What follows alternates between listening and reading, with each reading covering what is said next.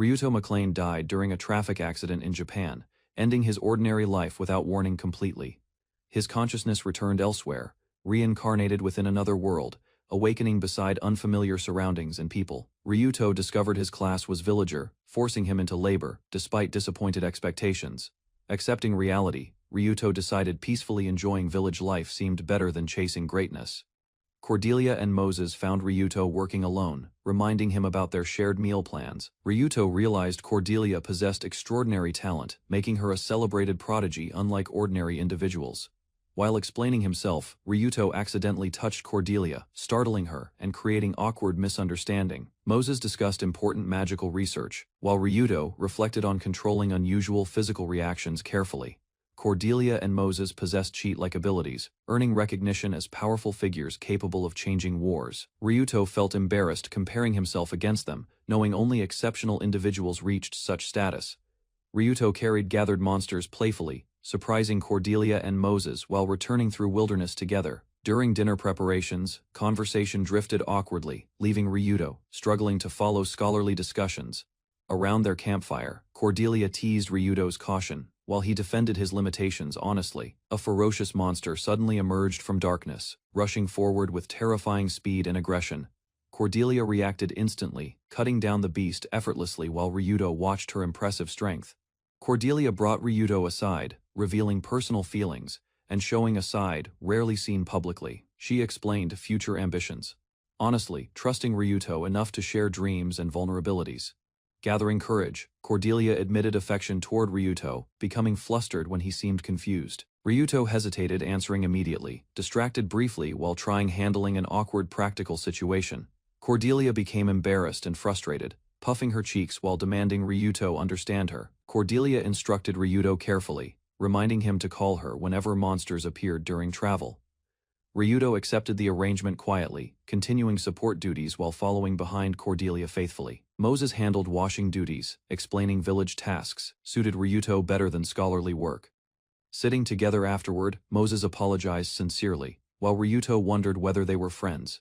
Hearing those words, Ryuto became overwhelmed emotionally, his body trembling as memories surfaced. Moses laughed at Ryuto's friendship claim, questioning how a villager could match a sage. As medicine affected Ryuto, painful memories surfaced, leaving him confused and emotionally vulnerable. Moses revealed he was reincarnated too, explaining shared backgrounds between himself, Cordelia, and Ryuto. Declaring himself extraordinary, Moses continued speaking confidently, believing Ryuto could never fully understand. He admired Cordelia obsessively, imagining her angelic future while eagerly anticipating years ahead. Paralyzed yet determined, Ryuto declared himself worthy beside Cordelia, answering Moses's doubts firmly. Moses mocked Ryuto's ambition cruelly, dismissing him as insignificant before kicking him away. Cordelia sensed something wrong immediately, turning toward the disturbance after noticing sudden movement. Ryuto plunged into the water helplessly, while Cordelia rushed forward desperately to assist. Seeing Cordelia chase him, Ryuto smiled weakly, relieved she cared despite looming danger. Falling helplessly, Ryuto apologized internally, while Cordelia desperately reached out, unable to save him. Darkness consumed Ryuto's awareness, then memories surfaced showing carefree moments shared with Cordelia. He recalled adventures together, from hunting and exploring to laughing through countless simple experiences. Ryuto remembered guiding Cordelia forward, their hands connected like a revolving lantern's light. Reflecting upon everything, Ryuto admired Cordelia's strength deeply, while feeling painfully inadequate himself.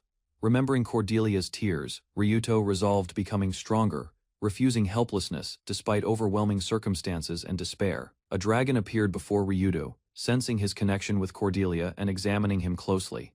The dragon explained, legends where humans gained extraordinary power after encountering dragons throughout history. Desperate for strength, Ryuto begged accompanying the dragon, hoping transformation could change his fate. The dragon refused immediately, explaining strict requirements prevented young orphans from joining yet. The dragon revealed Ryuto was already dying, making his desperate request seem completely impossible. Realizing his condition, Ryuto confronted death directly, while Cordelia remained unaware of everything. Ryuto accepted strict conditions, securing the dragon's promise alongside access to forbidden knowledge. The dragon read Ryuto's thoughts effortlessly, becoming startled by unexpected information hidden within. Recognizing familiar memories, The dragon realized this encounter connected strangely with another meeting. The dragon honored his promise, altering fate's course while Ryuto's original life finally ended. Ryuto awakened within a strange white space, confused yet alive. Despite recent death, realizing success, he concluded his gamble worked, allowing him to overcome certain demise. A goddess explained his resurrection skill, revealing he returned from death under conditions, seeking advantages. Ryuto requested another resurrection skill, but the goddess firmly refused immediately. The goddess presented available options, instructing Ryuto to select 2 additional abilities carefully. Confirming his villager status remained unchanged. Ryuto celebrated another successful gamble regarding reincarnation. He selected persistence and farm cultivation, believing both abilities would support future growth. Thinking about Cordelia's happiness, Ryuto wished to protect her smiles and flowers, accepting his choices. The goddess granted both skills and sent him onward peacefully. Reincarnating within a poor household, Ryuto prepared relentlessly, determined reaching strength despite humble beginnings. Ryuto awakened within an infant body after reincarnation, while villagers celebrated his 2nd birthday. The celebration continued joyfully as guests offered congratulations, while infant Ryuto observed everything. Ryuto noticed young Cordelia, whose birthday approached soon. Meanwhile, another child cried loudly. Villagers exchanged gifts and food generously.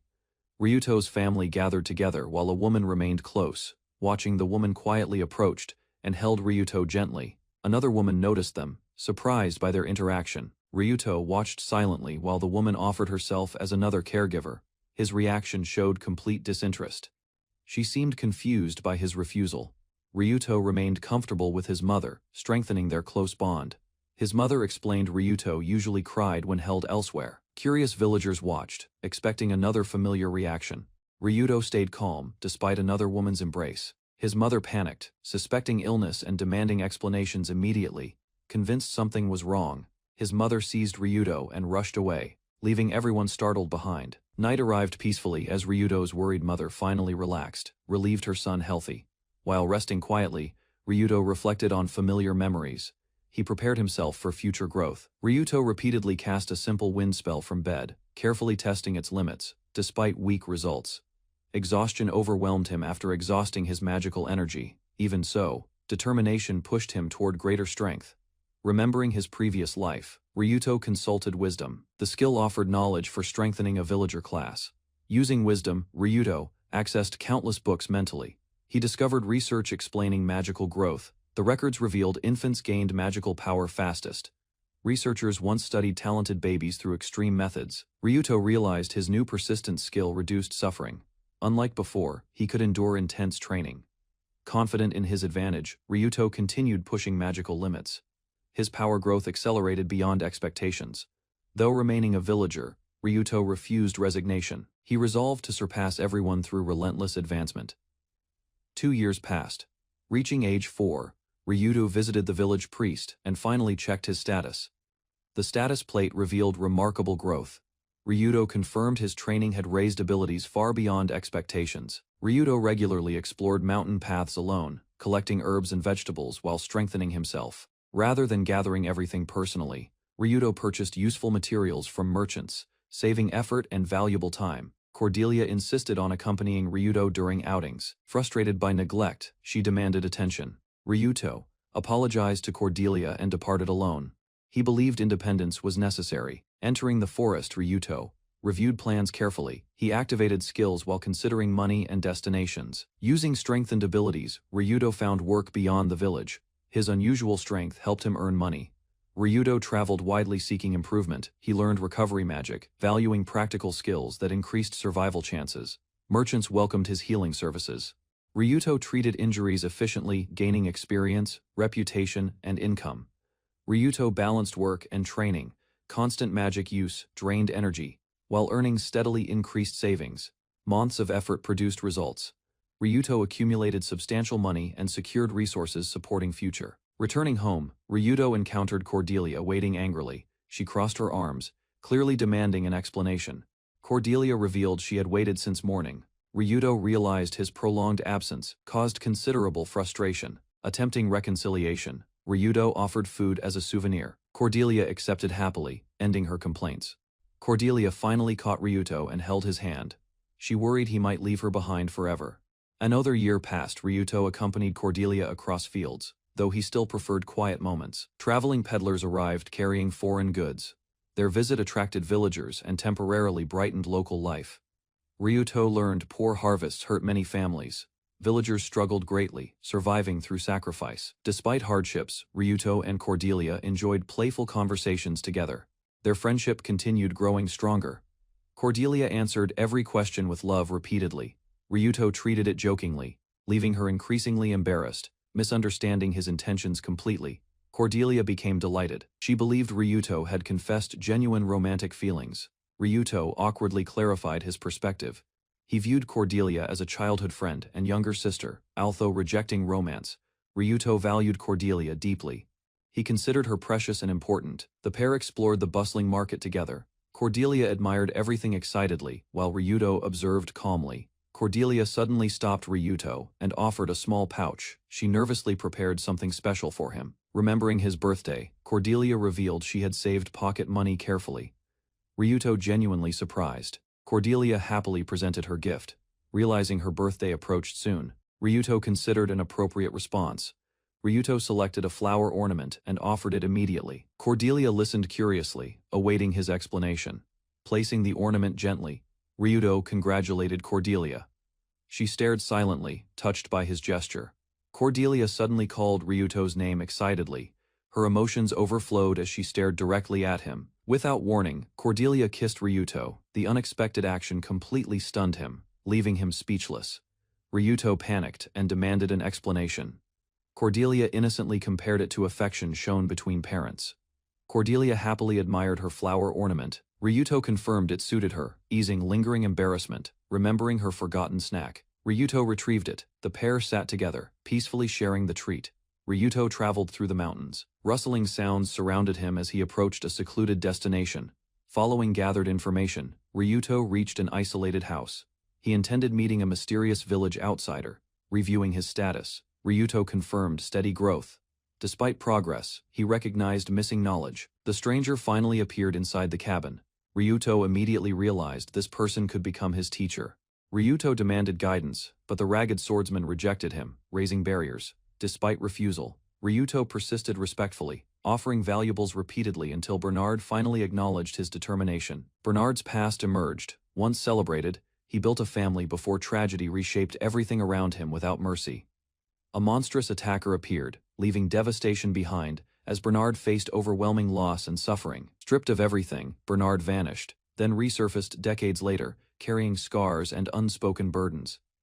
Bernard recounted joining the victorious Knight Order, dedicating himself completely to hunting orcs and earning fame. Ryuto listened quietly, as Bernard refused teaching anyone, burdened by memories and consequences.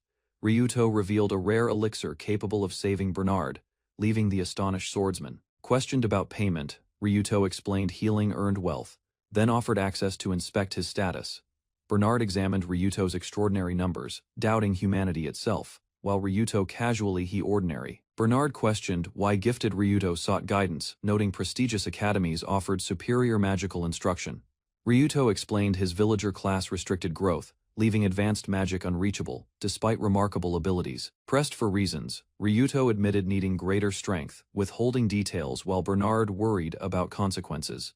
Bernard paused the discussion and entered another room, leaving Ryuto waiting quietly without understanding intentions. Several treasured belongings surrounded the elixir, suggesting Bernard considered sacrificing meaningful possessions. Bernard reflected on cherished memories, choosing family keepsakes before finally entrusting Ryuto. The elixir restored Bernard completely, revealing his former appearance and proving Ryuto's sincerity. 6 years passed. 12-year-old Ryuto recalled future events, preparing before goblins threatened the village. Remembering history, Ryuto predicted a dragon would eliminate invading goblins, then planned a different approach instead. Reviewing unfinished matters carefully, Ryuto identified his first priority and immediately started addressing lingering problems. Ryuto awakened as his affectionate mother demanded another morning kiss, misunderstanding his objections completely. His mother excitedly assumed romantic feelings, while Ryuto struggled explaining. Embarrassed, he insisted the morning kisses should end, hoping maturity would finally change her behavior. Learning Ryuto was already 12, his mother briefly reflected, leaving him expecting reasonable acceptance from. Instead, she immediately resumed demanding affection, forcing Ryuto into another futile attempt at resistance again. Ryuto escaped another overwhelming display of affection, leaving his mother emotional. Ignoring distractions, Ryuto focused on future threats, planning departure before goblins arrived and events unfolded. Remembering Bernard's lessons, Ryuto asked about Steel Body, seeking strength beyond ordinary villager limitations. Bernard explained strengthening skills, comparing benefits carefully, while noting Steel Body required difficult qualifications first. Demonstrating knowledge unexpectedly, Ryuto revealed forbidden techniques, shocking Bernard and proving unusual experience. Bernard described Demon's Gateway, a forbidden technique opening demonic paths while demanding terrible sacrifices from users. Questioned about his knowledge, Ryuto explained previous experience, while Bernard detailed Risk's methods.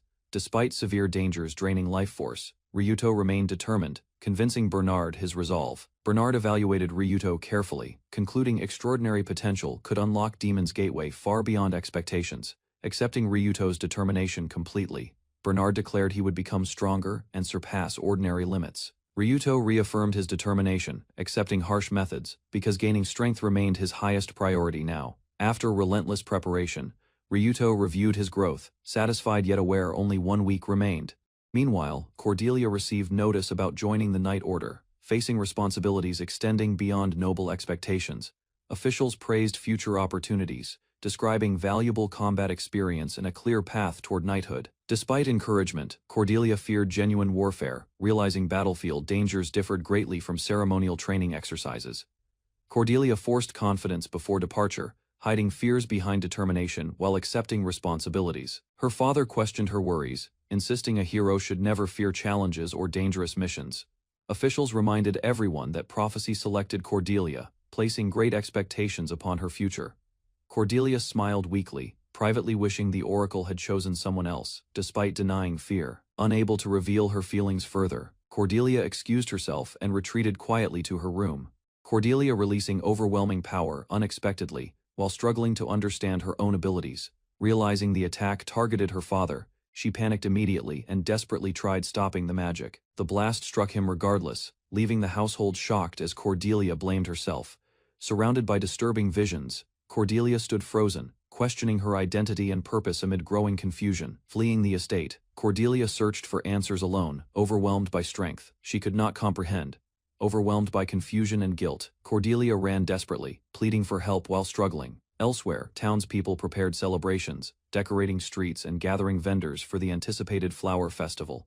Cordelia remembered the cancelled festival, reflecting sadly upon lost memories and unexplained events surrounding flowers. Lost in thought, Cordelia sat alone until someone called her name, breaking her troubled concentration. Ryuto found Cordelia crying, then invited her outside, hoping companionship might ease her burden. Walking beside Ryuto, Cordelia accepted a gift and realized his presence felt different from childhood memories now. Cordelia sensed their shared path changing, understanding future choices could separate them. Cordelia questioned battle and monsters, wondering whether fear contradicted expectations placed upon heroic responsibilities. Ryuto challenged those expectations, insisting she should choose her path instead of forced sacrifice. Speaking impulsively, Ryuto suggested escaping together, surprising Cordelia with an unexpected possibility beyond duty. Cordelia considered Ryuto's proposal seriously, imagining escape together, yet doubting whether such freedom could survive at all. Ryuto guided Cordelia onward, revealing blooming flowers, and her surprise briefly replaced lingering fears. Seeing cherry blossoms personally, Cordelia rejoiced, fascinated by beauty absent from previous memories. When Cordelia questioned the location, Ryuto explained he created it himself. Ryuto revealed cultivation skills produced the garden, dedicating effort solely because Cordelia loved flowers. Ryuto revealed the flower garden existed solely for Cordelia, expressing care through actions. Hearing his explanation, Cordelia froze completely, overwhelmed by emotions she had never experienced before. Confused by her reaction, Cordelia examined unfamiliar feelings, while Ryuto quietly realized their meaning himself. Ryuto explained everyone possessed different strengths, describing his cultivation abilities while encouraging Cordelia's heroic role. Cordelia, deciding her power should protect cherished people, then thanked Ryuto sincerely. Ryuto happily accepted Cordelia's gratitude, pleased his efforts finally restored her confidence. Discussing the garden, Ryuto revealed concerns about approaching disaster, explaining unusual signs affecting nature. Cordelia promised protection regardless, while Ryuto suspected disturbed earth spirits contributed to looming dangers. Watching injured Cordelia among flowers, Ryuto regretted previous helplessness and strengthened his resolve further. 2 days passed. Goblins advanced toward the village, signaling the beginning of the anticipated crisis. As goblins approached, Ryuto resolved to defend his birthplace, refusing to abandon the village despite danger. Cordelia rejected escape completely, embracing her destiny as a hero, and preparing to confront fate directly. Ryuto sprinted through streets as armed goblins chased relentlessly.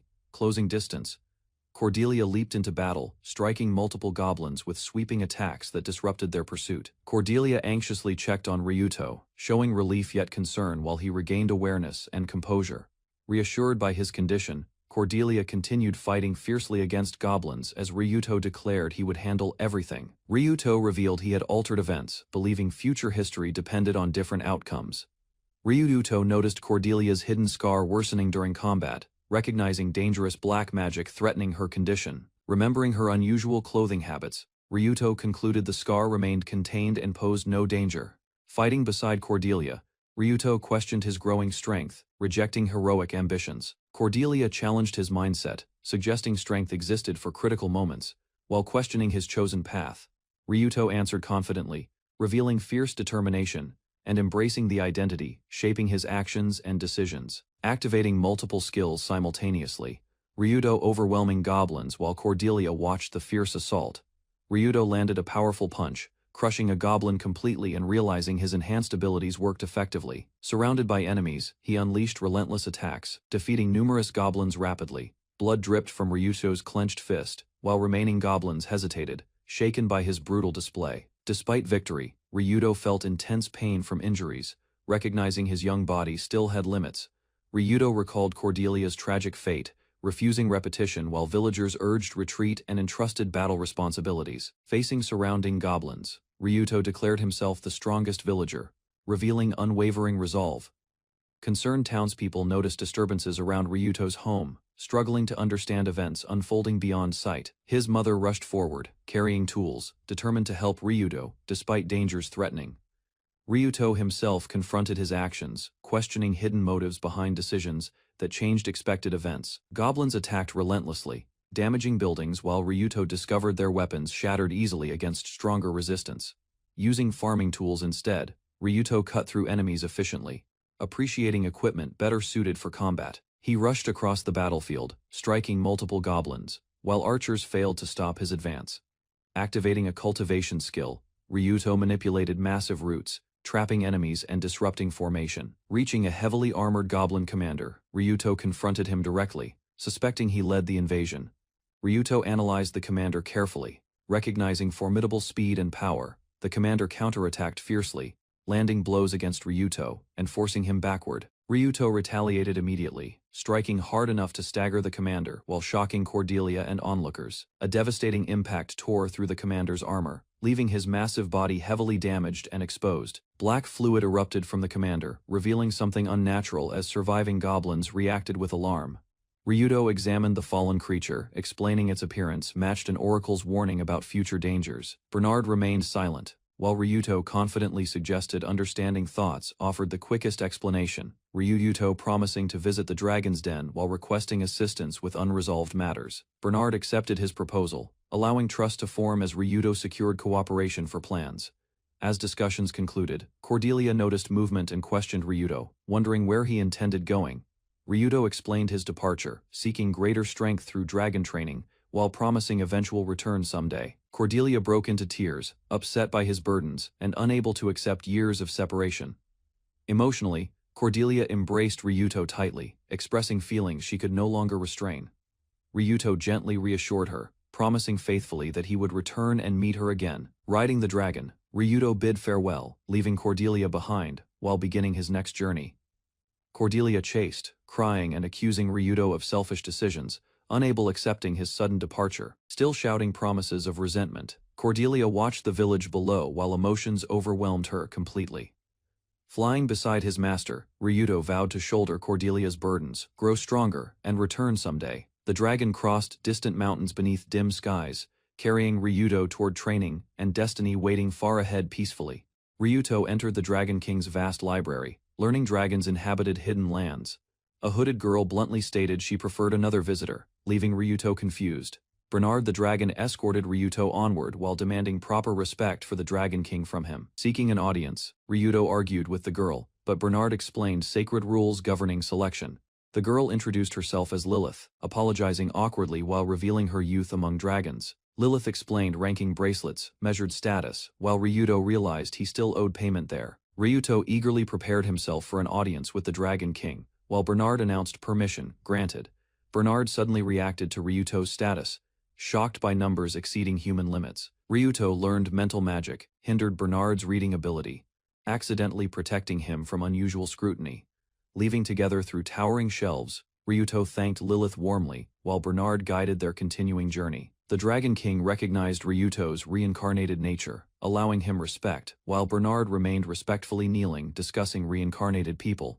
The Dragon King unexpectedly praised Ryuto's clothing. Ryuto explained his garments arrived accidentally, while Bernard compared the situation to a wandering soul. Offered hospitality, Ryuto apologized for blunt remarks, and their strange discussion continued across different perspectives. Amused by circumstances, the Dragon King granted library access, trusting Ryuto, despite Bernard's lingering concerns.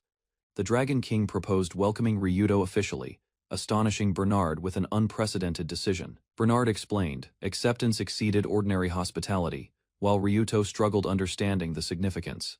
Bernard panicked under pressure, yet the Dragon King calmly revealed overwhelming authority beyond challenge or doubt. Explaining further, the Dragon King noted Ryuto's status surpassed his own magical power measurement. Ryuto questioned the reason, and the Dragon King answered simply that strength naturally earned respect. The Dragon King calmly revealed Ryuto had lived before, confirming this world was his second chance. He explained special treatment existed, because Ryuto's irregular existence differed greatly from ordinary reincarnated individuals. The Dragon King warned Ryuto his actions were guiding the world toward destruction, leaving him stunned. The Dragon King revealed protecting Princess Cordelia triggered destruction, while Ryuto lacked awareness. He explained, Cordelia was among 4 heroes, destined to save the world from calamity. Ryuto argued heroes should defeat darkness themselves, questioning why his protection changed anything. The Dragon King asked what occurs when a villager protects a hero, unsettling Ryuto and raising doubts. He stated Cordelia should have grown stronger through hardship, but Ryuto altered that path. The Dragon King explained Ryuto's desire protecting others surpassed reason. He revealed saving Cordelia disrupted fate, diverting her growth from hardships necessary for heroic development. Warning continued as he described global decline, while Cordelia's lifelong goal risked becoming unattainable entirely. The Dragon King predicted failure against the evil dragon, leaving Ryuto burdened by consequences ahead. Refusing despair, Ryuto declared he would surpass heroes themselves, ensuring Cordelia gained strength and survival. Ryuto declared he would defeat the evil dragon himself, making Cordelia's burdens unnecessary and irrelevant. Confidently, Ryuto demanded divine protection, believing greater power would solve the looming crisis. The Dragon King tested Ryuto's resolve, revealing ruthless methods while measuring his determination. Mentioning demons, the Dragon King lowered himself respectfully, emphasizing the gravity behind Ryuto's reckless proposal. His expression darkened immediately, warning that anyone contracting devils faced execution without mercy or exception. Ryuto accepted the Dragon King's strange behavior, recognizing amusement behind his intimidating demeanor. Delighted by Ryuto's response, the Dragon King praised him enthusiastically and welcomed their unusual friendship. Their handshake sealed an agreement, surprising Ryuto as powerful energy surged between them. The Dragon King granted divine protection, removing villager limitations and allowing unrestricted future growth potential.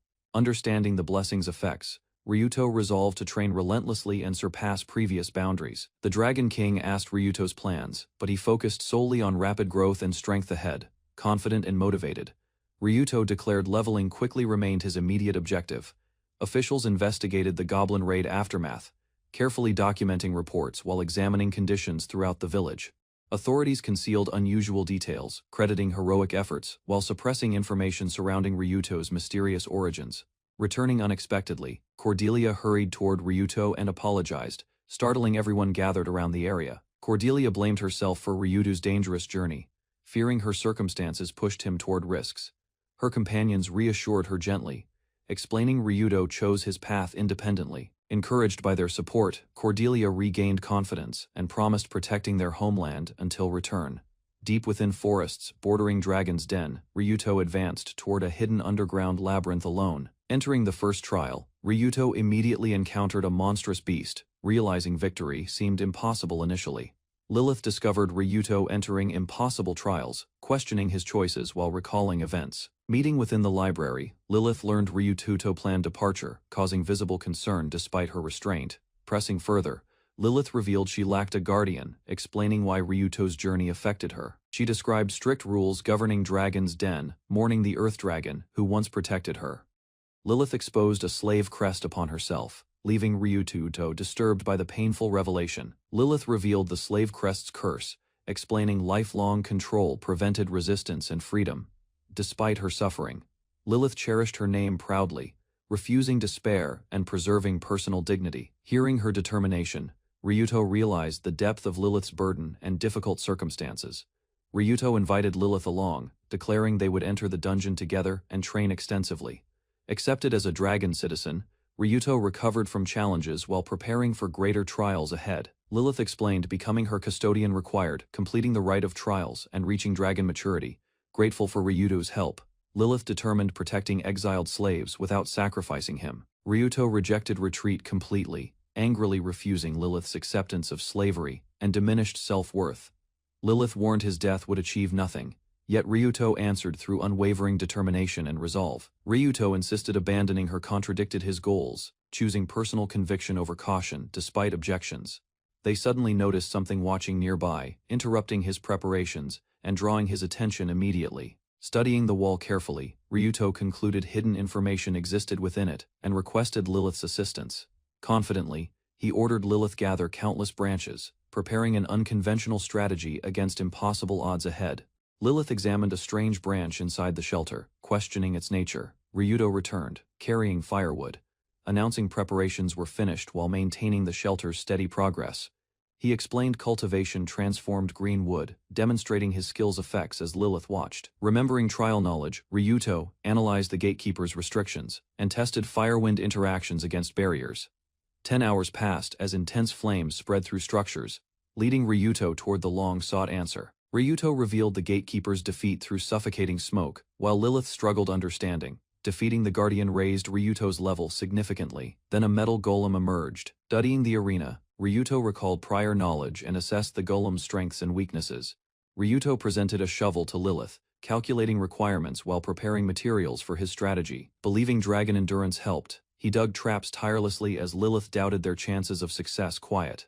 Lilith worried about dungeon time limits, while Ryuto questioned why finishing quickly mattered. Confused, Ryuto asked whether anyone chased them outside. Learning no immediate danger existed, Ryuto confirmed the objective required completion within limits, while Lilith firmly insisted promises remained absolute. Ryuto argued careful preparation mattered more than haste, teasing Lilith gently when she became frustrated. Embarrassed by his response, Lilith imitated a fierce beast, attempting intimidation while hiding her feelings. Lilith realized Ryuto's earlier guardian observations explained his behavior, though she still disliked following directions. Ryuto concluded Lilith lacked independence, believing her trusting nature could easily invite danger.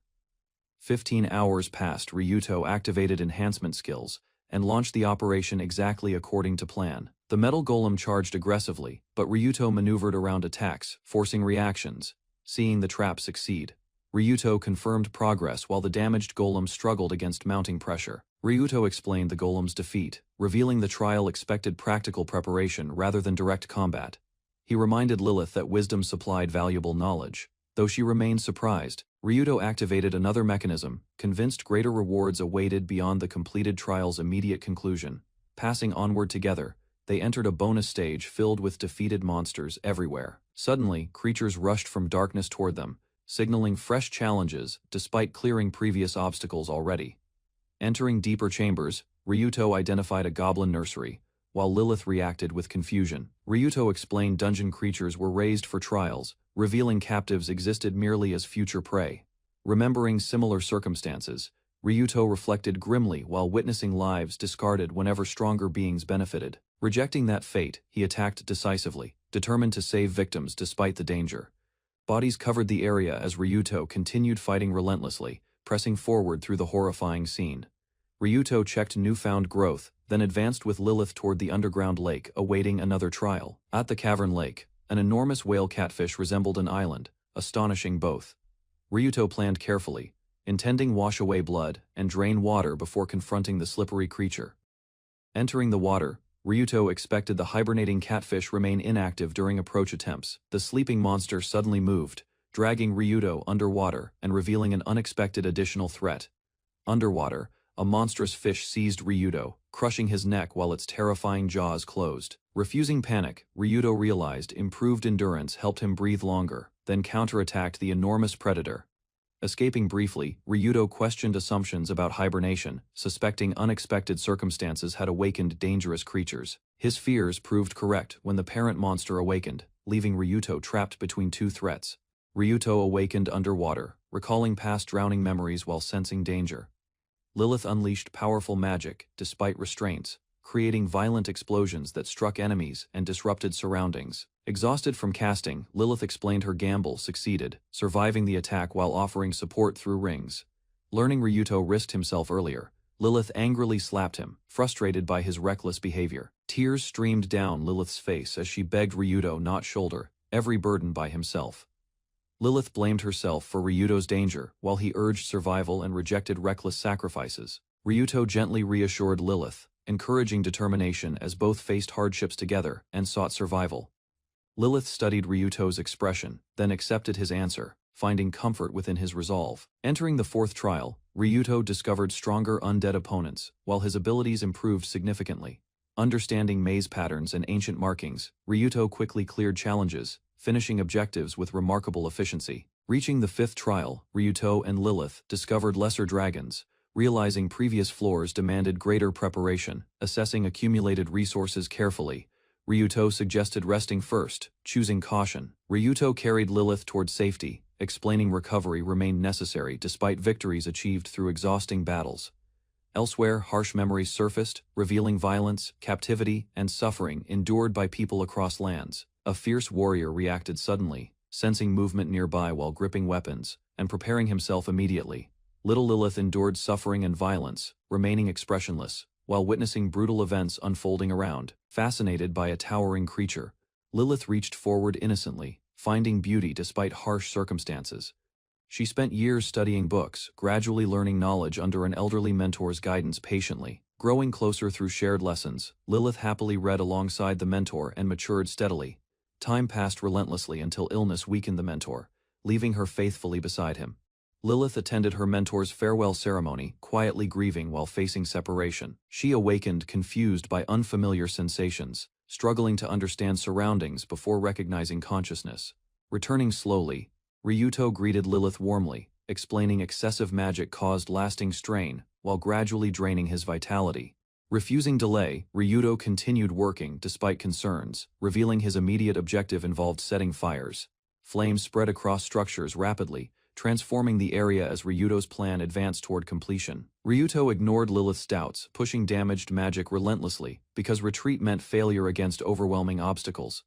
Lilith watched in shock as Ryuto suddenly ignited flames, committing fully to his risky strategy. Revealing hidden knowledge, Ryuto explained roots-supported structures, then accelerated their growth. Ryuto demonstrated how expanding plants weakened foundations, creating countless openings that compromised defenses. Together they observed burning walls crack apart, as Ryuto's preparation transformed the battlefield. Ryuto explained experience surpassed knowledge alone, gaining strength through battles, while disregarding the ruined labyrinth. Furious, Ryuto declared abandoned victims mattered more than titles, rejecting any honor protecting wrongdoers. Lilith watched silently as Ryuto laughed, surprised by his confidence and determination. Overwhelmed with emotion, Lilith praised Ryuto's achievements while he celebrated surpassing level 80 successfully. Activating farming cultivation, Ryuto unleashed explosive growth, causing vegetation to erupt across the battlefield. Reaching level 99, Ryuto planned departure, intending to revisit earlier trials and gather equipment. Returning confidently, Ryuto recovered the Minotaur's axe, recognizing valuable rewards overlooked. Testing newfound strength, Ryuto handled the massive weapon effortlessly, amazed by dramatic growth achieved. Advancing through another trial, Ryuto crushed the armament golem, overwhelming opponents with superior power. Achieving level 100, Ryuto unlocked Rage of the Villager, gaining a devastating new skill. Excited about his new ability, Ryuto eagerly sought testing despite recognizing its apparent limitations first. Preparing another challenge, he asked Lilith to remain behind while he investigated alone briefly. Facing the whale catfish once more, Ryuto activated Rage of the Villager and attacked directly. Waiting patiently, Lilith noticed the Minotaur axe returning unexpectedly, leaving her completely confused momentarily. Ryuto returned safely carrying rewards, cheerfully thanking Lilith for waiting and completing his objective. Ryuto confirmed his experiment succeeded completely, proving the skill's power by defeating the whale catfish. Returning exhausted, Ryuto admitted overwhelming mana consumption limited practical combat use, then collapsed before Lilith. Cradling the sleeping Ryuto gently, Lilith accepted defeat against concern, knowing one final trial remained. Ryuto learned dragon zombies retain spirits and abilities, making the final trial a meaningful challenge. Lilith explained ancient dragons' past knowledge through rituals, allowing worthy successors to inherit strength. Ryuto discovered Divine Dragon's Blessing, a powerful reward greatly enhancing abilities beyond ordinary limits. They reached an altar, where Ryuto examined the chamber while Lilith quietly observed everything. A massive dragon appeared before them, and Lilith recognized her father, revealing their connection. Ryuto learned Lilith's father had perished recently, turning the sacred ritual into a solemn farewell. The guardian dragon suddenly attacked, smashing through stone while Ryuto and Lilith dodged. A strange creature emerged and charged forward, clashing fiercely against the dragon's overwhelming force. The beast roared repeatedly, forcing continuous exchanges as both monsters struggled for battlefield control. Ryuto activated farming cultivation, unleashing countless vines that restrained enemies before shattering defenses completely. Ryuto's vines ripped across the guardian, yet overwhelming mana exposed weaknesses and shattered their growth. The dragon counterattacked fiercely, releasing destructive force that struck Ryuto and hurled him backward.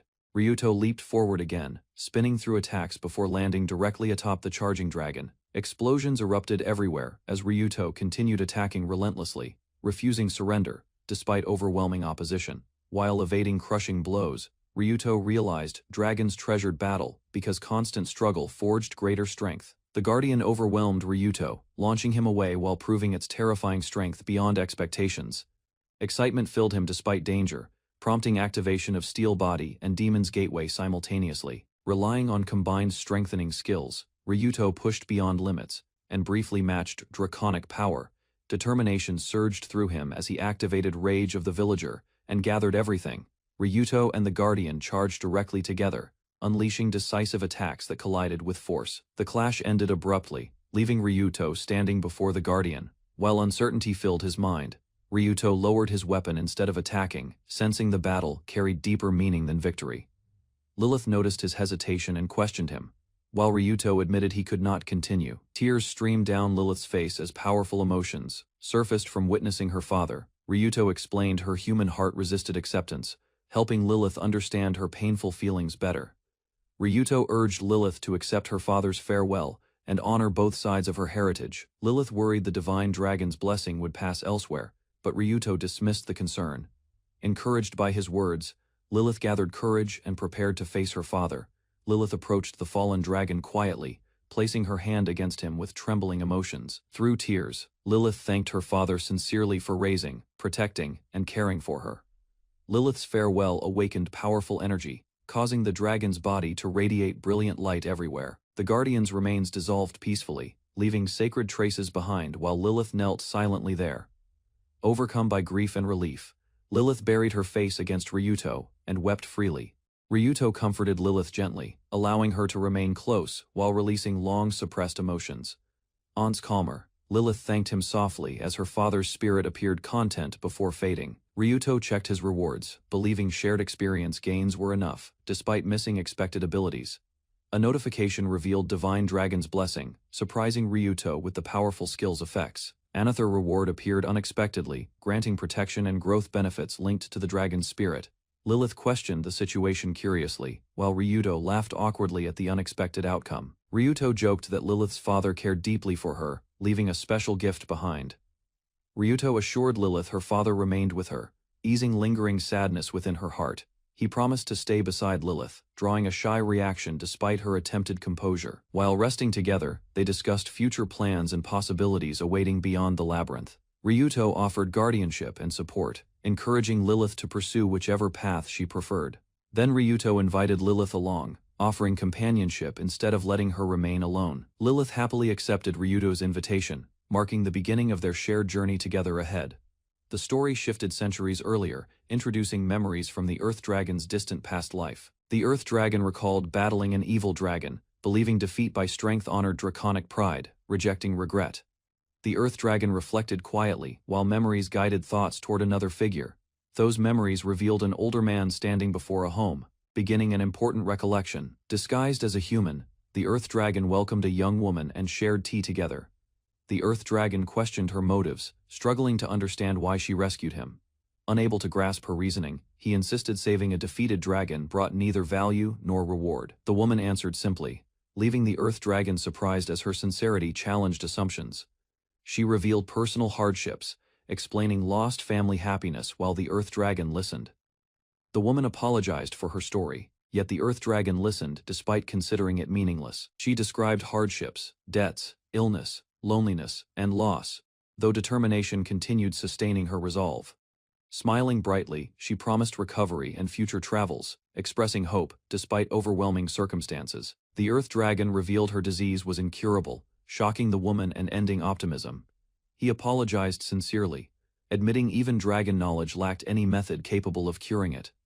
The Earth Dragon pondered human compassion, questioning why the woman still cared despite approaching death. He realized her love for her daughter outweighed fear, revealing strength dragons rarely understood. Learning the truth, the Earth Dragon admitted responsibility and regretted forcing her deception. Unable to forgive himself, he vowed to fulfill her greatest wish before her passing. Hearing Lilith's name, the Earth Dragon promised protection and began searching for her immediately.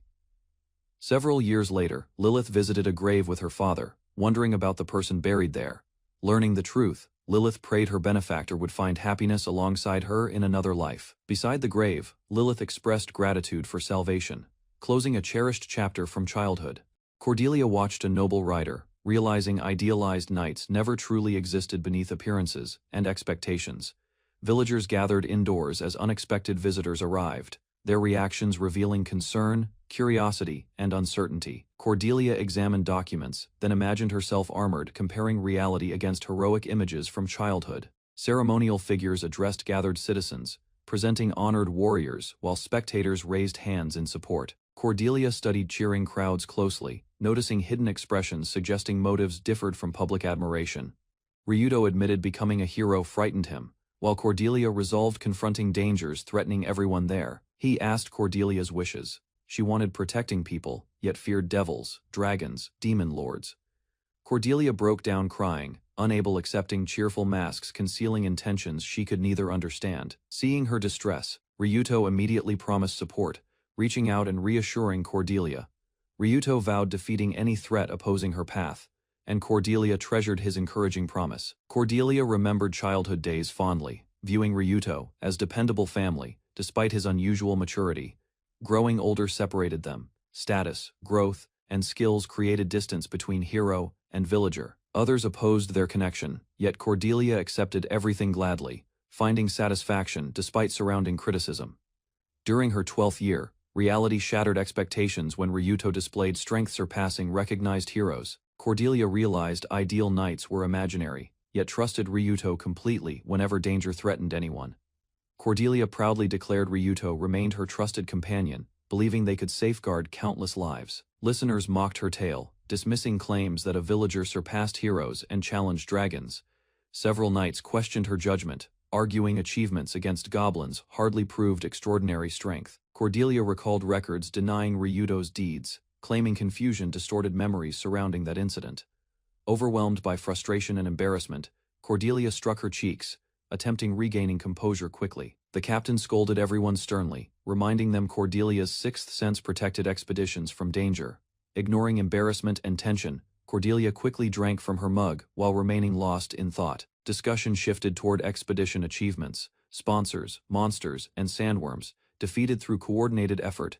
Cordelia's heartbeat intensified unexpectedly, suggesting troubling thoughts resurfaced, despite attempts maintaining composure calmly. Recognizing potential danger, leaders ordered every member alert immediately, while Cordelia quietly confirmed concerns, Soldiers formed defensive circles immediately, trusting Cordelia's warning, despite failing to detect any threat. Cordelia urged retreat without hesitation, prompting commanders to withdraw forces while maintaining strict vigilance. A sudden attack severed a knight instantly, shocking everyone, and confirming Cordelia's fears completely. The unseen assailant mocked escape attempts, laughing while demonstrating overwhelming speed and deadly confidence.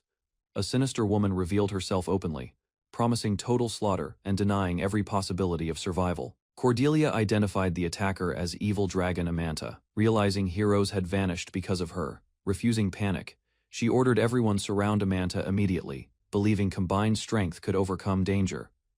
The soldiers hesitated briefly, confused by developments, while carefully watching movements across the battlefield. A companion questioned Cordelia's plan, but others trusted her instincts and followed instructions. Commanders restored confidence swiftly, organizing formations and declaring Amanta defeatable through coordinated combat. Remembering Ryuto's promise, Cordelia recalled his vow supporting heroes regardless of recognition or reward. The knights launched coordinated attacks, activating defensive skills while pressuring Amanta from multiple directions. Amanta countered effortlessly, firing attacks confidently and forcing combatants into dangerous positions during battle. The squad executed preparations carefully, using specialized abilities to restrict Amanta's options and movement. Despite severe injuries, a determined knight pierced Amanta successfully, proving their strategy partially effective. Amanta faced relentless attacks, yet countered skillfully, while surrounding knights pressed forward without hesitation. Multiple warriors struck simultaneously, forcing her backward briefly as coordinated assaults landed from directions. The battle intensified rapidly, but Amanta evaded attacks effortlessly and disrupted formations through strength. She mocked their efforts casually, claiming restraint alone prevented complete destruction of everyone. While taunting opponents playfully, Amanta noticed movement behind her as soldiers prepared another attack. Amanta massacred soldiers mercilessly, mocking survivors while presenting slain victims to provoke despair further. She manipulated corpses cruelly, forcing witnesses toward hopelessness while taunting them with grotesque displays. Recognizing her target, Amanta suddenly ordered desecration of the hero, escalating tensions dramatically further. Cordelia charged forward immediately, cutting through approaching enemies while ignoring fear and personal safety. Witnessing unbearable atrocities, she gritted her teeth fiercely and continued fighting with determination. Cordelia rallied frightened soldiers, urging discipline while demonstrating enemies could still be defeated together. Amanta mocked their formation, launching powerful attacks and ridiculing leadership for failing maintain order. Refusing intimidation, Cordelia advanced aggressively, exchanging blows directly while enduring pressure from Amanta. Cordelia unleashed repeated strikes relentlessly, forcing Amanta to defend continuously against an overwhelming barrage. Exhaustion finally appeared during combat, yet she remained standing, despite weakened hands and breathing. Cordelia's attacks finally connected, forcing Amanta to react while narrowly avoiding retaliatory strikes repeatedly. Amanta scattered projectiles everywhere, pressuring Cordelia continuously and restricting movement across the battlefield. Noticing Cordelia isolated, Amanta approached calmly and questioned whether loneliness troubled her deeply. She gestured toward corpses and orcs, claiming companionship remained available despite widespread devastation. Cordelia rejected Amanta's twisted reasoning angrily, refusing happiness built upon suffering and death. Amanta described horrific torture proudly, explaining victims eventually begged for death, while orcs consumed them. She celebrated endless suffering further, praising recovery magic because it prolonged agony without release. Amanta became ecstatic, discussing despair, obsessively admiring expressions created through pain and hopelessness alone.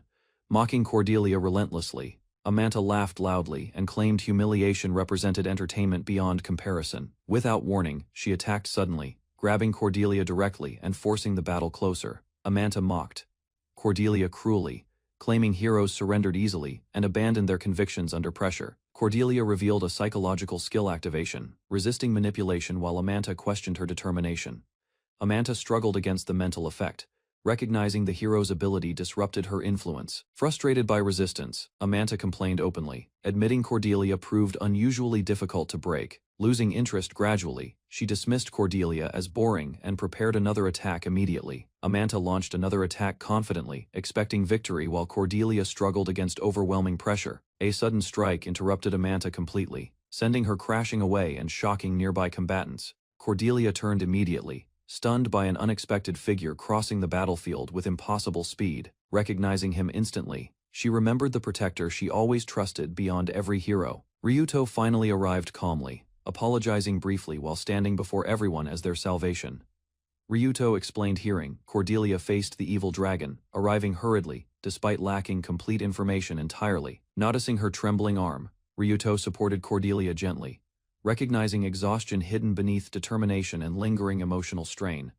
Cordelia embraced him tearfully, reminding Ryuto about promises while expressing frustration over his absence. Ryuto apologized sincerely and comforted Cordelia, then sensed hostility around them and shifted focus immediately toward danger. Amanta attacked again, questioning Ryuto's identity, while Cordelia proudly defended his ordinary status and steadfast character. Declaring himself a villager, Ryuto confronted Amanta confidently, standing beside Cordelia without hesitation or fear. Ryuto confidently holds Cordelia, while Amanta questions villagers' strength, showing strange interest. Ryuto lightly answers that evil dragons seem unimpressive, leaving Amanta amused rather than offended. Seeing countless victims, Ryuto challenges Amanta's actions, condemning needless slaughter while Cordelia watches silently. Amanta cheerfully compares victims to insects, claiming entertainment alone motivated her brutal killings without remorse whatsoever. Furious Ryuto attacks, immediately unleashing swift strikes as Cordelia joins battle against Amanta. Amanta dodges attacks effortlessly while noticing Ryuto's rare sword, questioning its origin during combat fiercely. She mocks Ryuto's weapon choice, claiming the sword suits someone else far better instead. Ryuto ignores interruptions, entrusts others with enemies, then challenges Amanta personally using confidence alone. Excited by resistance, Amanta pursues Ryuto eagerly, declaring he has earned her attention completely. Ryuto activates powerful skills mid-charge, preparing his answer through action while closing distance rapidly. Ryuto suddenly lands a devastating punch, sending Amanta flying before she fully reacts defensively there. Maintaining pressure, he releases overwhelming power, refusing Amanta any opportunity to regain momentum completely. Amanta crashes hard onto the ground while Ryuto approaches steadily, watching her condition carefully. Recovering quickly, Amanta reveals excitement instead of fear, praising Ryuto's successful surprise attack enthusiastically. She grins wildly and admits defeat never occurred, treating the clash like entertainment instead. Ryuto unleashes relentless attacks, forcing Amanta backward, while powerful impacts tear through surroundings repeatedly. Amanta acknowledges Ryuto's strength, yet believes such attacks remain insufficient against her completely. His continuous assault overwhelms Amanta, leaving her confused while desperately resisting every strike launched. Amanta reveals dragon power confidently, but Ryuto immediately activates the same ability himself. Shocked by revelation, she learns Ryuto once qualified for dragon kingship through extraordinary achievements.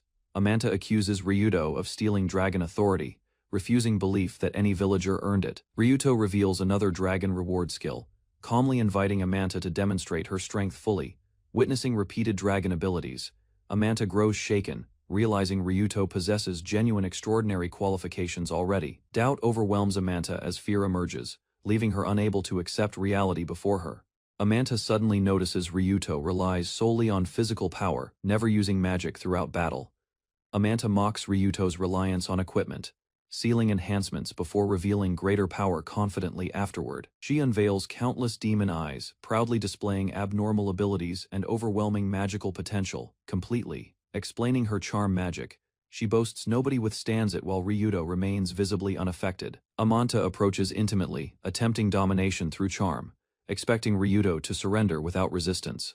Unmoved, Ryuto violently rejects Amanta's advance, disgusted by her behavior and intentions entirely. Ryuto reminds Amanta her strongest abilities failed completely, exposing weaknesses she never acknowledged before. Thanking her sincerely, Ryuto explains their battle helped him achieve even greater strength personally. Enraged, she boasts her unmatched status and power, refusing acceptance of Ryuto's superiority entirely, despite anger. Amanta suddenly agrees with Ryuto's demand, smiling strangely while surrendering herself. She explains evil dragons revive repeatedly, treating death lightly while promising another encounter someday. Ryuto rejects Amanta's promise completely, raising his sword while declaring her return impossible forever. Amanta panics upon learning Ryuto's weapon specifically exists to destroy evil dragons permanently. Cordelia arrives after defeating enemies, unknowingly creating distraction, while Amanta notices an opportunity suddenly. Before Amanta acts, Lilith appears and effortlessly interrupts her desperate movement. Startled and confused, Amanta questions Lilith's identity, receiving only a cold response instead. Amanta desperately claims her death threatens world balance, But Ryuto remains completely unconvinced by excuses. Ignoring her warning, Ryuto strikes decisively, ending Amanta's resistance before further arguments emerge entirely. Ryuto explains divine destruction prevents resurrection, ensuring Amanta's soul can never return again. Cordelia welcomes Ryuto back warmly while admitting confusion regarding complicated explanations surrounding events. Companions warn Ryuto carries dangerous curses, revealing hidden consequences behind his extraordinary strength. Cordelia learns Ryuto's immense power carries curses, causing suffering whenever protective restraints disappear completely. Ryuto reassures her sincerely, declaring he would endure any hardship to remain beside her. Hearing those words, Cordelia becomes flustered, struggling to process Ryuto's heartfelt determination fully. Cordelia smiles warmly and thanks Ryuto, while he happily accepts her response without hesitation. Their peaceful moment ends when she asked him who the mysterious hooded girl, Lilith, standing beside them. Ryuto appeared during days preceding the evil dragon's destruction, carrying determination. Lilith entered an immense library, studying countless shelves and searching carefully through records containing knowledge.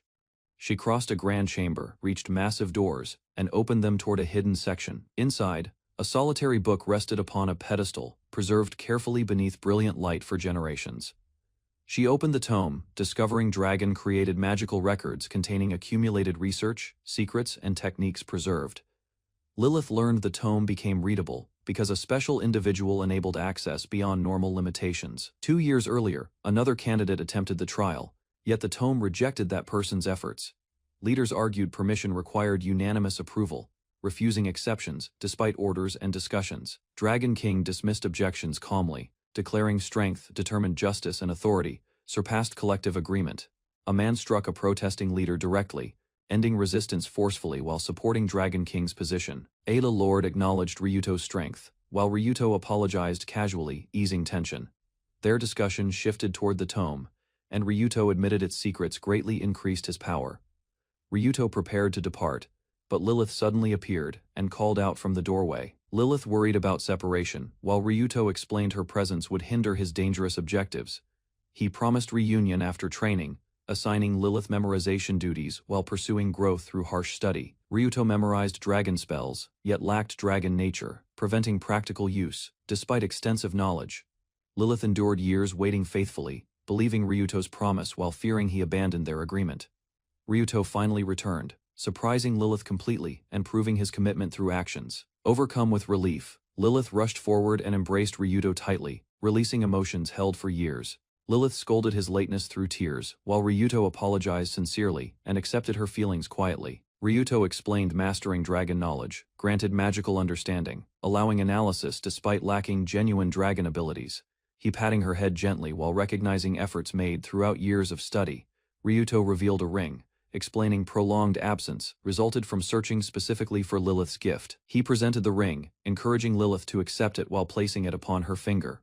Noticing the ring's position, Lilith became overwhelmed, realizing the implication and reacting with shock. Still flustered from the ring, Lilith grabbed her belongings hurriedly, while Ryuto urged immediate departure together. Ryuto revealed their destination involved destroying the evil dragon, leaving Lilith surprised yet ready beside him. Hours after victory, Cordelia gently released birds while surveying devastation, as Ryuto observed. Cordelia informed Ryuto reinforcements required 2 more hours, revealing their vulnerable situation. Ryuto questioned whether Cordelia should abandon heroic duties and escape, suggesting survival over sacrifice. Cordelia entertained the suggestion, jokingly proposing fabricated excuses and departure together, though clearly conflicted about duty still. Rejecting retreat, Cordelia declared herself a hero, renewing determination while Ryuto recognized her unwavering resolve. Cordelia rejected escape, declaring steadfast resolve while promising future growth, determined to surpass Ryuto's abilities. Ryuto departed, vowing to protect everyone through his methods, while Lilith watched. Cordelia observed quietly as Ryuto left, while Lilith realized unanswered questions remained regarding mysterious events. Traveling together, Ryuto endured Lilith's clingy behavior while she complained, misunderstanding Cordelia's decision completely. Ryuto reflected that Cordelia's struggle differed greatly now, believing his actions altered crucial circumstances. Lilith dismissed humanity's fate, proudly displaying Ryuto's ring, while he explained its remarkable abilities and value. The ring's description revealed unusual power, a astonishing Lilith as she examined the treasured. Ryuto and Lilith traveled beside a noble convoy, discussing appearances while observing. Armed guards suddenly blocked passage, displaying aggressive behavior, while Ryuto preferred avoiding unnecessary conflict entirely. A disturbance reached the carriage, prompting orders to halt movement as concerned retainers prepared. A noble inspected Lilith closely, demanding her hood removed. The detector reacted strongly, revealing Lilith carried a slave seal, causing the noble's interest. Claiming ownership rights, the noble ordered Lilith transferred away, while Ryuto quickly recognized serious trouble. Ryuto attempted reasoning, explaining slavery mattered little to him, yet negotiations failed completely with everyone. Exploiting slave commands, the noble forced Lilith forward, leaving Ryuto desperately trying to stop her. Ryuto struck the noble suddenly, shocking everyone present while Lilith remained under enforced control. Chaos erupted immediately as guards attacked, while the furious noble demanded Ryuto's execution without hesitation. Ryuto calmly healed injured horses, leaving knights confused, and the noble struggling to understand events. A gladiator named Marissa arrived, accepting orders to judge Ryuto, while the noble regained confidence. Seeing Marissa appear, Ryuto warned Lilith back. Realizing circumstances had become worse than expected, Marissa launched relentless attacks, forcing Ryuto defensive while testing his reactions.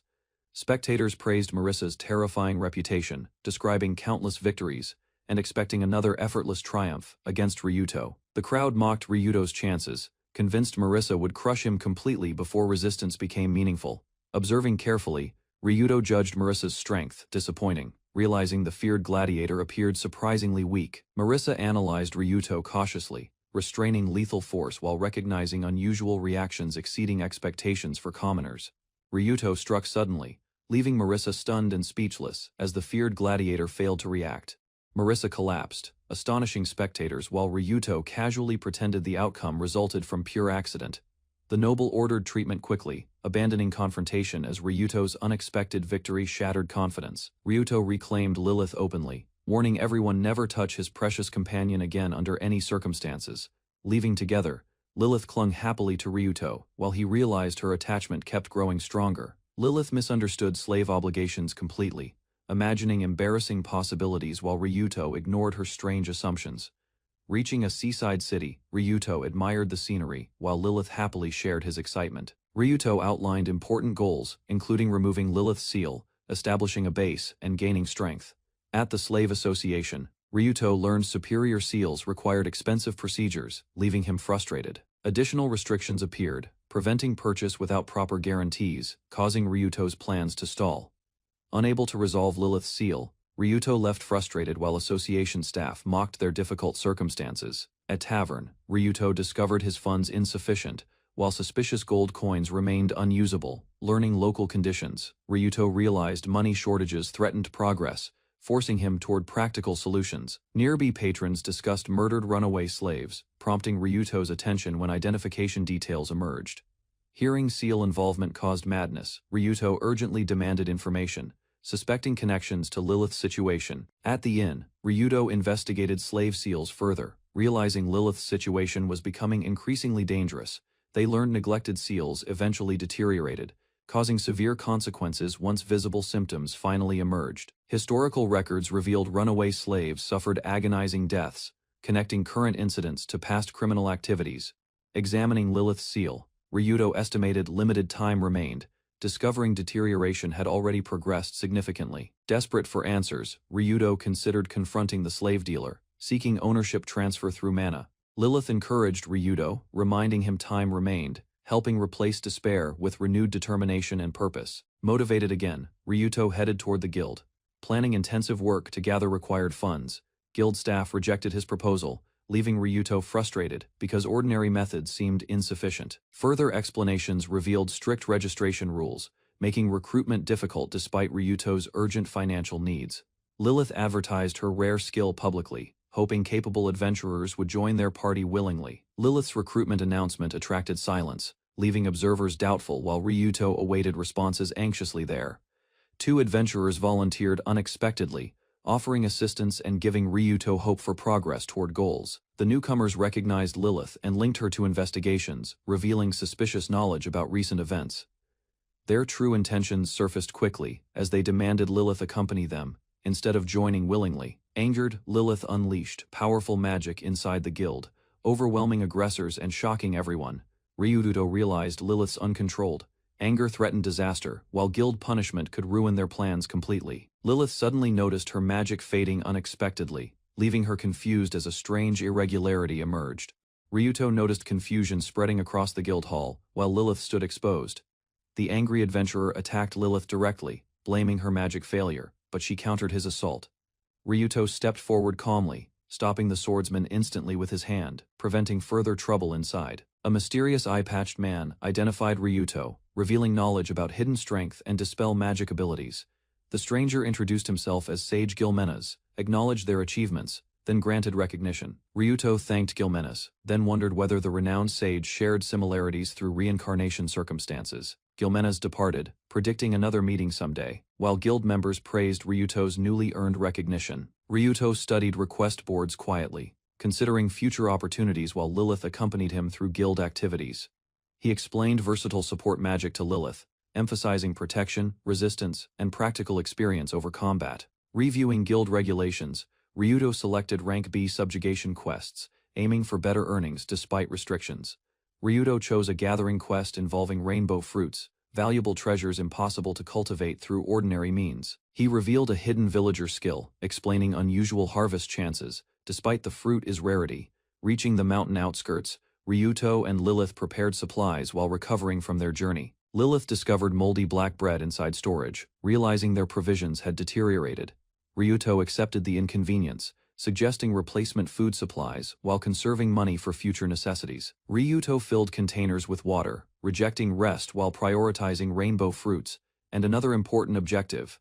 He activated cultivation skills, scanning wide terrain efficiently while searching for traces hidden underground. Enhanced senses guided Ryuto forward, locating the target area and confirming valuable resources existed.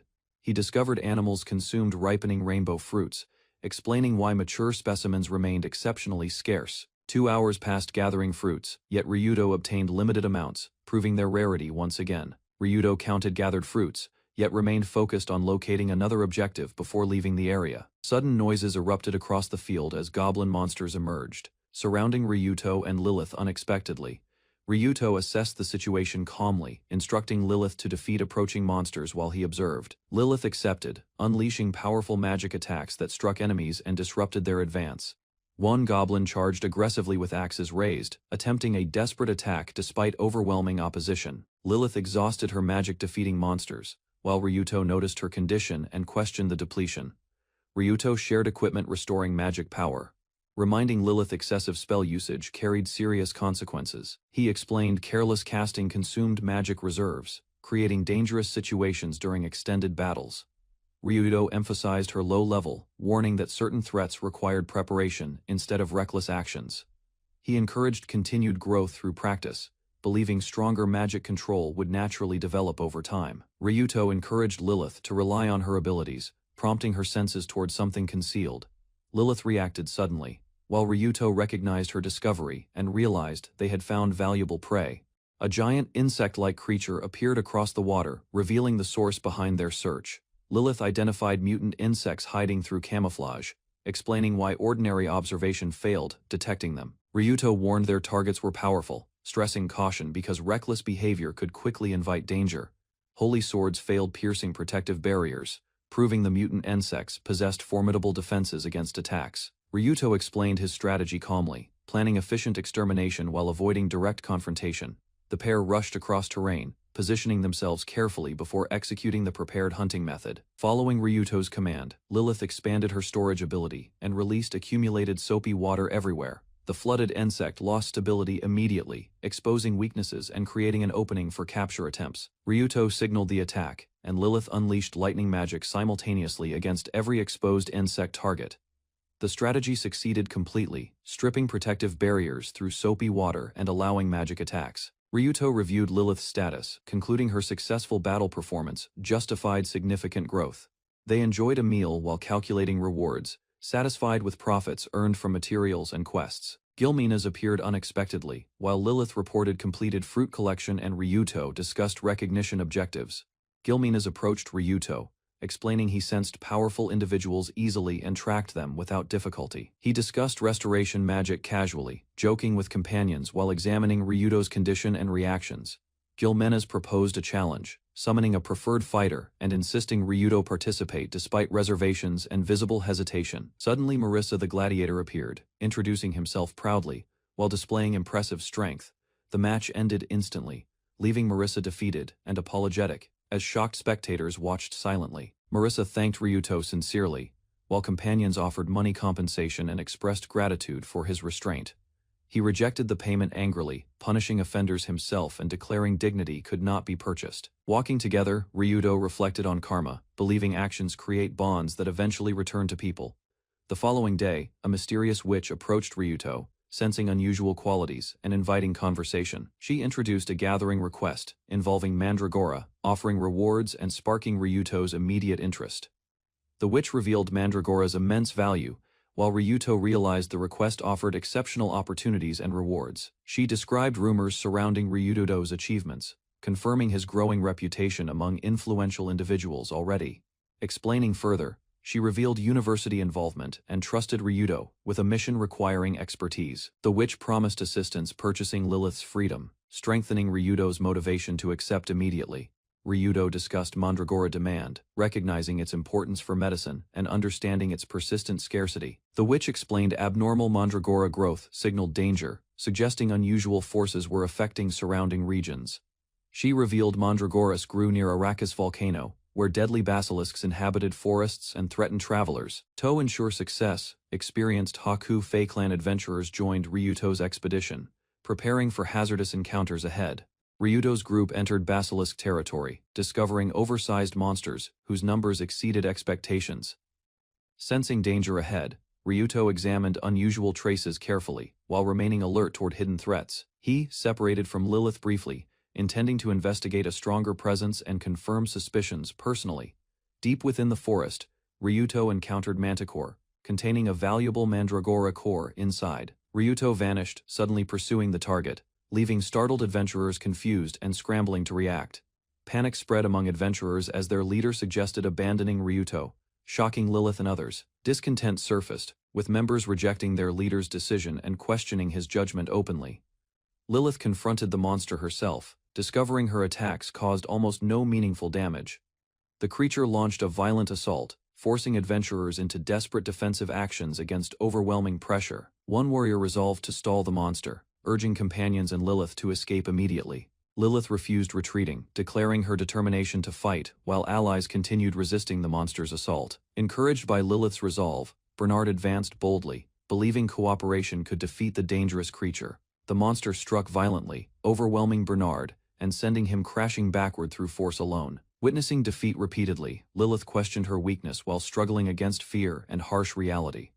Sensing imminent danger, Ryuto intervened immediately, positioning himself before Lilith as the beast approached. Ryuto protected Lilith successfully, reassuring her safety and praising her efforts, despite overwhelming circumstances encountered. Stunned, Bernard questioned Ryuto's identity, surprised by his abilities, and concerned for Lilith. Recovering at an inn, Ryuto listened while the veteran discussed adventurers and hidden backgrounds.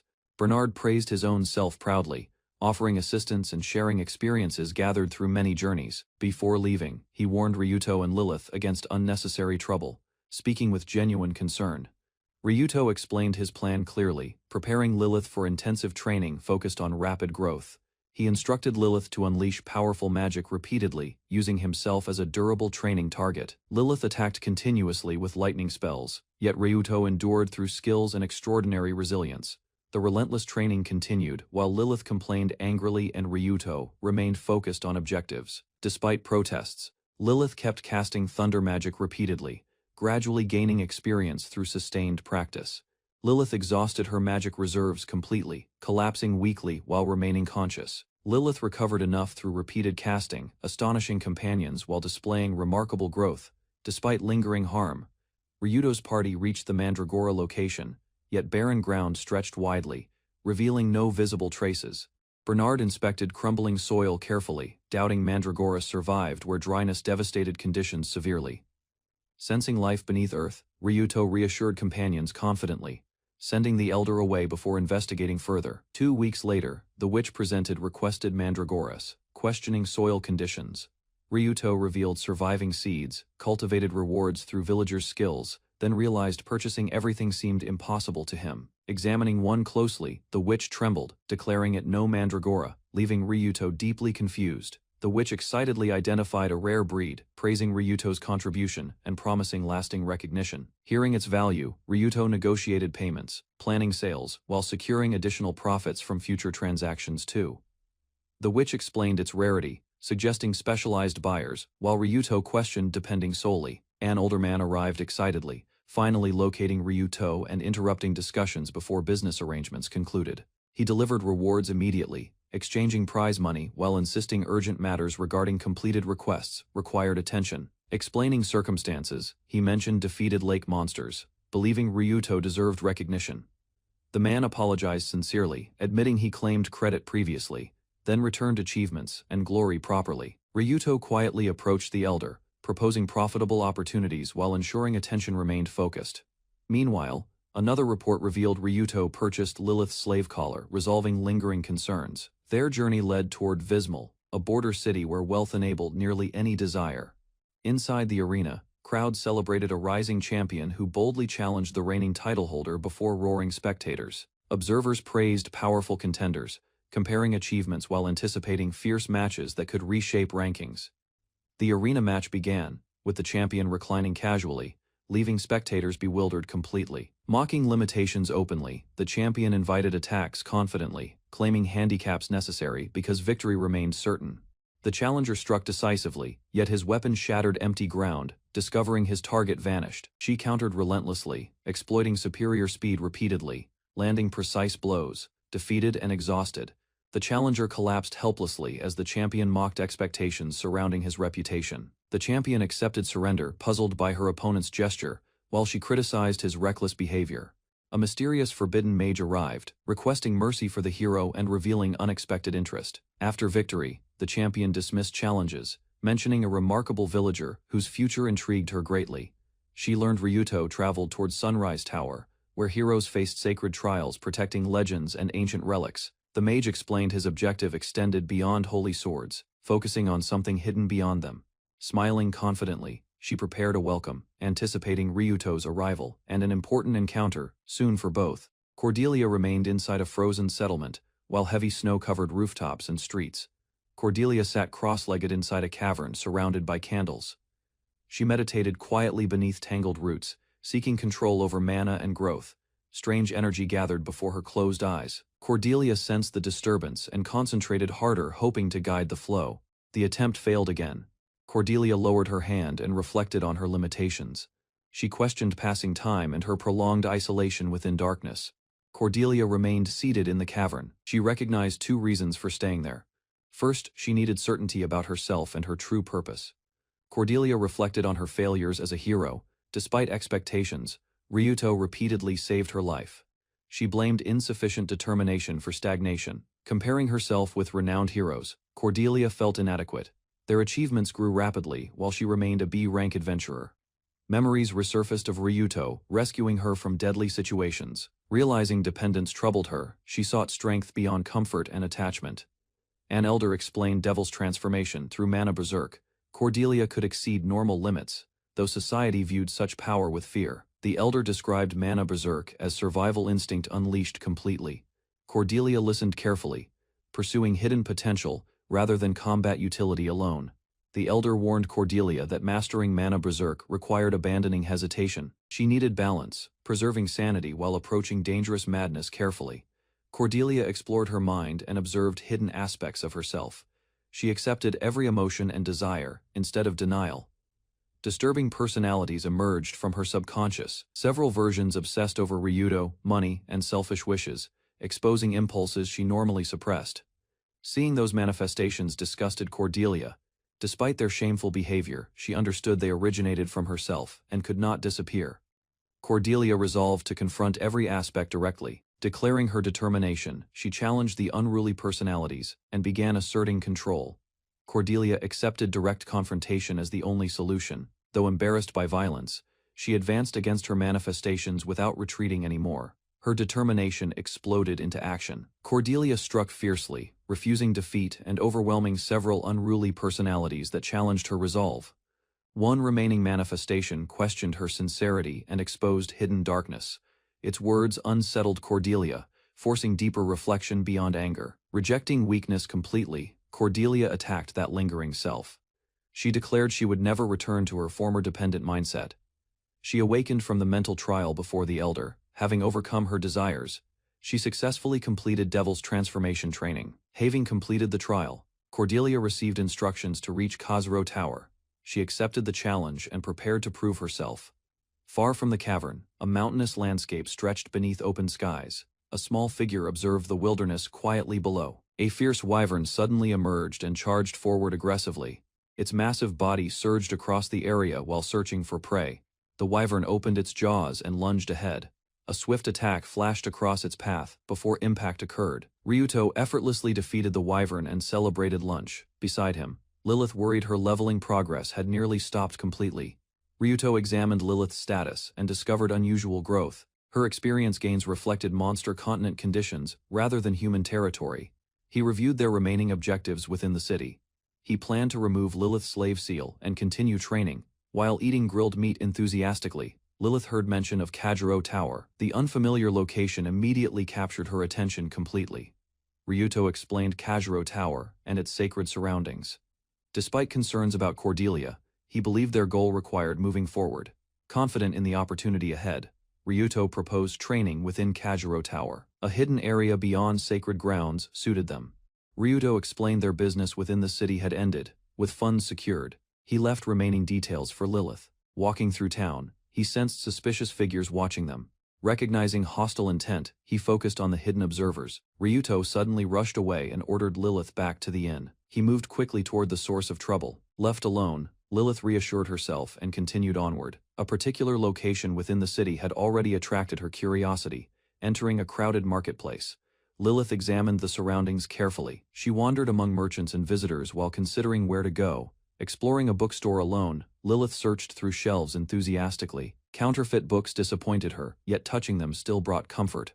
While browsing quietly, she reflected on missing genuine grimoires. The collection lacked authenticity, though reading materials remained enjoyable. Two suspicious men approached Lilith and offered assistance.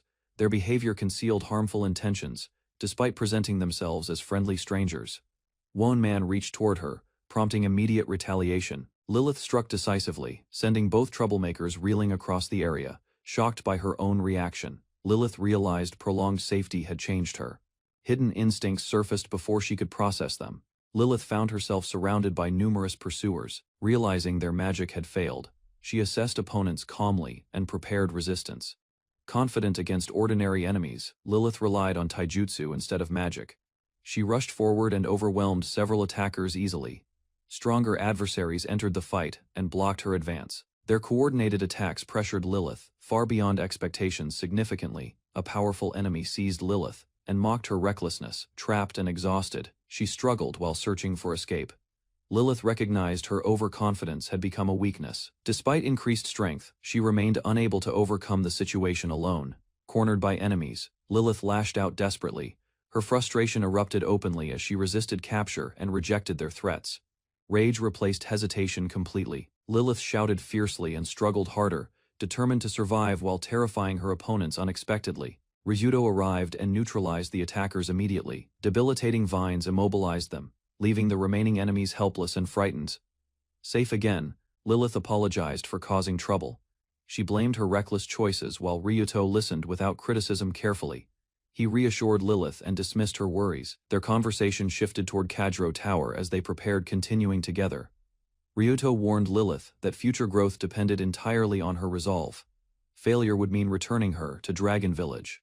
Distressed by those words, Lilith pleaded desperately. Determined to remain beside Ryuto, she vowed to become much stronger. News spread throughout the city that Cordelia would challenge Khazro Tower. Merchants immediately recognized opportunities and anticipated increased attention.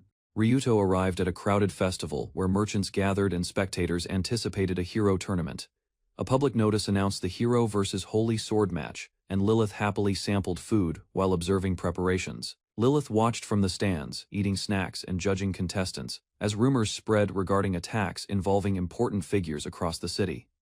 Ryuto explained that the tower, once reserved for heroes, became accessible through trials designed to attract visitors from many regions seeking growth opportunities. Guiding Lilith, Ryuto chose the tower route over crowded festivities, aiming for their objective, while she considered its dangers and possible benefits. Ryuto and Lilith used a farsight device to inspect a distant building, focusing on a lit balcony room. Ryuto examined several rooms through the device, finding decorations and stuffed toys, while Lilith struggled understanding unfamiliar equipment. He explained that strength largely depended on levels and status, allowing persistent individuals to improve physical abilities steadily while gaining experience. Ryuto described effort-based training, noting locals ignored it because defeating enemies provided faster advancement and rewards, making traditional exercise seem inefficient overall. Looking again, they spotted a troubled woman alone. Ryuto identified a dangerous transformation process, correcting Lilith's misunderstanding about the scene. Ryuto explained that the woman's strange behavior was discipline training, helping her preserve sanity while steadily strengthening her dangerous berserker status. Cordelia confronted an imagined version of her former self, reliving painful memories and accusations connected to fallen comrades and failures. Accepting responsibility, Cordelia faced the vision directly. Rather than denying blame, she acknowledged her mistakes and endured the emotional burden. The memories continued as dead soldiers appeared before her. They recalled their loyalty, sacrifices, and inability to protect everyone involved. Surrounded by grim figures, Cordelia heard their final regret. Their remains were ruined, leaving nothing meaningful behind except lingering sorrow. Cordelia sank deeper into despair, blaming herself for fallen comrades. Convinced their deaths proved her failure, she wished for punishment. Watching through the device, Lilith remained silent. Cordelia's condition appeared serious, making the emotional trial seem far harsher than expected. Ryuto explained that Cordelia endured headaches and slow progress, despite relentless effort, proving genuine improvement demanded persistence beyond simple statistics. He compared Cordelia's struggle with Lilith's situation, hoping her determination would inspire Lilith to train harder and pursue greater strength. Analyzing Cordelia further, Ryuto concluded she remained trapped by self-destructive thoughts. Her training advanced, yet important abilities stayed incomplete. Lilith suddenly asked what Cordelia truly meant to Ryuto. Her direct question caught him off guard, forcing him to reflect carefully. Ryuto hesitated before answering. As he watched Cordelia's struggle, he searched for words capable of expressing his feelings clearly. The tournament introduction began, presenting Cordelia and the Holy Sword wielder before spectators. Lilith listened while observing Ryuto's reaction closely. Combat started immediately. Cordelia launched a fierce attack, creating a powerful clash that shocked onlookers and demonstrated her determination. An official announced the match commencement. With attention fixed upon the arena, spectators eagerly awaited the outcome between both fighters. Cordelia and the Holy Sword wielder raised their weapons calmly. Neither rushed forward, carefully studying movements before committing to an attack. Cordelia struck first, unleashing rapid assaults from multiple angles. Her opponent remained composed, deflecting every strike without yielding ground whatsoever. The exchange intensified as both fighters crossed blades repeatedly.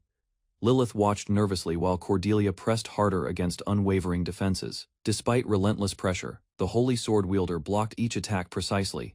Cordelia recognized the growing gap between their abilities, refusing retreat.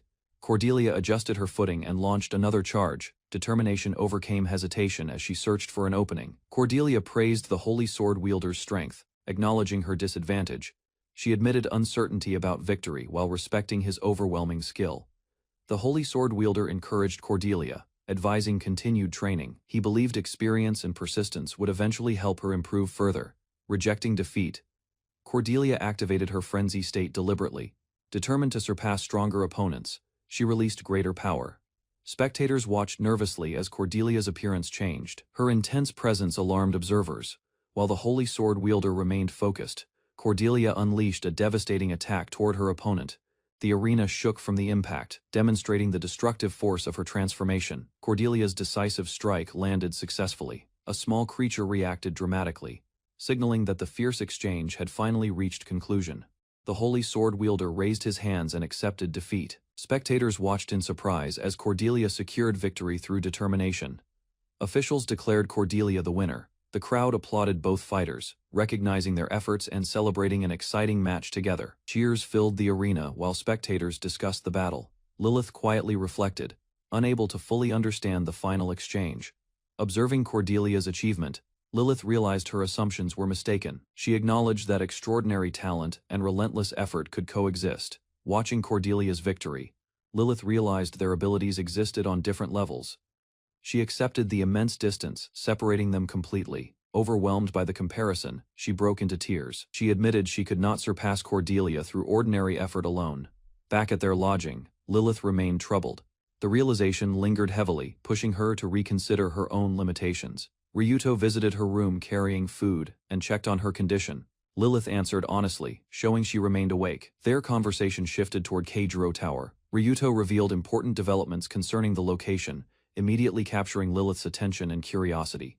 Crushed by self-doubt, Lilith decided to return to the Dragon Village. Ryuto respected her choice, left food behind, and departed quietly. Walking alone, Ryuto reflected on their relationship. Lilith depended heavily on him, while he had unknowingly accepted and encouraged that dependence. Thinking about Cordelia, Ryuto called her someone dear to him. Realizing how personal it sounded, he immediately felt embarrassed. Bernard eagerly purchased exploration tokens for himself and 2 children. Ryuto accompanied him quietly while preparing for their tower expedition. The group entered Keijiro Tower using a family package. Lilith appeared discouraged while Ryuto observed silently and followed onward. Inside the tower, Bernard explained their route through several floors. He remained determined to guide Lilith there successfully. Bernard shared information from his experienced grandfather, confident about trap locations and manageable risks. He reassured Ryuto completely. Ryuto listened carefully to the adventurers' guidance throughout their journey. Appreciating the effort and support, he offered sincere thanks. Bernard explained the entrance trial using his guide. Trusting the recorded route, he instructed Ryuto and Lilith to proceed carefully. As they entered, arrows launched unexpectedly from multiple directions. Lilith reacted immediately, protecting the group while Bernard froze briefly. Ryuto noticed the arrows differed from the guide's description. Using erase magic, he removed threats while questioning the outdated information. A hidden floor trap activated beneath Bernard. Sharp spikes pierced his body instantly, leaving Ryuto and Lilith staring silently. Lilith watched Ryuto's expression following the accident.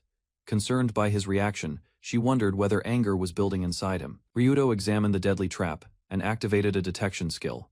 Comparing circumstances carefully, he suspected connections to Cordelia's dangerous trial. Requesting the map, Ryuto studied every marked section closely. He searched for inconsistencies, refusing to trust previous assumptions completely. He identified that most trap locations matched the guide. Realizing only specific details differed, he reached an important conclusion. Certain of his deduction, Ryuto touched the floor confidently. He prepared to expose the hidden mechanism behind the trial. Activating another skill, he unleashed overwhelming force across the chamber. Concealed traps and structures shattered, revealing the room's secrets. Ryuto dismissed the destroyed traps as minor obstacles. Explaining they only delayed movement briefly, he urged everyone forward immediately. Reaching the next area, the group learned a giant golem blocked their path. The trial demanded overcoming an extremely difficult guardian. Ignoring caution, Ryuto suggested bypassing the challenge entirely. He attacked surrounding structures directly, creating a massive destructive impact. Bernard prepared to distract the powerful golem while Ryuto advanced. Evaluating its defenses, Ryuto searched for weaknesses quickly.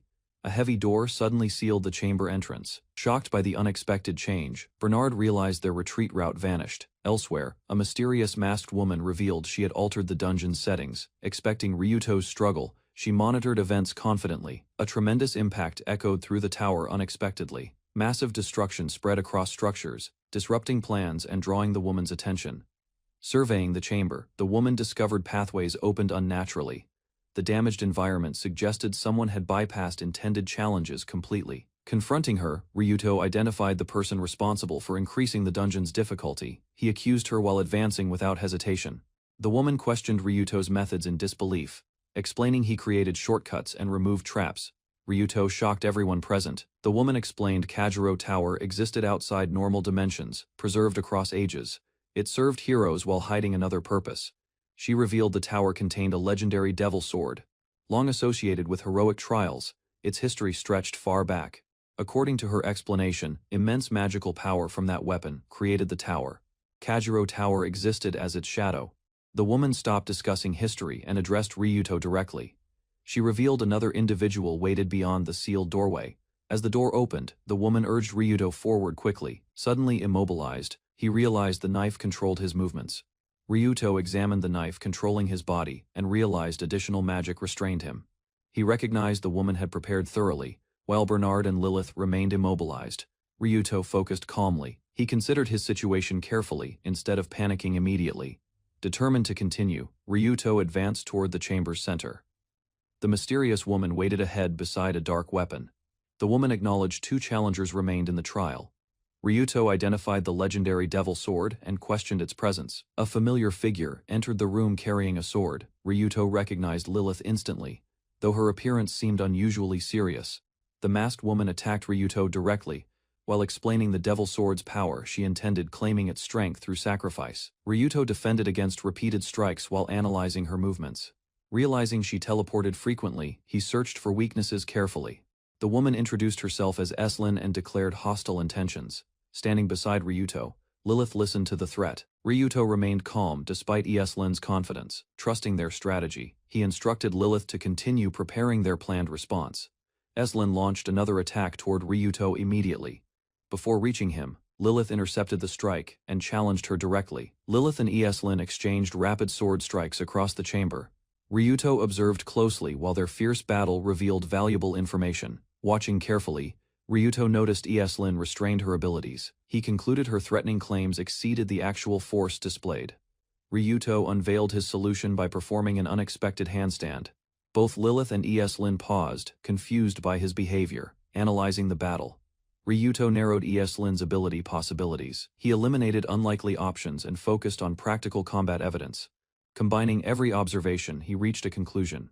He determined Eslin's unusual movements originated from super acceleration rather than teleportation. Ryuto identified the weakness behind Eslin's acceleration ability. Maintaining proper distance, he prepared a method to counter her movements. Eslin raised her weapon confidently and questioned his deduction. Believing her advantage remained intact, she pressed the attack aggressively. Predicting her approach, Ryuto manipulated positioning and timing carefully. Eslin rushed forward, only to miss her intended strike. The opening allowed Lilith to launch a coordinated attack. Working together, they successfully knocked Eslin away from combat. Recovering from the hit, Eslin realized she had been deceived. Annoyed by the simple strategy, she questioned when it began. Eslin regained her footing following the coordinated attack.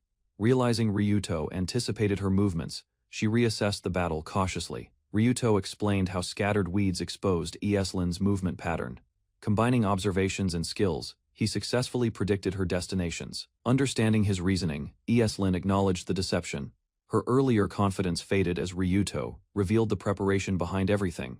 Eslin retaliated immediately, striking Ryuto despite his precautions.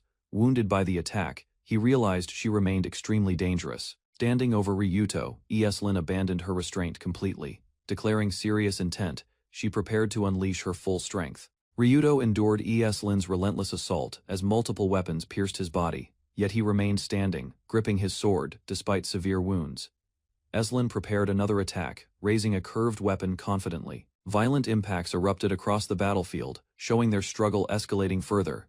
Ryuto charged through the barrage and swung decisively. His blade cut across Eslin's position, forcing her backward while maintaining pressure continuously. Eslin realized Ryuto had countered a technique considered impossible to repeat rapidly. His unexpected response shocked her during combat. Breathing heavily, Eslin glared at Ryuto and called him stubborn. Despite exhaustion and injuries, neither fighter showed intentions of yielding.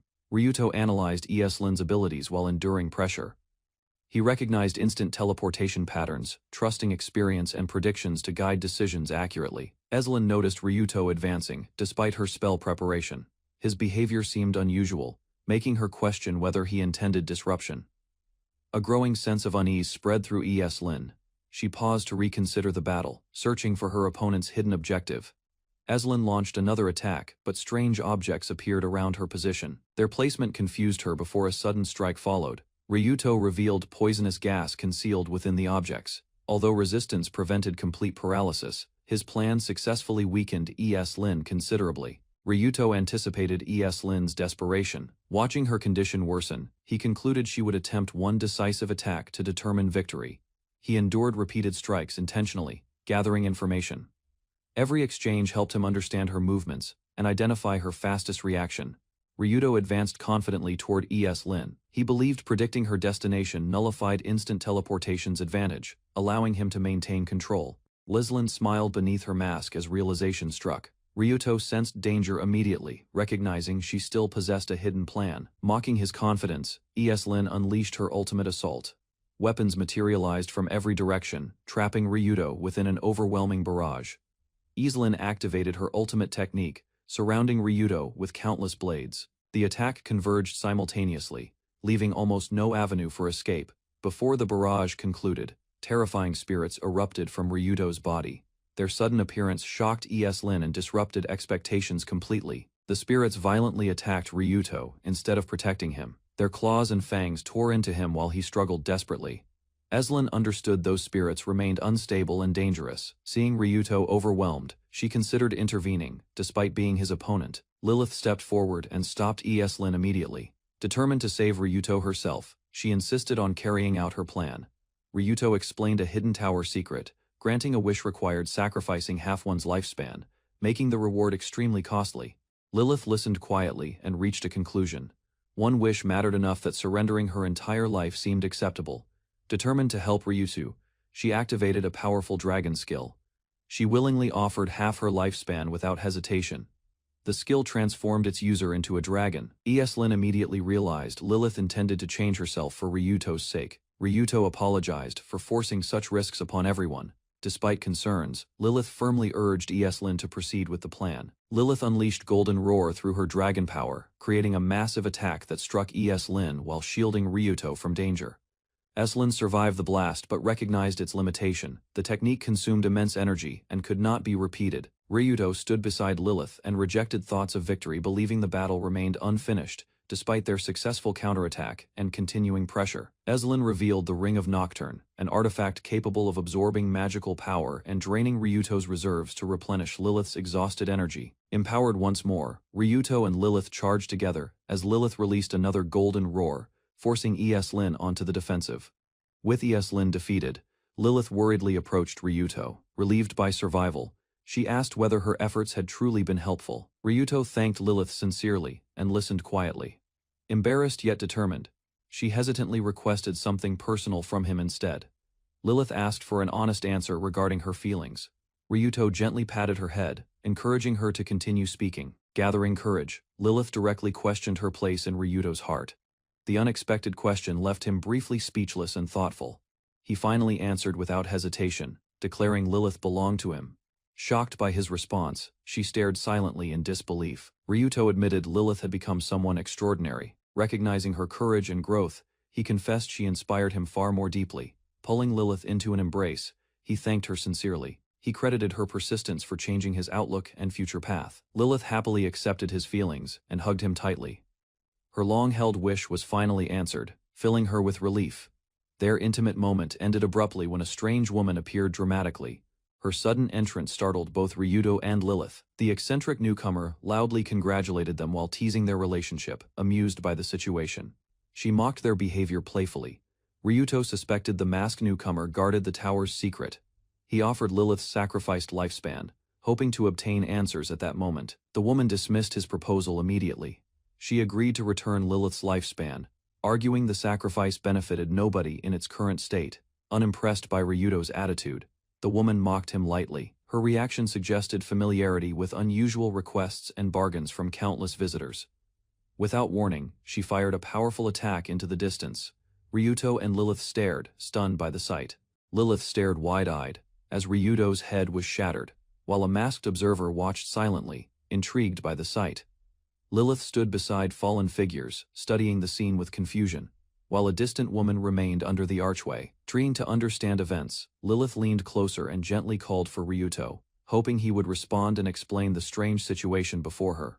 Receiving no answer, Lilith climbed onto him and shook repeatedly, growing frustrated as her efforts failed to wake Ryuto from his condition. The masked woman suddenly realized what Lilith was doing, and reacted with overwhelming shock, pressing her cheeks.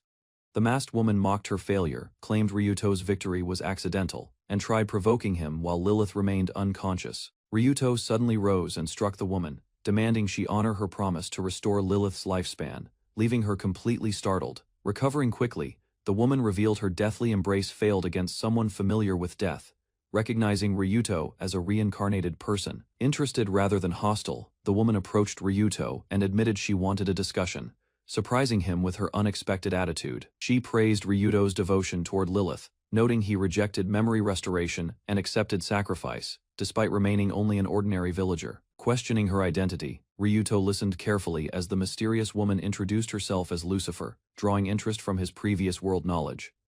Lucifer explained her connection to Hell, revealing part of her existence resided within the sword, entertaining countless visitors across ages. Remembering their earlier discussion, Ryuto brought up compensation requirements, seeking clarification regarding the conditions attached to granting wishes.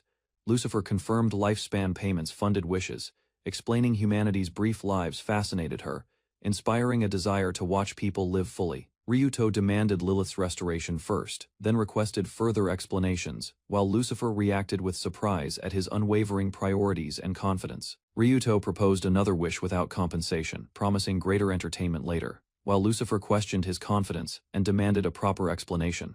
Without warning, Ryuto launched forward and attacked, testing Lucifer directly instead of continuing negotiations, forcing the conversation into combat. Lucifer avoided the assault effortlessly, wondering whether an ordinary villager could truly provide the extraordinary amusement Ryuzumo promised. Activating Rage of Villager, Ryuto unleashed greater power and accelerated fiercely, transforming his reckless charge into a serious offensive. Lucifer watched calmly as his strengthened strike approached, smiling beneath her mask while evaluating the limits of his potential. Ryuto's empowered attack connected directly, smashing Lucifer's face and launching her violently away, while the force damaged his own arm. Pain spread through Ryuto's injured hand, as Lilith regained awareness, rushed toward him, and worriedly questioned his reckless condition. Refusing defeat, Lucifer's voice emerged from a deep crater, signaling survival, despite the devastating blow that had buried her. While trapped within the crater, Lucifer became distracted by the enormous moon above, admiring its beauty with unexpected fascination. Satisfied by the view and Ryuto's display, Lucifer agreed to restore Lilith's lifespan freely, leaving both companions astonished. Lucifer explained Lilith had already received power through Ryuto's wish, then questioned why he still sought another reward instead. She revealed their souls were deeply connected, offering a transformation ability linked to the Dragon King title hidden within Ryuto. Lucifer recounted an ancient legend describing a gigantic wolf that consumed a god, gaining overwhelming power and lasting fame. Realizing the implication, Ryuto understood Lucifer was presenting an opportunity to devour a god and obtain divine abilities. Lucifer casually transferred the God Eater skill to Ryuto, leaving him stunned while she jokingly worried about being eaten. Ryuto jokingly warned Lucifer not to tempt his new skill, while Lucifer reminded him about delivering the promised amusement later. Lucifer reflected on an ancient farming god devoured by her offspring, wondering what fate awaited Ryuto after obtaining God Eater. The following day, attention shifted elsewhere as Princess Cordelia, the northern hero, prepared herself to undertake a significant challenge. Cordelia entered a ruined structure, explored deeper passages, and approached the destination where a legendary sword awaited selection. Bernard, assigned by Ryuto, greeted Cordelia warmly, offering congratulations while preparing to witness her attempt to claim the sword. Cordelia completed Keijiro Tower's trial successfully, yet her expression showed dissatisfaction, suggesting the outcome failed to meet her expectations. A year passed, shifting events to Altina Academy of Magic, where new students and opportunities gathered beneath prestigious halls. While inside the academy, Cordelia noticed something unusual and paused, her attention drawn toward unexpected activity beyond sight. Following the commotion, Cordelia learned entrance examinations were underway, while Moses dismissively described many applicants as wealthy newcomers. Cordelia criticized Moses' harsh opinion, while narration explained both heroes attended special academy classes and received support from knightly authorities. Watching the applicants below, Cordelia observed their excitement quietly, while memories stirred as familiar feelings gradually resurfaced within her. Moses dismissed the newcomers as untalented weaklings, but Cordelia's attention shifted towards someone within the crowd, triggering recognition. Realizing who she had spotted, Cordelia suddenly leapt forward in excitement, startling Moses with her unexpected reaction and urgency. Unable to contain herself, Cordelia proudly revealed the newcomer was Ryuto McLean, who had recently enrolled at the academy. Moses stunned as he heard Ryuto's name and reacted coldly, showing the resentment carried since their previous encounter. A few weeks before the institute examination, Ryuto prepared to leave with Lilith. She confirmed her readiness, and both departed. Outside the village, the Dragon King and Uncle Bernard appeared unexpectedly. They stopped Ryuto and Lilith, disappointed they planned leaving. Recognizing them immediately, Ryuto called out to Uncle Bernard, and Lilith stood beside him while awaiting their explanation calmly. The Dragon King questioned Ryuto about the slave crest. Ryuto explained he received permission, while Bernard scolded his careless attitude. Bernard revealed village bracelets, suppressed illnesses, curses, and crest activation. Realizing their importance, Ryuto understood information he never requested. The Dragon King explained dragon folk ignored human affairs. Still, he offered acceptance, preparing Ryuto's future role among dragons someday.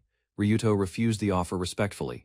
He declared his strength existed to support the hero, while another responsibility remained unfinished. Turning toward Lilith, the Dragon King criticized her weakness. He recalled her exile and questioned whether she remembered past words, despite criticism. He praised Lilith's dedication, protecting Ryuto, acknowledging her growth and effort. He proudly recognized her as family. With farewells finished, Uncle Bernard raised both arms and blessed their journey. The Dragon King watched quietly as they departed. Bernard asked whether Ryuto knew about Shuanglong Gate. The Dragon King believed they reached it already by now. The ancient Shuanglong Gate stood weathered by centuries, once protected by magic. Only its physical structure remained intact through the passing of ages. The Dragon King revealed an additional trial requiring passage through the ancient gate. Every challenger failed and returned ashamed without completing the task. Suddenly, a massive explosion erupted from the gate's direction. Shock waves spread outward, startling both observers with overwhelming force. Realizing what happened, they suspected Ryuto smashed through the gate. Uncle Bernard found the possibility absurd. The Dragon King reflected on Ryuto's declaration to surpass the hero.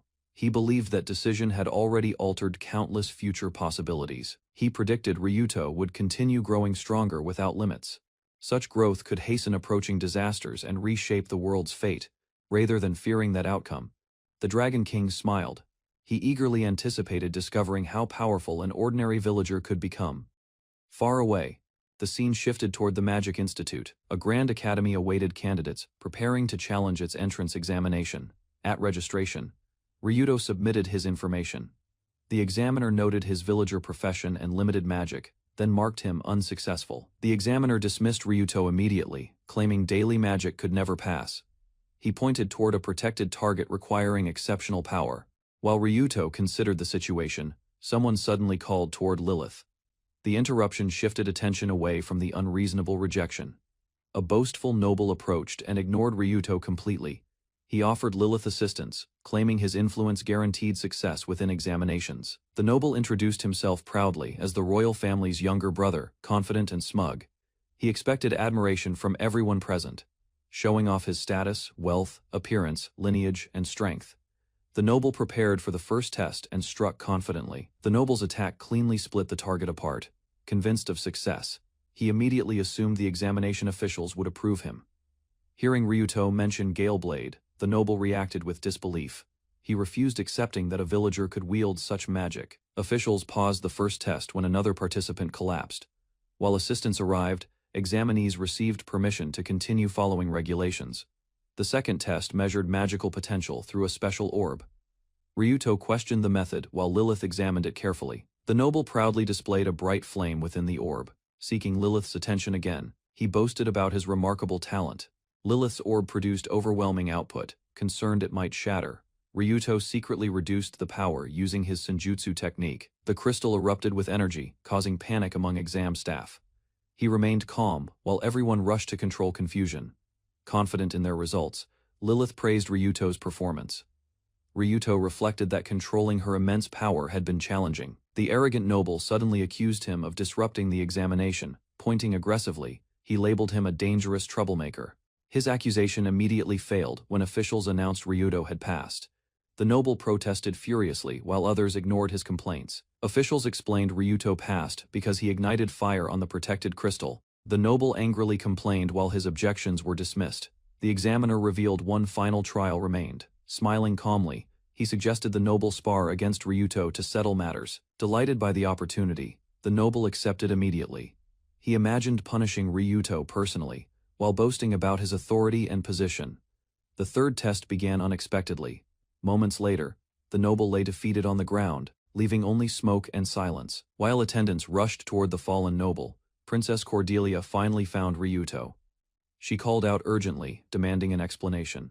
Cordelia finally reached Ryuto after searching for him. Seeing her again, Ryuto sincerely complimented her beauty, leaving Cordelia completely stunned. Embarrassed by the unexpected praise, Cordelia loudly rejected his words.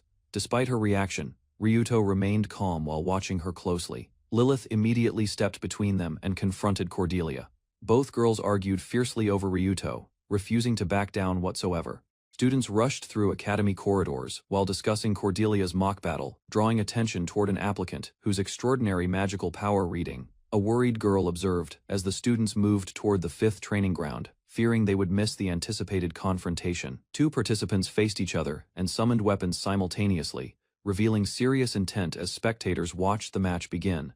The battle escalated when powerful magic erupted across the arena, sending explosive energy outward and forcing shocked reactions from observers. Destructive attacks tore through the field repeatedly, leaving onlookers alarmed as the duel surpassed expectations and devastated surroundings. Spectators analyzed the duel, while Lilith maintained flight and launched continuous magical attacks, causing elders to question her unusual growth and behavior. Ryuto observed and realized Cordelia's holy sword neutralized offensive spells, making Lilith's relentless barrage seem impossible under normal circumstances. Cordelia abandoned defense and charged forward aggressively, swinging through magical pressure while closing distance, determined to force direct engagement instead. Lilith acknowledged Cordelia's remarkable holy sword, then mocked her efforts, remaining airborne while provoking Cordelia into pursuing a different approach. She proposed a physical contest and revealed an electrified weapon, surprising Ryuto as she prepared an unexpected tactic against Cordelia. Cordelia stood ready with her sword while Lilith hovered high above, creating distance. Lilith calmly declared Cordelia's chance of victory was non-existent, causing Cordelia to pause briefly and question the sudden confidence. Moments later, a violent blast erupted, throwing Cordelia backward through the arena as shock spread across spectators, witnessing the unexpected strike land. Lilith rushed forward and unleashed several electrified attacks, surrounding Cordelia with relentless pressure, while preventing any effective counter from her side. Cordelia struggled to block the assault, realizing the attack remained partially effective, despite her holy sword, while numbness gradually spread through her body. Cordelia recognized Lilith's pike's restricted movement, so she sprinted forward immediately, choosing offense instead of remaining trapped and overwhelmed there. Lilith responded by accelerating her attack pattern, summoning greater numbers of pikes and directing them toward Cordelia's advancing position. Cordelia weaved through the barrage and continued charging, ignoring danger while preserving momentum, determined to reach Lilith before another attack.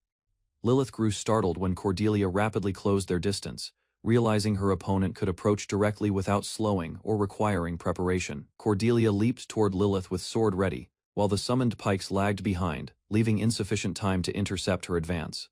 Lilith expected Cordelia's attack and prepared to evade calmly, believing her aerial position still provided complete control over the encounter. Cordelia shocked Lilith by using a summoned pike as footing, changing direction instantly and continuing pursuit through the air relentlessly. Lilith panicked as Cordelia approached unexpectedly, realizing her emotions disrupted concentration and weakened control over her carefully maintained magic. The clash carried both girls downward, and their struggle ended with a violent impact that blasted debris across the battlefield.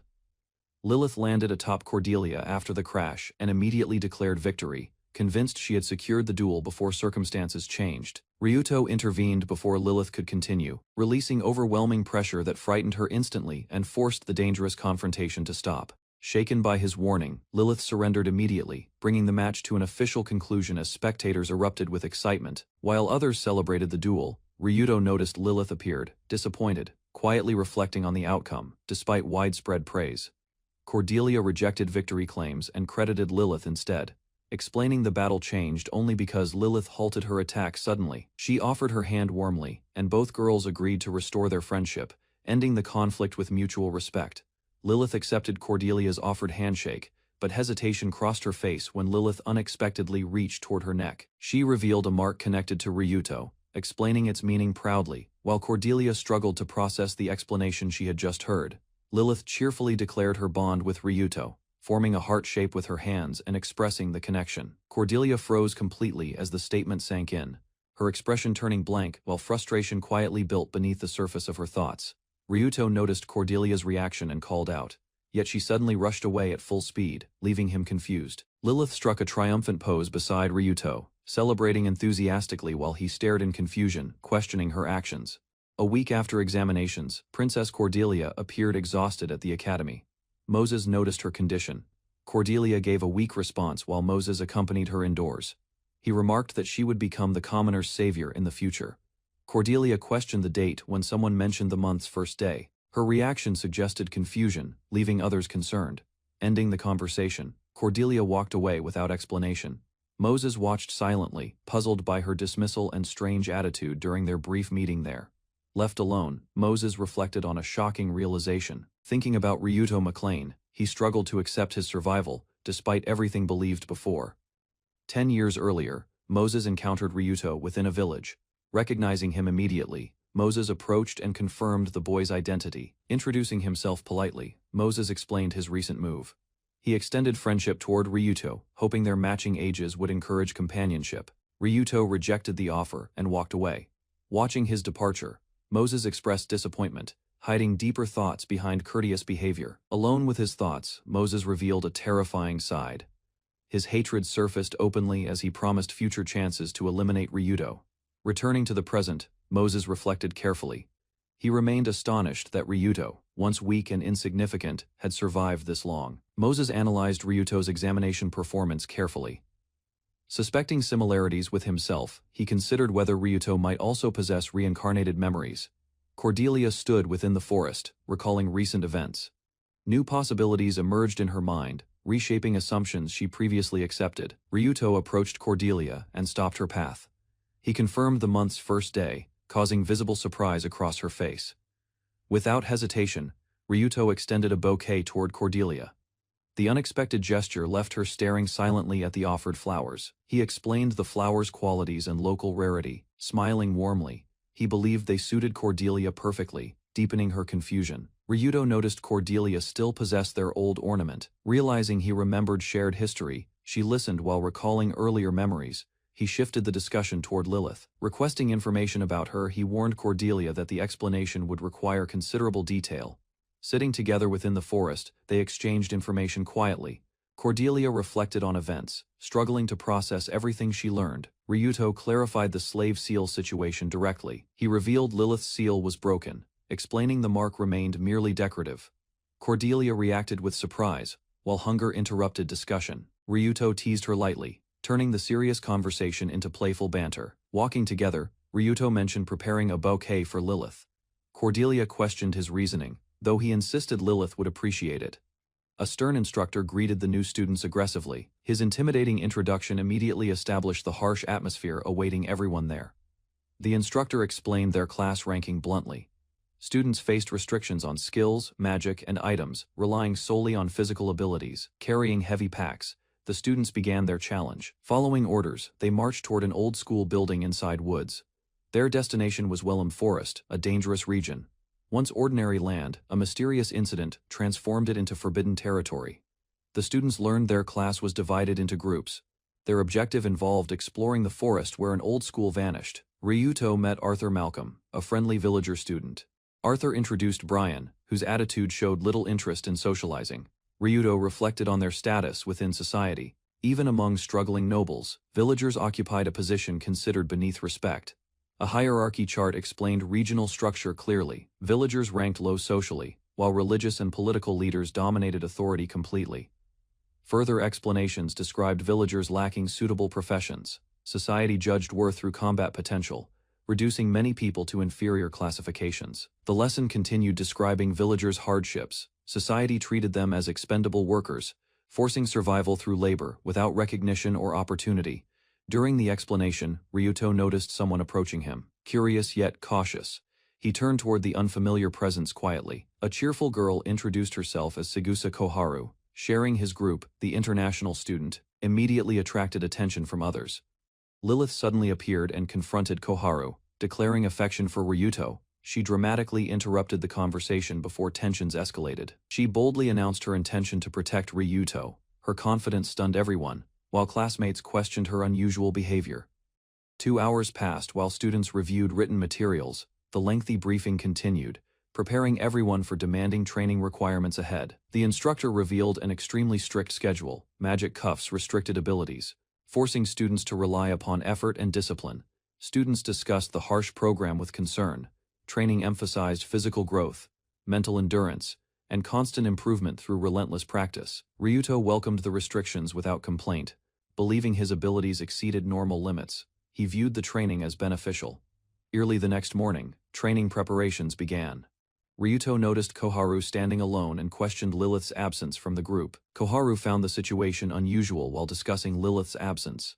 Elsewhere, Lilith avoided crowds, finding comfort through Ryuto's lingering scent. Students observed the fortified grounds surrounding Wellum Forest. No monster attacks appeared within the barrier, maintaining relative safety. Ryuto explained the area's historical significance. Once humanity's final defense line, strong protections preserved the location despite surrounding wilderness. Lessons shifted toward catastrophes and dangerous monsters. Instructors described calamities creating powerful creatures beyond ordinary classifications and expectations. Records revealed a disturbing pattern among catastrophes.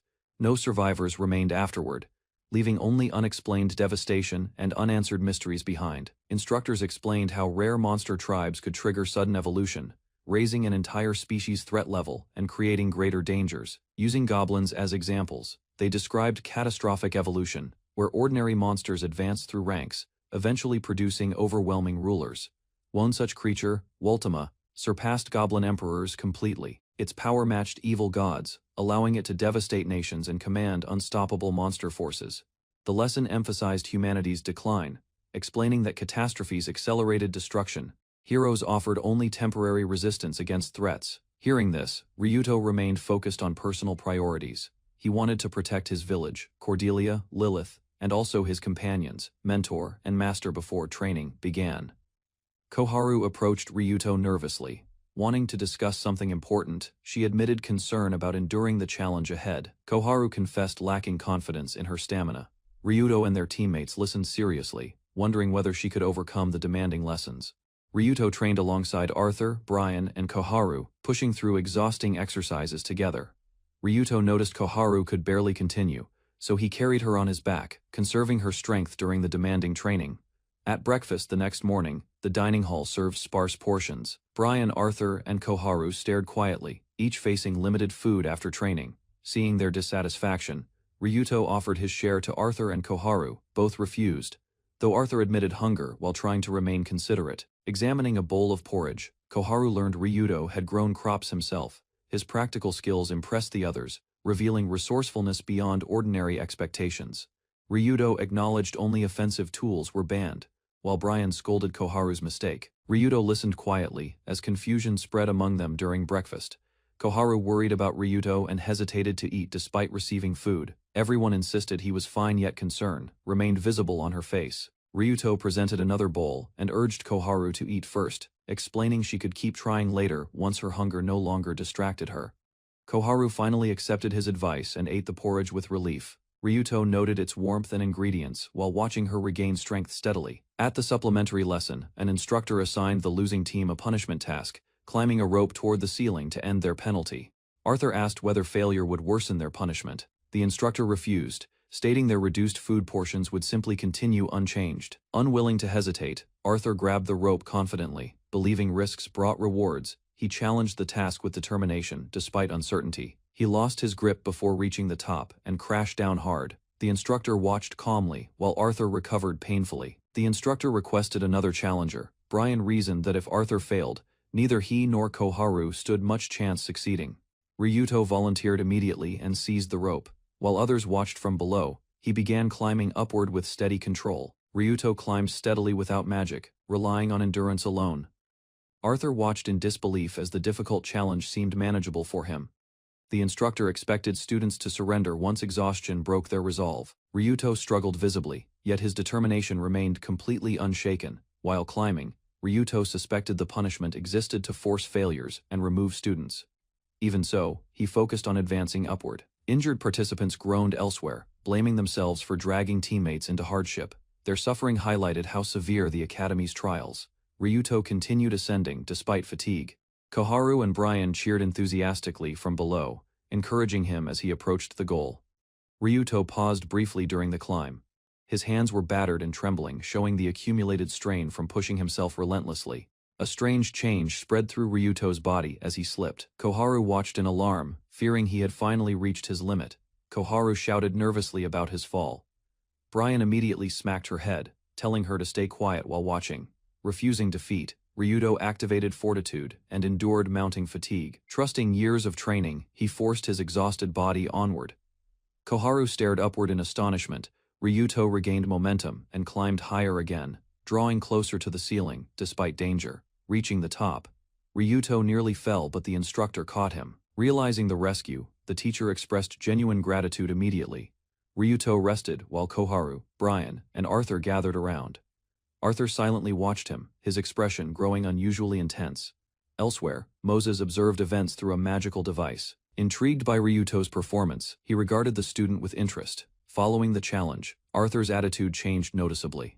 Ryuto sensed hostility developing but could not understand the reason behind it. During combat practice, Arthur partnered with Ryuto and attacked seriously. Confused by the aggression, Ryuto questioned what caused it. Brian explained Arthur's father had once led a famous chivalric order. Ryuto listened carefully while entering the room quietly. The former captain supported villagers joining sword competitions. Defeat by a villager forced his resignation, damaging both reputation and status. Brian added that the disgraced captain eventually declined. Ryuto remained silent, considering how deeply the incident affected Arthur. Arthur despised his fallen father despite respecting him greatly. Those conflicting feelings shaped his views and fueled lasting resentment. Brian concluded one villager had triggered everything. Ryuto wondered whether that person should have understood the consequences beforehand better. On the third day, the instructor changed training completely. Students carried heavy packs and faced a 100-kilometer forest march. The instructor declared it an individual challenge. Anyone unable to finish alone risked failure, regardless of teammates' situations or success. Many students viewed Brian and Koharu as burdens. Completing such a demanding march seemed impossible for weaker participants within. Ryuto understood the challenge differently. He believed overcoming hardships would eventually let him stand beside Cordelia as an equal. Looking at Brian and Koharu, Ryuto questioned the academy's motives. He wondered whether targeting vulnerable students was simple bullying. During the forest march, Ryuto protected Koharu when a powerful eastern oni appeared. Suddenly, the monster charged directly toward them. Carrying Koharu securely, Ryuto struck the creature repeatedly. His usual weapon skill seemed unavailable, forcing him to fight differently. He continued attacking while evading danger. His blows damaged the oni, yet he realized the situation remained extremely dangerous. More monsters emerged from multiple directions. Understanding they had been lured deliberately, Ryuto recognized the encounter was a trap. The assault intensified around them. He was struck hard and crashed away, leaving Koharu shocked as she called out. Ryuto survived the impact, astonishing an approaching monster. Despite heavy damage, he remained conscious while the enemy prepared another attack. Multiple oni rushed forward aggressively. Their coordinated assault tore through the area, forcing Ryuto into an increasingly dangerous position. Hidden among the trees, Ryuto watched anxiously. Koharu faced a monster alone, while additional enemies closed from behind. Ryuto noticed Koharu frozen by fear and unable to move. Injured and exhausted, he searched desperately for a solution. Realizing escape was impossible, Ryuto made a difficult decision. Determination replaced hesitation as he prepared for drastic action. A mysterious horned figure appeared within Ryuto's thoughts. The being observed calmly while the desperate situation continued unfolding around them. The figure sat before a massive demonic presence and examined Ryuto with interest. Its attention focused entirely upon him reaching toward the giant creature. The figure commented on an appealing scent. The strange interaction carried an unsettling atmosphere. The horned figure spoke casually about a family outing while surrounded by corpses. Ryuto listened without understanding its intentions. Reality returned abruptly. Ryuto stood among defeated monsters, while Koharu remained unharmed, suggesting the crisis had ended somehow. Ryuto examined his altered hand while checking Koharu's condition. Confirming she could walk, he encouraged her. The Dragon King criticized the absurd combination of God-Eater and Beelzebub, while Ryuto explained the abilities countered each other. The Dragon King described how Gluttony and God-Eater continuously devoured one another, generating energy while keeping the unusual power stable and active. Ryuto admitted he barely understood where the energy went, but noted rage of the villager remained constantly active. The Dragon King speculated Ryuto's transformed right hand might be attempting to merge Gluttony and God-Eater into part of the Dragon King. The Dragon King explained. Ryuto's excess energy sustained his human form. Ryuto ignored details, focusing instead on becoming stronger quickly. Ryuto struggled to process everything. The Dragon King bluntly stated his objective remained simple: defeat the Demon Lord and Demon God. The Dragon King warned him lacked power to save the hero or change the world, despite his recent growth. Rather than despair, Ryuto accepted the criticism. He realized his confidence had grown excessive and acknowledged his present limitations. Even with newfound abilities, he concluded his strength remained insufficient. Remembering earlier words, he prepared himself for greater challenges. The Dragon King warned that Moses, a reincarnated sage, understood this world deeply. Unlike villagers, sages could reshape reality itself. Ryuto accepted the challenge confidently. Believing Moses underestimated him, he decided to exploit that assumption and manipulate the sage. Their discussion ended, and morning arrived. A new day began as events within the academy continued moving forward. Brian protested fiercely when instructors discussed expelling students. He insisted Ryuto would become a great hero despite their judgment. The instructor dismissed Brian's claim completely. Frustration filled Brian's face as his warning received no serious consideration whatsoever. Students noticed movement near the academy entrance. Attention shifted immediately as someone pointed toward an unexpected arrival, approaching steadily. Ryuto reached the destination, carrying Koharu and multiple packs alone. His endurance astonished observers who watched his remarkable finish. Declaring success for 2 participants, he carried the exhausted Koharu across the finish line and completed the challenge. Brian questioned Ryuto's missing magic cuffs. Ryuto requested medical aid for Koharu first, then prepared to explain everything. Ryuto reported an Oni attack, destroyed his cuffs. Although evidence remained unclear, signs of battle supported his account. Students received orders to relocate immediately to a new academy building. The sudden command created confusion throughout the gathered group. Discussions spread during the march. Students considered recent Oni attacks and concluded the old campus could no longer remain secure. Ryuto questioned the academy's intentions privately. He wondered whether recent events connected somehow to Koharu's possible expulsion from school. Using gathered information, Ryuto mapped enemy movements. He discovered a large Oni force advancing and immediately thought about Cordelia. Remembering Cordelia's strength, he hesitated. Despite trusting her abilities, he still wondered whether he should intervene personally. While traveling, Ryuto questioned his next move. Lilith accompanied him silently as he considered Cordelia's situation carefully. Reaching a decision, Ryuto declared he would join Cordelia's team.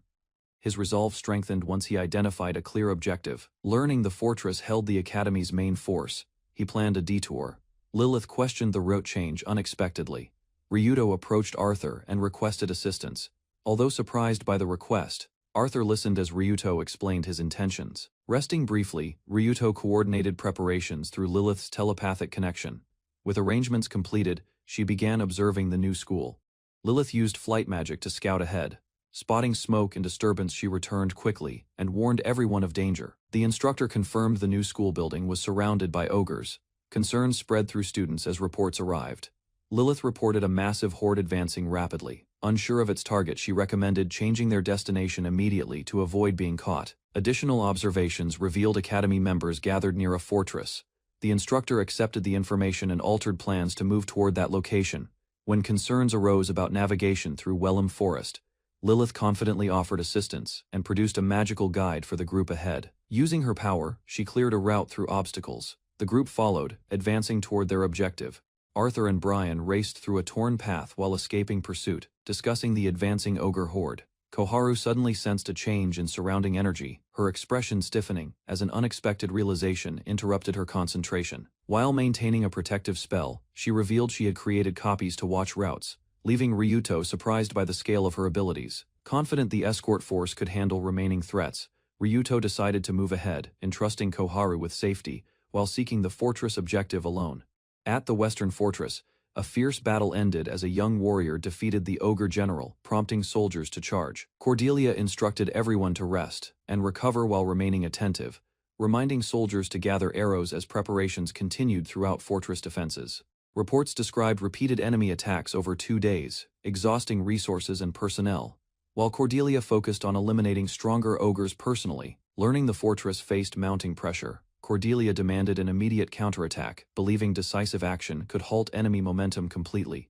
The commander rejected her proposal, insisting their duty was protecting the fortress. warning disaster could follow if another general arrived. Cordelia argued heroes were soldiers too, yet the order remained unchanged, leaving her frustrated while leaders prioritized defense above all. Fortress leaders concluded the ogres acted, suspecting a powerful king coordinated attacks, while delaying defenders until reinforcements arrived. Cordelia proposed striking deep into enemy territory to eliminate their leader quickly, but urgent reports interrupted discussions before decisions were finalized. Outside the fortress, countless ogres surged forward together, their disciplined advance confirming suspicions that stronger leadership directed the growing invasion. Witnessing the approaching horde, commanders realized the massive force targeted their position directly, threatening to overwhelm defenses through sheer numbers. Among the charging monsters, a ferocious ogre roared fiercely, displaying overwhelming confidence, as the advancing army prepared for battle ahead. Cordelia noticed the charging ogres suddenly retreating, questioning their motive, while suspecting the assault had merely created an opening elsewhere. Lilith burst through the battlefield alone, crossing enemy ranks at remarkable speed while ignoring danger and heading straight toward opposition forces. Watching from afar, Cordelia recognized Lilith immediately as powerful impacts erupted across the battlefield, scattering ogres caught in her path. Seeing reinforcements arrive, Cordelia seized the opportunity, ordering a coordinated counterattack, while directing mages and soldiers against retreating enemies. Artillery bombardment struck the battlefield repeatedly before cavalry advanced behind the explosions, launching a fierce charge against disrupted ogre forces. Cordelia directed archers, infantry, and cavalry simultaneously, then charged toward enemy headquarters herself, while ordering defenders to secure fortress lines. Her advance unleashed devastating destruction across the battlefield, scattering ogres and tearing through formations that attempted blocking her approach.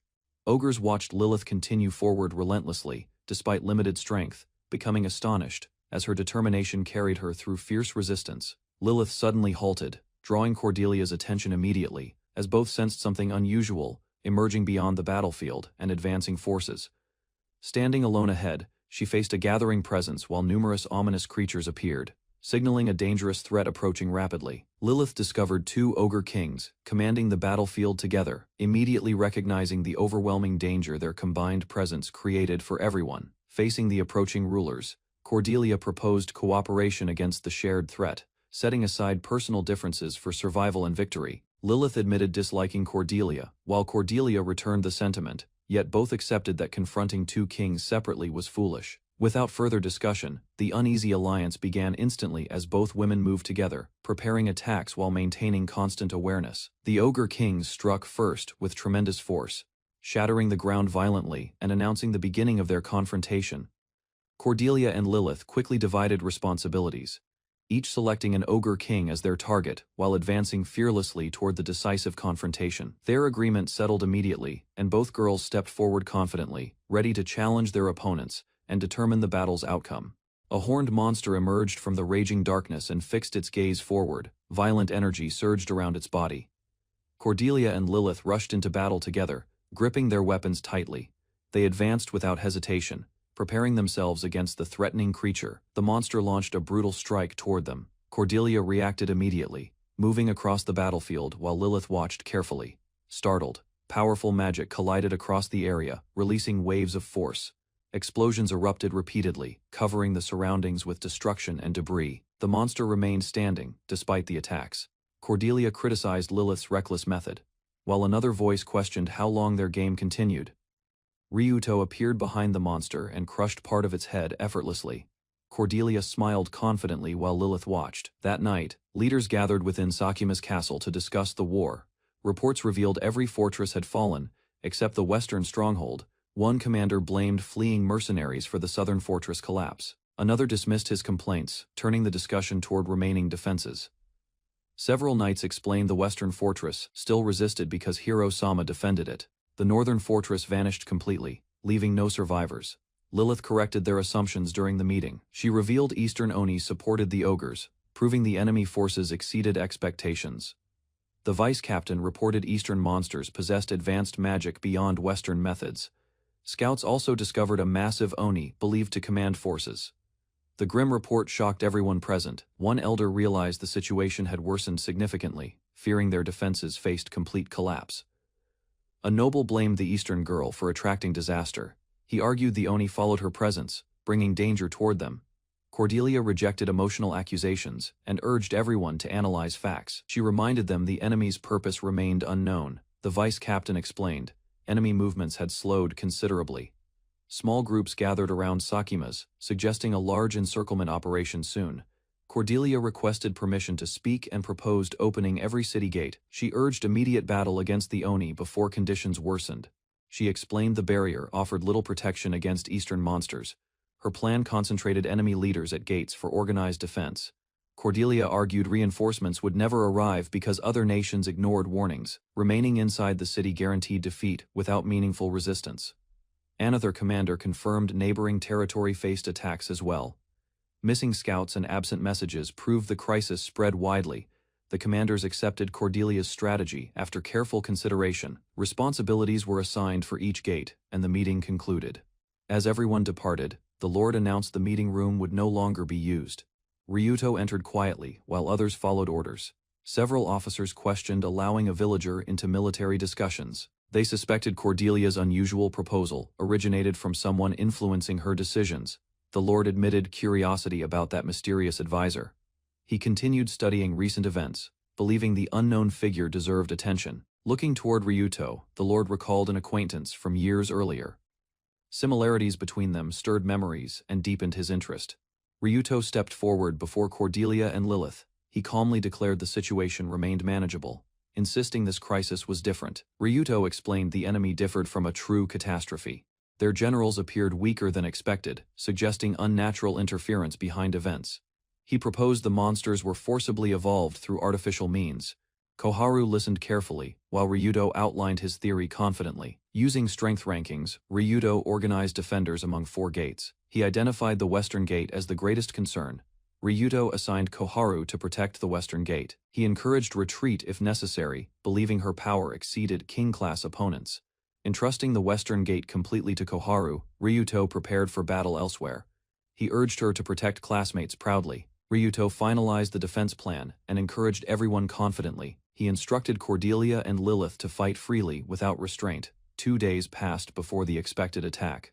Dark enemy forces gathered outside Tsuchima's, surrounding the northern gate in silence. Cordelia observed enemy positions carefully from the walls. Their numbers concentrated heavily in the east, matching Ryuto's earlier prediction. An older knight approached Cordelia and recognized her immediately. Remembering past battles, he noticed her calm confidence greatly. Cordelia explained her composure without hesitation. Trusting a powerful ally at her side, she awaited the coming battle. Cordelia expressed confidence in the mysterious female mage. The veteran knight trusted her judgment completely and believed victory remained possible. The knight apologized for treating Cordelia as a child. On battlefields, he regarded her as a capable soldier. The surrounding soldiers declared their loyalty openly. They promised unwavering support, strengthening Cordelia's resolve before the approaching confrontation greatly. Warning signals echoed across the fortress walls. Enemy forces finally advanced, marking the beginning of the long-awaited battle. The veteran knight urged Cordelia to fight without concern. Grateful for their trust, she accepted their support and smiled. Cordelia charged directly into the enemy formation, without hesitation. Her swift attack struck first, forcing surrounding Oni generals into confusion. Explosive power erupted across the battlefield as she shattered attacking monsters, declaring engagement. She confronted the northern army head-on alone. At the southern gate, defenders noticed someone advancing toward enemy lines.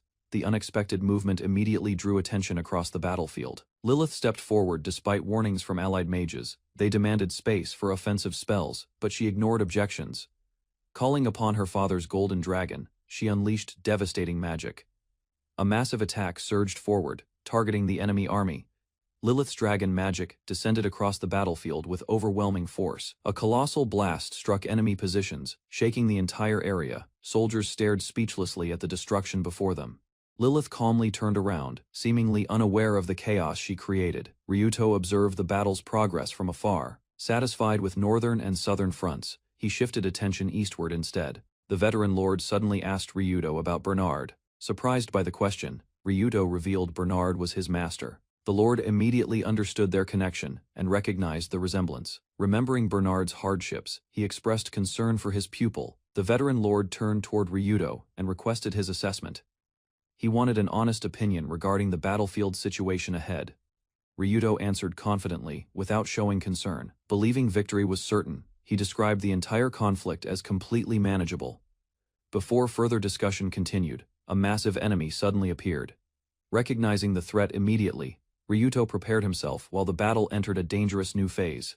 Ryuto confronted a towering armored demon whose overwhelming presence shocked observers, while someone recognized the rare Emperor class and watched carefully. The veteran lord stepped forward, determined to challenge the threat himself, believing a fallen captain's legacy deserved protection before danger expanded. Ryuto calmly corrected him, revealing his master Bernard remained alive near his village, instantly overturning assumptions and leaving the veteran stunned. Drawing his weapon, Ryuto advanced against the Emperor-class opponent, studying every movement carefully while judging abilities hidden behind armor. The massive demon responded immediately, matching Ryuto's actions with frightening precision, proving the battle would demand skill beyond strength. Ryuto unleashed an enormous slash across the battlefield, forcing Ryuto to face a devastating attack capable of overwhelming ordinary fighters. He watched calmly as the massive strike vanished into a distant point, leaving only open sky where destruction remained. The veteran lord and surrounding soldiers stared in disbelief when the Emperor and most Oni suddenly disappeared without explanation. Realizing the danger, Ryuto admitted his weapon nearly erased space itself, then warned everyone about remaining enemies approaching rapidly. The veteran lord recovered from shock and immediately commanded his forces to engage, preparing defenses against surviving Oni threats. Confident the battlefield remained secure, Ryuto left the remaining Oni to allied forces and departed without concern or hesitation. Using a wide detection skill, he surveyed surrounding areas, confirming stable conditions while deciding to assist Cordelia's ongoing defense. A sudden explosion echoed across the region, causing Ryuto to stop immediately and search for the unexpected disturbance. Moments earlier, another battle unfolded within the town, where an Oni raised chaos among buildings and frightened defenders. A vigilant archer intercepted the threat, calmly targeting approaching Oni while treating them as simple prey rather than enemies. The archer's attack devastated advancing Oni, smashing through their ranks and scattering bodies across the battlefield with overwhelming force. Witnessing enemies vanish unexpectedly, the archer froze in confusion, unable to understand where the remaining Oni had disappeared. Elsewhere, hidden Oni gathered around terrified civilians, revealing someone had concealed their presence from normal detection abilities completely. After hearing the report, Ryuto realized enemy concealment rendered surveillance useless, raising fears that another gate faced danger. Unable to confirm conditions at the western gate, Ryuto wrestled with a difficult choice while civilians remained threatened elsewhere. Ryuto recalled Cordelia and Lilith, realizing their support had eased his burden greatly and influenced decisions throughout the ongoing conflict. Several minutes passed as Ryuto cleared another area, acknowledging his companion's efforts while finishing remaining threats with confidence. The instructor directed citizens toward evacuation routes, urgently organizing movement, while maintaining order as danger continued spreading through town.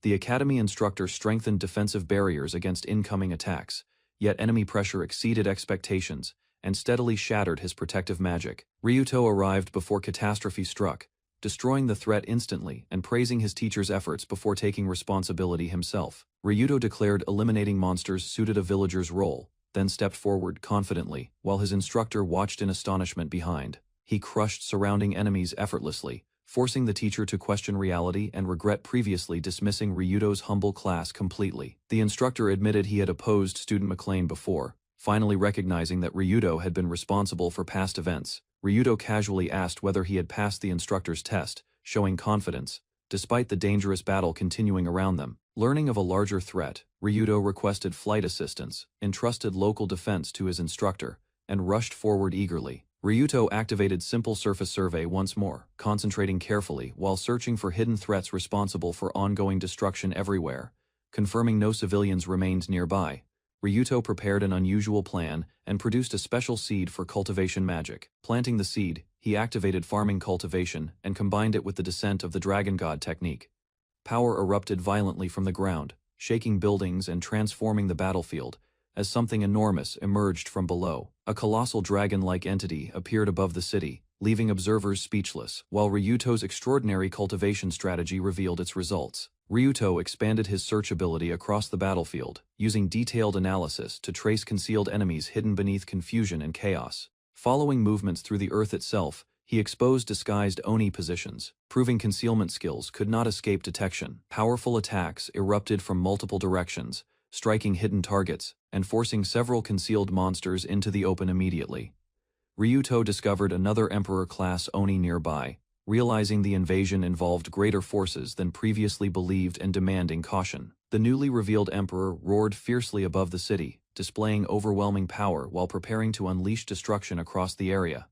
The Emperor launched a destructive assault against the giant dragon, unleashing powerful strikes while attempting to break its advance. Ignoring the attack, the dragon retaliated immediately, crashing into the Emperor and driving the massive opponent violently downward. Both monsters exchanged relentless blows, shaking the battlefield repeatedly as neither side showed signs of yielding control. The dragon's roots and overwhelming strength gradually overpowered the Emperor, crushing its movements and restricting possible escapes. A devastating impact erupted through the Emperor's body, spreading destruction across surrounding buildings and pushing the battle toward conclusion. The shattered Emperor lay defeated beneath the dragon's overwhelming power. Watching the scene, the instructor trembled and called it monstrous. Before recovery became possible, a devastating finishing attack descended from above. Twin beams struck the battlefield directly, engulfing the area completely. At Sakima's west gate, guards shouted evacuation orders as a shadowy monster crashed through streets.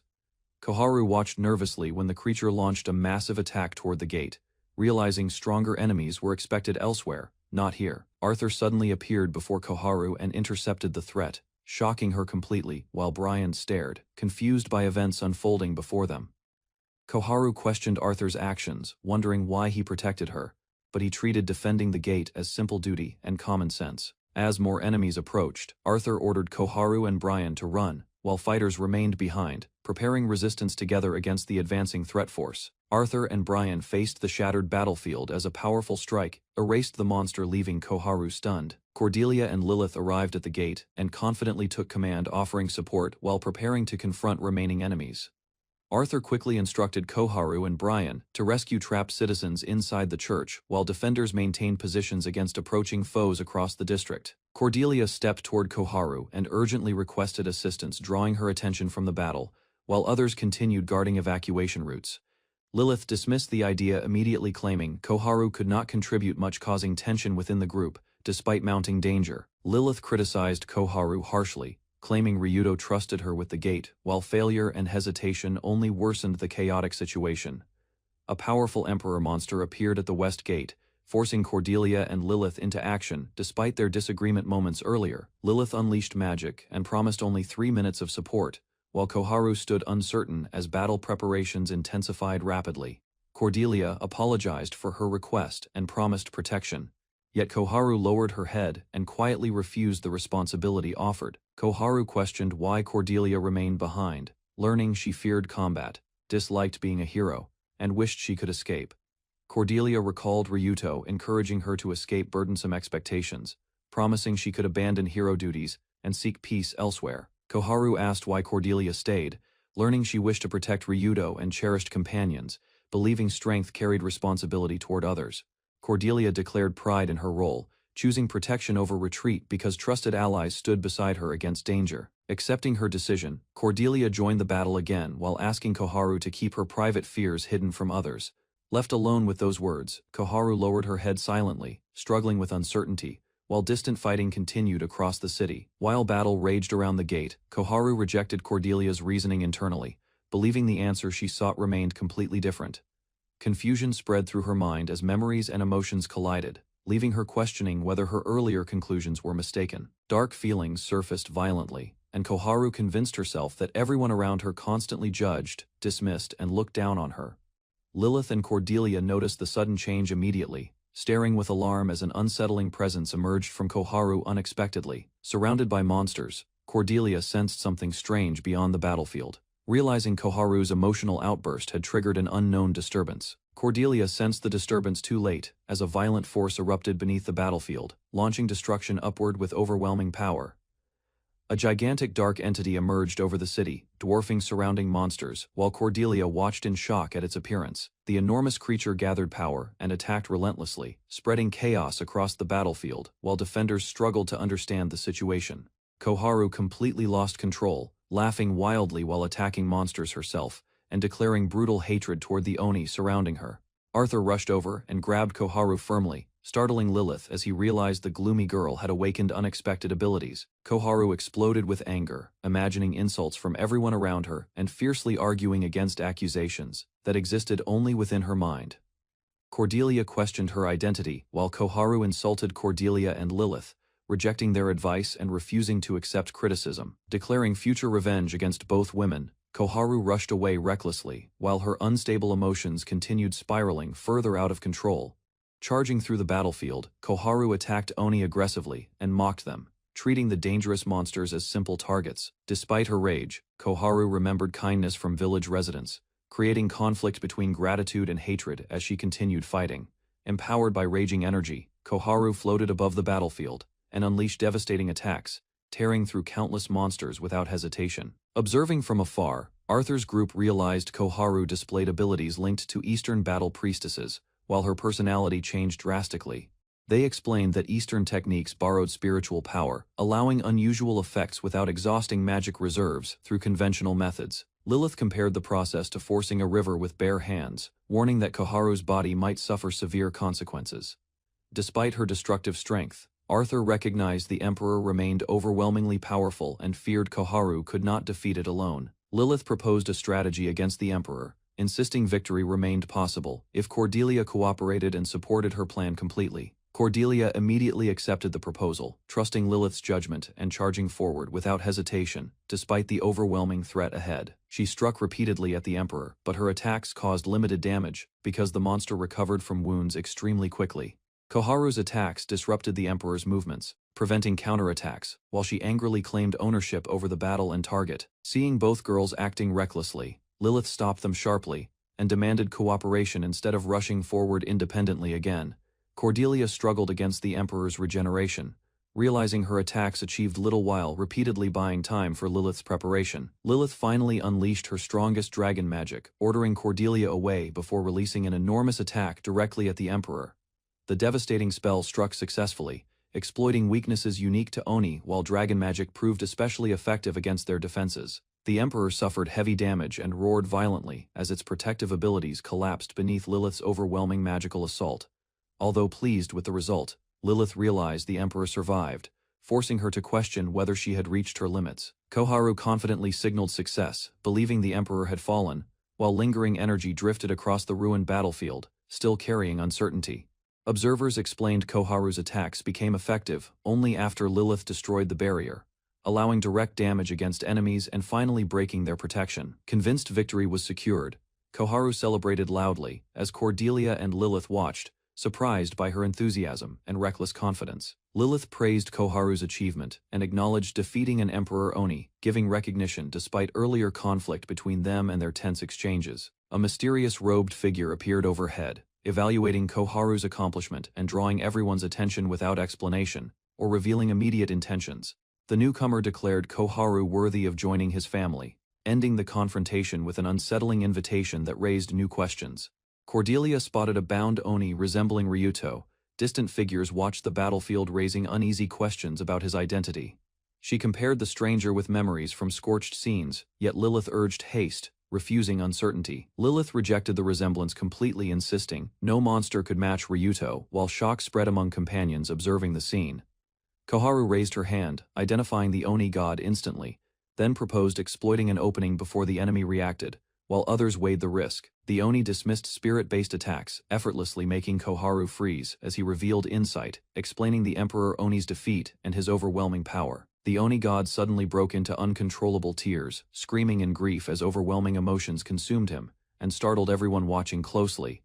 Still crying, he declared his brothers were dead, yet welcomed the group as family, leaving Cordelia and Koharu shocked. The Oni god revealed a disturbing plan to rebuild his people through surviving women, treating population loss as a solvable problem. Refusing to listen further, Lilith unleashed a powerful attack toward him, sending destructive energy forward with complete determination. Lilith admitted victory seemed impossible and ordered Cordelia to retreat immediately, choosing survival while Koharu reacted with surprise and concern. The Oni god appeared beside Cordelia and Koharu instantly, complaining about interruption while his sudden movement shocked both girls completely. Cordelia protected Koharu with her body, yet a violent impact erupted around them as the overwhelming enemy closed distance effortlessly. The Oni god ignored the attack's outcome, remembering instructions not to harm Cordelia, while casually deciding to follow those orders. Koharu attempted another strike, but the Oni god countered immediately, knocking her away and disrupting her offense before completion. Noticing Koharu carefully, the Oni god recognized her as someone from the human homeland and questioned her presence in Western lands. Koharu demanded answers from the stranger, but the Oni god looked confused and questioned her identity. Despite her obvious frustration, she revealed she survived a clan destroyed by Oni, while the Oni god casually admitted involvement without recognizing her family. Koharu questioned why terrifying Oni remained in Western lands despite sparing her life, exposing contradictions within their past encounter. The Oni god explained spirits abandoned weakened bodies lacking blood, then coldly declared Koharu unnecessary because her strength had faded. Without hesitation, the Oni god stated Koharu stood near death already, while blood spilled from her mouth before stunned witnesses. The Oni god forgot Koharu immediately, offered a casual farewell, then departed calmly, while bringing unconscious Lilith and Cordelia.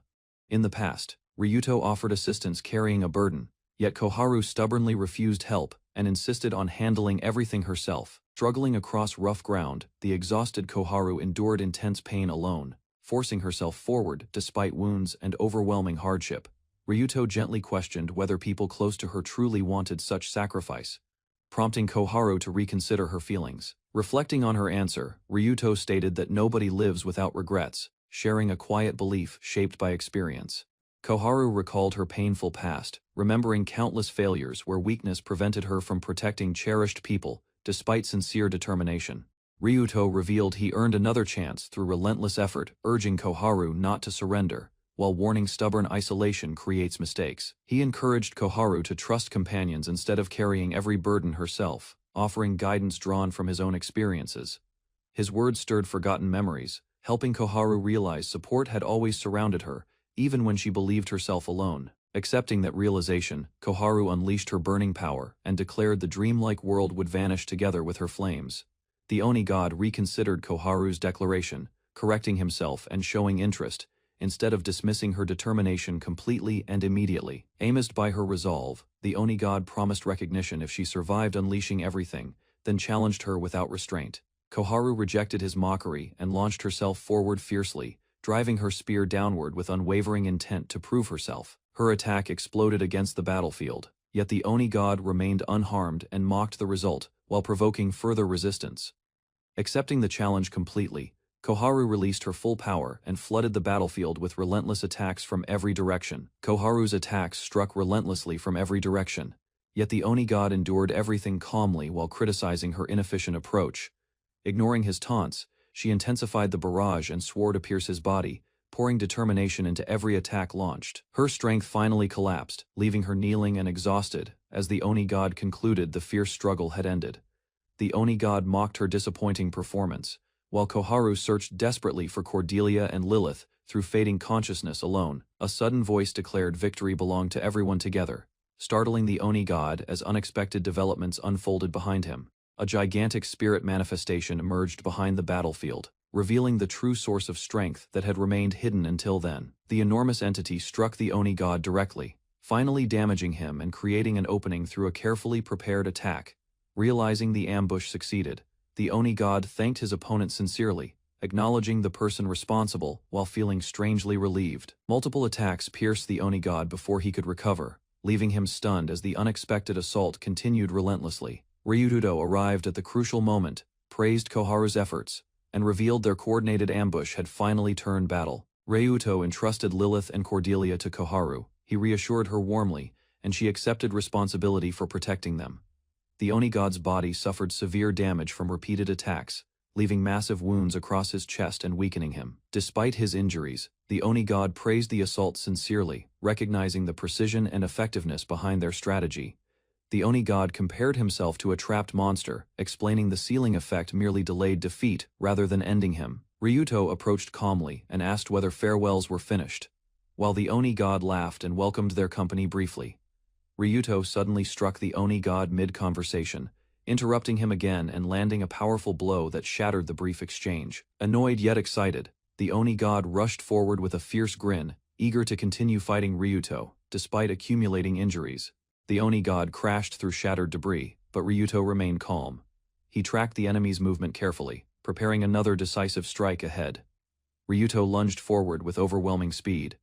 The Oni god noticed his approach, yet the distance vanished before any defense formed. His attack landed directly against the Oni god's body. Violent force erupted outward, tearing flesh apart while Ryuto watched closely. The damaged Oni god attempted resistance, despite severe wounds. Ryuto followed immediately, driving another crushing blow that hurled him away. Explosions burst across the battlefield as impacts chained together. Ryuto stood firm, maintaining pressure while the Oni god suffered continuously. Ryuto launched relentless attacks, striking the Oni god repeatedly across the sky. Each impact forced the enemy backward without granting recovery. Shockwaves scattered everywhere as countless collisions erupted. Observers could only follow bursting impacts, while both fighters moved beyond sight. Koharu watched nervously, unable to track their movements. She realized Ryuto matched the Oni god's strength and possessed extraordinary healing. A sudden realization struck Koharu. Her expression changed as she continued watching the battle, struggling to comprehend Ryuto's true nature. The Oni god appeared excited. Despite severe injuries, praising Ryuto's combat ability, the enemy approached cheerfully, while Ryuto answered calmly. The Oni god questioned Ryuto's occupation, assuming his strength came from an exceptional class. Ryuto calmly answered while studying his opponent. When Ryuto revealed he was merely a villager, the Oni god froze briefly. The answer completely contradicted everything expected. Rather than mocking him, the Oni god became delighted. He admired Ryuto's determination, recognizing immense discipline behind such impossible growth. Filled with excitement, the Oni god declared a desire to continue fighting. Ryuto remained cautious while listening from a distance. The Oni god admitted defeat was unlikely for Ryuto.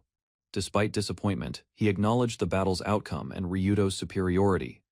The Oni god explained the difference between Oni and humans. Respecting Ryuto's power, he offered a proposal meant to end conflict. Without hesitation, the Oni god revealed his request. He pointed directly at Ryuto, expressing a strong desire for recruitment. The Oni god invited Ryuto into the Oni family. He praised Ryuto's bloodline and imagined greater prosperity for his people. He described the tribe's declining condition and fading glory. Preserving the Oni legacy for future generations remained his goal. The Oni god argued that humans caused the land's troubles. He insisted the true conflict belonged to humanity alone. The Oni god reminded Ryuto how humans treated exceptional villagers. He argued society feared anyone whose strength exceeded expected limits. He described human prejudice, recalling people who judged worth through occupations alone. Ryuto listened quietly without showing agreement or anger. The Oni god urged Ryuto to abandon humanity completely. He insisted the Oni tribe offered acceptance, respect, and belonging instead. Growing enthusiastic, the Oni god imagined joining forces with Ryuto. Together he claimed they could reshape the entire world. While speaking passionately, the Oni god suddenly noticed something strange. Looking down, he realized one severed hand was missing. The Oni god stared at his severed arm in disbelief. Panic replaced confidence when regeneration failed, leaving the wound completely unchanged. Confusion overwhelmed the Oni god as strange sensations spread. Realizing Ryuto's attack caused irreversible damage, he finally understood the danger. Ryuto approached the kneeling Oni god without hesitation. Looking down calmly, he declared the battle finished and the enemy defeated. The Oni god stared upward in shock, struggling to accept defeat. Beside him, Ryuto remained silent, while certainty slowly settled over his mind. Rejecting reality, the Oni god unleashed another transformation, and declared the battle had only just begun, despite defeat already looming over him now. Empowered by desperation, the transformed Oni god displayed multiple arms, and stood proudly, believing renewed strength could overturn the battle's conclusion against Ryuto. Moments later, confusion replaced confidence as he examined his altered body. Something felt wrong, and his expression shifted toward growing unease and doubt, realizing the problem. The Oni god panicked when several arms vanished unexpectedly. He shouted in alarm, unable to understand the collapse of regeneration. The transformed Oni god collapsed into panic as his legs vanished completely. He desperately questioned when Ryuto had delivered the fatal attack. Staring helplessly at his deteriorating body, the Oni god finally understood. Ryuto's earlier strike had already determined the battle's outcome. Fear overwhelmed the Oni god completely. Refusing death, he cried out desperately, wishing to witness the future glory of his tribe. With the Oni god gone, the conflict quickly shifted. Knights destroyed infiltrating Oni forces while neighboring nations reclaimed control successfully. 1 week later, authorities organized a massive operation against remaining Oni. Their reduced numbers left little chance for long-term survival. Leaders, nobles, and special students assembled before the throne as rulers gathered to review the consequences of the recent war and crisis together. Sage Moses received formal recognition from the assembly as officials highlighted his importance during the conflict. The audience applauded while Moses stepped forward with composure, earning praise for defending the Magic Academy against Oni attacks and safeguarding humanity's knowledge. Discussions credited Moses with reducing casualties, analyzing enemy movements, and helping resolve dangerous situations that threatened several regions. Further commendations were extended to the special students who protected their positions, while Ryudo listened quietly, remaining unconcerned about recognition or public praise. Ryudo felt satisfied seeing Cordelia and Lilith receive recognition. Watching their achievements acknowledged publicly brought him quiet happiness during the ceremony. The assembly announced Ryudo's accomplishments before the gathered audience. For saving countless lives, he would receive the title ministerial. Many attendees reacted with surprise and curiosity. Some questioned how a villager earned such honors, while others praised his contributions. Ryuto accepted the announcement calmly without seeking attention. Nearby, Lilith reacted noticeably, unable to hide her emotional response completely. Standing beside Cordelia and Lilith, Ryuto finally shared the same stage. The crowd applauded, while the three received recognition together. Standing proudly during the ceremony, Ryuto looked toward the future. Recognition strengthened his resolve, and greater ambitions began taking shape. While others celebrated, Moses watched coldly. He resented seeing a villager receive honor, alongside respected elites and heroes. Reviewing recent events, Moses acknowledged Ryuto's remarkable ability. Such achievements seemed impossible for an ordinary villager, raising serious suspicion.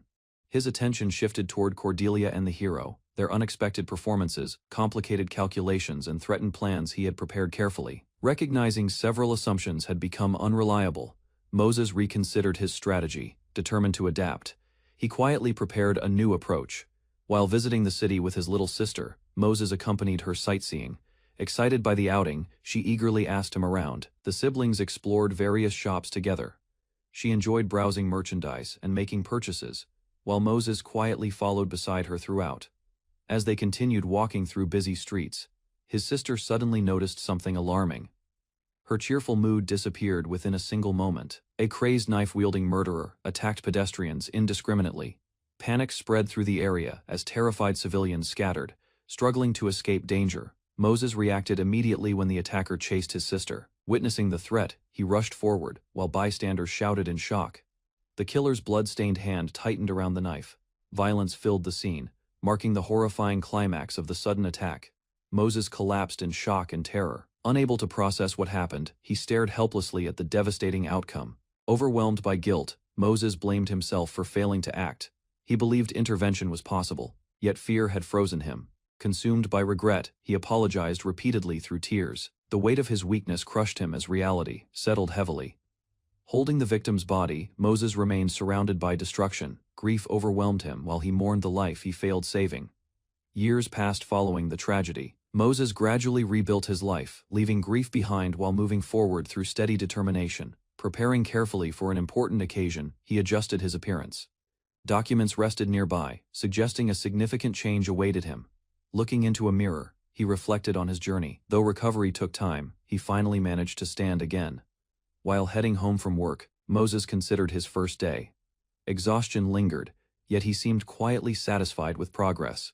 His thoughts ended abruptly when a violent collision erupted nearby. The sudden impact shattered the calm atmosphere surrounding him completely. Following the collision, Moses found himself before a mysterious goddess. A strange system appeared, presenting conditions for reincarnation and growth. After examining the options carefully, Moses accepted reality. He learned memories would remain intact, despite being reborn as a villager. The goddess explained he could choose 2 skills before reincarnation. Moses considered practical abilities that would support future development effectively. Although retaining memories offered advantages, Moses hesitated briefly. Starting a new life while carrying old regrets felt complicated. Remembering the tragedy that haunted him, Moses reached a decision. More than anything else, he desired overwhelming strength. Before accepting reincarnation, Moses questioned the goddess thoroughly about skills, growth, and future possibilities. He wanted certainty before beginning again. remembering his past failure. Moses made his choice with determination. He vowed to protect precious people and never repeat regret. Ryuto arrived at a new dorm after earning the ministerial title. Granted a private room, he settled while Lilith unpacked belongings with interest. Ryuto realized the unexpected title elevated his status and academy standing. The fortunate change created opportunities. Lilith complained that a sage had taken credit for Ryuto's achievements. She remained frustrated by the unfair recognition. Ryuto explained he could not defeat the sage directly. Lilith reacted aggressively, suggesting elimination of their enemy. He presented 3 reasons supporting his theory. First, Moses possessed exceptional abilities matching the feats attributed to Ashkenaz, making him the likely culprit. Ryuto suspected Moses caused the fake disaster and controlled monsters. Despite connecting several clues, he lacked evidence and could not prove anything. Presenting his second reason, Ryuto explained that many people remembered only the Ashkenaz battle. Lilith listened closely as doubts emerged. He revealed several individuals forgot crucial events entirely. Ryuto believed memory manipulation affected them, creating confusion and distancing people from truth. Ryuto rejected the idea that Moses altered memories personally. He reasoned such actions suggested another factor, causing Lilith to reconsider. He proposed a third party operating behind the scenes. Comparing trusted allies aiding him, he suspected Moses received similar support. A group of masked figures gathered around a large table. Their secret meeting focused on reviewing recent events. The discussion shifted toward the Sachima's battle. One member requested an evaluation of Ryuto, whose actions had attracted significant attention. A participant stated, Ryuto was neither reincarnated nor extraordinary by origin. They credited his growth to training, mentorship, and unusual circumstances. The council examined connections involving dragonkin and lizard forces. Despite concerns, they postponed deeper investigation and moved the meeting forward. As the session concluded, one member praised the investigation. Another questioned Cordelia's judgment, suggesting her conclusions had become increasingly irrational. The council criticized Cordelia's performance as a hero.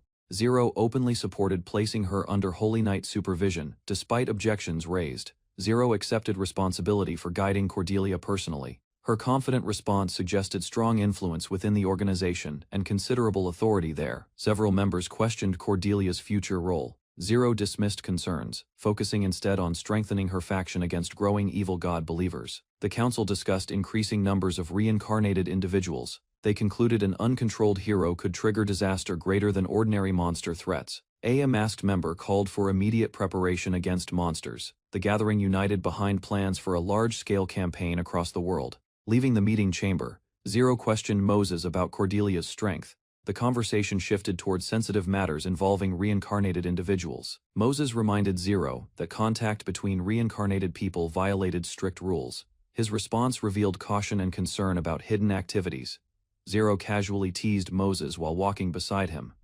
Their relaxed exchange contrasted sharply with the secrecy surrounding their organization. Zero doubted Cordelia alone defeated the Oni god. She also questioned reports claiming the powerful enemy had disappeared completely.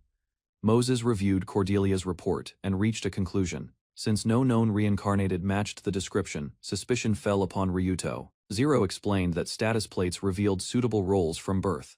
Despite this, she dismissed suspicions that Ryuto was reincarnated. She argued many reincarnated remained undiscovered by the church. She questioned why Moses ignored alternative possibilities during his investigation. Teasing him playfully, Zero suggested hidden activities were occurring behind scenes. Moses remained silent while she avoided giving details. Moses accepted that Cordelia would enter Zero's supervision. His decision reflected trust in her abilities despite their differing views. He worried Cordelia lacked sufficient preparation for future dangers. Believing ordinary training was inadequate, he sought her survival instead. Moses stopped before leaving and sincerely asked Zero to protect Cordelia. His concern revealed personal feelings hidden beneath restraint. Zero immediately noticed Moses's attachment to Cordelia. She confronted him directly, suggesting his concern extended beyond ordinary responsibility. Ignoring the remark, Moses stated he would inspect Cordelia's condition. Personally, his serious attitude convinced Zero the matter was important. Watching him depart, Zero reflected quietly on his behavior. The exchange strengthened her belief that Cordelia mattered greatly to him. The scene shifted to a grim aftermath. Bloodied feet resting upon the ground hinted that violence had already occurred elsewhere. Moses revealed his preparations had reached completion. Confidently targeting Ryuto, he challenged the villager to surpass heroes and prove expectations.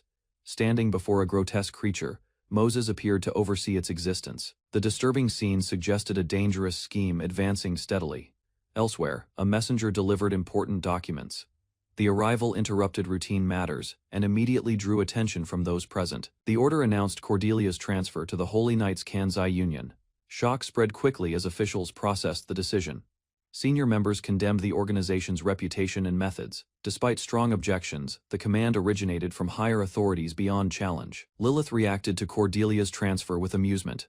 She viewed the assignment as a demotion and openly teased the departing princess. Ryuto apologized for casualties linked to his strategy. Cordelia rejected blame toward others and accepted responsibility for resulting consequences herself. Cordelia firmly declared she would bear the burden alone. Her determination impressed everyone, though Ryuto responded with a playful reprimand. Before leaving, Cordelia promised to train hard within the Holy Knights. Ryuto handed her a special item for protection. Cordelia gratefully accepted the jade necklace from Ryuto. He instructed her to call for help whenever danger appeared around her. Cordelia accepted Ryuto's gift and promise with gratitude.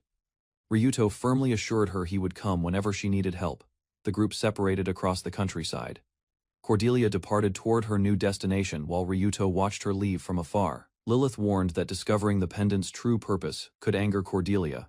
She questioned whether Ryuto had considered that possibility. Ryuto answered without hesitation. Even if Cordelia hated him, protecting her life remained far more important than preserving affection. Reflecting on recent events, Ryuto identified the transfer's source. He concluded Moses had arranged Cordelia's reassignment to the Holy Knights. Ryuto concluded Moses arranged events to isolate Cordelia deliberately. Despite concerns, he viewed the transfer as valuable training opportunity. Comparing motives, he realized both he and Moses wanted Cordelia stronger. Their difference lay in methods and intended outcomes. Ryuto reflected on hidden forces manipulating heroes and demons. He suspected Cordelia had been prepared for purposes beyond heroism. His thoughts centered on mysterious beings influencing events. Ryuto understood only that heroes possessed special significance to them. Questioning hero restrictions, he connected several mysteries together. He believed Cordelia, the fourth hero, would become the key. Ryuto identified a weakness in Moses's strategy. Cordelia's current vulnerability created an opportunity to redirect attention toward himself instead. Determined to act, Ryuto decided to become the substitute target. He planned to replace a hero and attract Moses's focus. To accomplish that goal, he investigated the hidden forces. Understanding their obsession with heroes became his highest priority now. Ryuto realized direct action was impossible alone. He considered another route to contact them and searched for reliable assistance. Keeping Cordelia's safety as his objective, he prepared for confrontation. He resolved to uncover the truth and defeat them. Ryuto and Lilith visited a guild seeking admission. An elf receptionist immediately refused, insisting applications were limited to graduates only. Ryuto presented his credentials and persisted despite resistance. Knowing rank determined influence, he sought advancement to support Cordelia effectively. The receptionist mocked his ambitions and dismissed him repeatedly. She boasted about the guild's prestige while refusing serious consideration. Their argument attracted attention throughout the building. The guild master finally appeared, surprising everyone and recognizing Ryuto immediately. Bernard knelt in the meeting room, crying heavily and repeatedly apologizing, while his dramatic remorse startled everyone. Ryuto listened from his seat as Bernard continued bowing, forcing others to calm him before the conversation could proceed. Unsettled, Bernard asked Ryuto for cooperation protecting Cordelia, then questioned why an elf worked under human authority, despite common social expectations. Ryuto explained some elves lived among humans voluntarily, often becoming wanderers or joining guilds instead of isolated communities governed solely by their kind. Bernard recalled restrictions targeting stray elves years earlier, prompting Ryuto to connect the policy with his training. Ryuto realized Bestaha, his village, was affected by the elf restrictions. Bernard explained other nations copied the policy despite limited resistance. Bernard wondered whether a particular elf had attracted Ryuto's interest. Sitting beside Lilith, Ryuto calmly denied Bernard's mistaken assumption immediately. Ryuto stated he had two objectives. Lilith eagerly offered assistance, while Bernard listened closely as Ryuto prepared his requests, carefully. Ryuto revealed his first objective, gaining rank quickly without drawing attention. He directly asked Bernard for support achieving that goal. Bernard quickly understood the request and agreed. When he asked for specifics, he postponed explanations and promised details later. Ryuto revealed his second objective, raising Lilith's level. He requested a quest involving subduing humans, placing her development first. Bernard immediately understood the proposal. Ryuto confirmed Lilith already knew the risks, while Lilith remained composed and prepared herself. Bernard selected a suitable quest. The scene shifted toward violent conflict, where armed opponents faced sudden attacks during a mission. Lilith overwhelmed numerous bandits with exceptional skill. Survivors panicked, reporting 2 bandit hunters, and warning others about her. Then moved 1 year earlier at the Dragon's Village. Lilith expressed interest in learning swordsmanship, beginning her path forward. A woman from the Dragon's Village accepted Lilith as her student. Owing gratitude, she promised swordsmanship lessons and began explaining fundamentals. The instructor described 3 attack methods: blow, thrust, and graze. Rather than killing immediately, each strike weakened an opponent gradually. She taught leverage over strength, explaining proper sword movement. Lilith learned power came from technique, balance, and controlled motion. Lilith practiced several stances while studying strategy. The instructor explained positioning, defense, and opportunities for counterattacks during combat situations. The lesson continued with stance changes. Lilith learned to disrupt opponents' pace, understanding every stance carried strengths and weaknesses. The instructor taught stance transitions, showing attacks emerge naturally from movement. Mastering stances allowed control without relying on direct strikes. She explained these lessons were only fundamentals. Superior understanding of stances granted overwhelming advantages, enabling victory against stronger opponents consistently. Lilith sparred against the instructor and suffered repeated defeats. The veteran exposed flaws in her technique, experience, and judgment. The instructor demonstrated impossible-looking swordsmanship, defeating opponents despite expectations. Lilith witnessed skill overturn conventional assumptions and battlefield common sense. Asked why she pursued swordsmanship, Lilith answered firmly. She wanted strength to protect the place she considered her home. Lilith analyzed her shortcomings during training. She lacked finishing power, so she sought versatility while adapting her dragon magic effectively. The instructor suggested learning knife throwing alongside swordsmanship. Lilith accepted the advice, hoping additional skills would expose enemy weaknesses. Ryuto observed Lilith's progress and judged it promising. He believed recognition mattered, though society would still underestimate him. Reflecting on Bernard's success, Ryuto admired his path. Bernard's connections and achievements had elevated him into leadership positions. Ryuto learned, villagers could attempt rank examinations after major accomplishments. Still, no villager had ever attained an official rank. Ryuto reflected on Bernard's history. Despite earning recognition as an orc killer, Bernard preferred modest achievements and secured lasting trust. He learned rank required more than combat ability. Achieving it meant gaining influence, status, and recognition within national affairs. Ryuto concluded reaching a rank was necessary. Recognition would let him stand beside heroes and participate in greater matters. The bandit suppression mission ended successfully. Ryuto reported completion, presented rescued captives, and requested officials verify everyone carefully. While authorities handled the aftermath, an elf official reviewed documents quietly. Noticing her attention, Ryuto invited her to speak. The elf official praised the mission's success and rescued captives. Despite gratitude, she remained troubled by Lilith's overwhelming combat ability. Speaking with Ryuto, the official admitted greater concern. Lilith had eliminated many elves calmly, leaving a difficult impression behind. Lilith explained her motivation directly. Strength was never pursued for glory. Her determination originated from a deep desire for revenge. Remembering earlier years, Lilith recalled sword training. Improving her abilities seemed enjoyable, and steady progress encouraged greater dedication daily. Her purpose gradually expanded beyond herself. Surrounded by companions and younger students, Lilith trained harder to protect those precious people. Lilith recalled the day everything changed. A mysterious swordsman appeared among fallen bodies, marking the beginning of her obsession. The swordsman mocked surviving witnesses and welcomed revenge. His terrifying confidence left deep scars on everyone who heard him. Watching the massacre, Lilith failed to understand his actions. Fear, confusion, and helplessness overwhelmed her thoughts. Completely then. Years later, Lilith finally defeated that man. Through killing him, she grasped the harsh principles governing their world. The memory ended as Ryuto and Lilith received promotion to E rank. Satisfied, they discussed food before returning. Walking through the city, Ryuto noticed a hooded figure sitting among ruins. The contrast with surrounding prosperity immediately caught attention. He stopped and examined the streets carefully. The mixture of impressive construction and visible poverty created an unsettling impression. Ryuto observed decaying buildings standing beside recent developments. Rapid economic growth had produced inequality, leaving many ordinary citizens struggling. A growing discomfort troubled his thoughts. Lilith noticed his reaction, but he remained focused on the disturbing realization. He questioned why the problem escaped his notice before. Looking around again, he sensed something fundamentally wrong here. Ryuto followed his suspicion into a narrow passage. Examining the area closely, he noticed traces suggesting concealed activity recently. Standing with Lilith beneath the archway, Ryuto studied the surroundings. Small clues convinced him someone had occupied this location. Investigating further, he discovered evidence of concealment magic. The spell masked a person's presence, explaining his lingering uneasiness. Realizing the situation exceeded his abilities, Ryuto called Lilith for assistance. He requested help uncovering whatever remained hidden. Lilith accepted immediately and activated Dragonify. Focusing her power, she prepared to reveal the secret concealed within shadows. Lilith combined her abilities with Ryuto's support.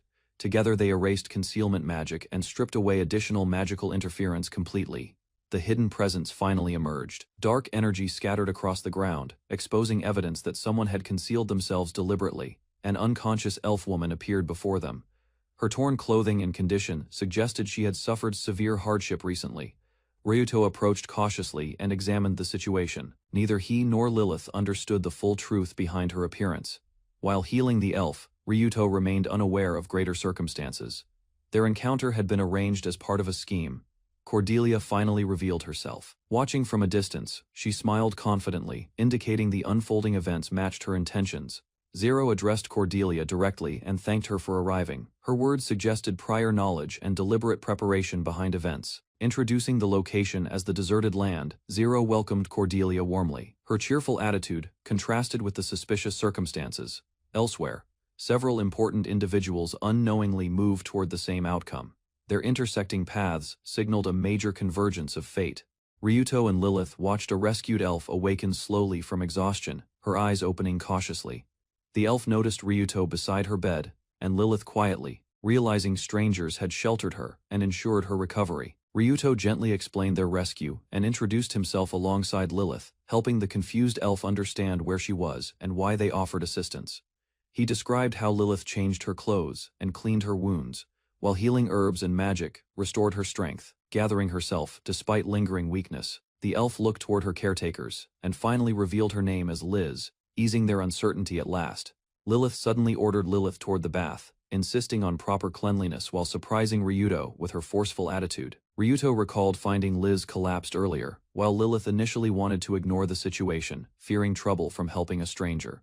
While resting in Ryuto's arms, Liz quietly asked Lilith not to become angry, revealing concern, despite her weakened condition. Lilith imagined herself as Liz's mother, causing a strange realization that left her frozen while exaggerated thoughts filled her mind. Accepting that idea completely, Lilith declared they should save Liz, then wondered whether Ryuto's role made him the father. Liz observed Ryuto calmly and recognized he intended to rescue her immediately, praising his growing ability to understand and support others.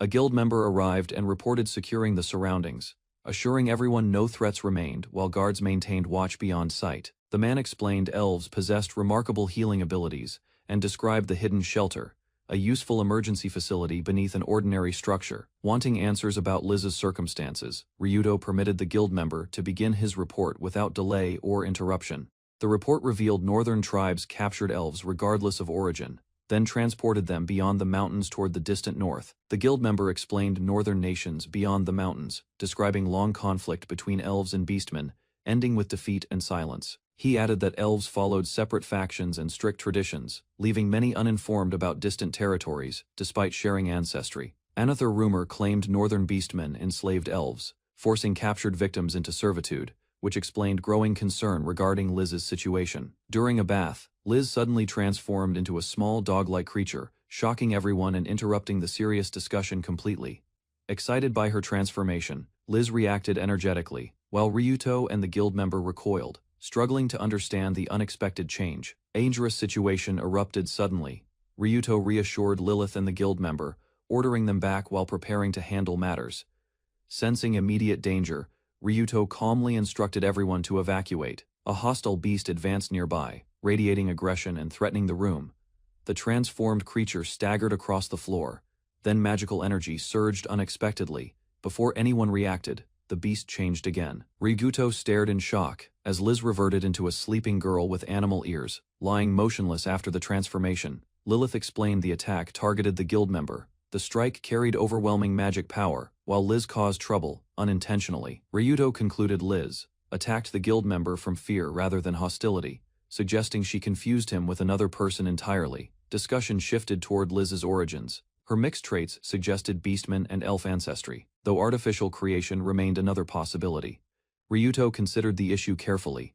Beastmen and elves rarely formed relationships, despite comparable strength, making Liz's existence extremely unusual. While analyzing events, Ryuto focused on one question, wondering why Liz had been abandoned at that specific location. Evidence suggested assassination attempts and a powerful curse. Liz's clothing indicated status, while delayed rescue would have ensured death. Ryuto questioned the assassination theory, noting hidden magic protected Liz. Such preparation suggested someone expected rescuers to discover her. Additional evidence deepened suspicion. Liz carried a concealment gem and could have sought help herself, making her situation seem planned. Ryuto proposed another possibility. Someone might still be monitoring Liz secretly, while answers depended on learning information directly from her.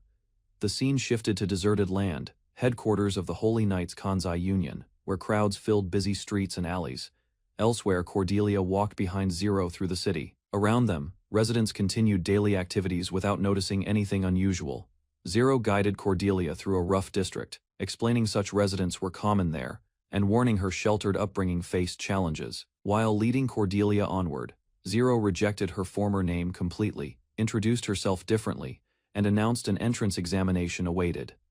Inside the facility, the vice captain welcomed the hero respectfully and presented a restrained individual prepared for demonstration purposes. The vice captain introduced the captive as Daz, displaying the unusual figure before continuing his explanation about the organization.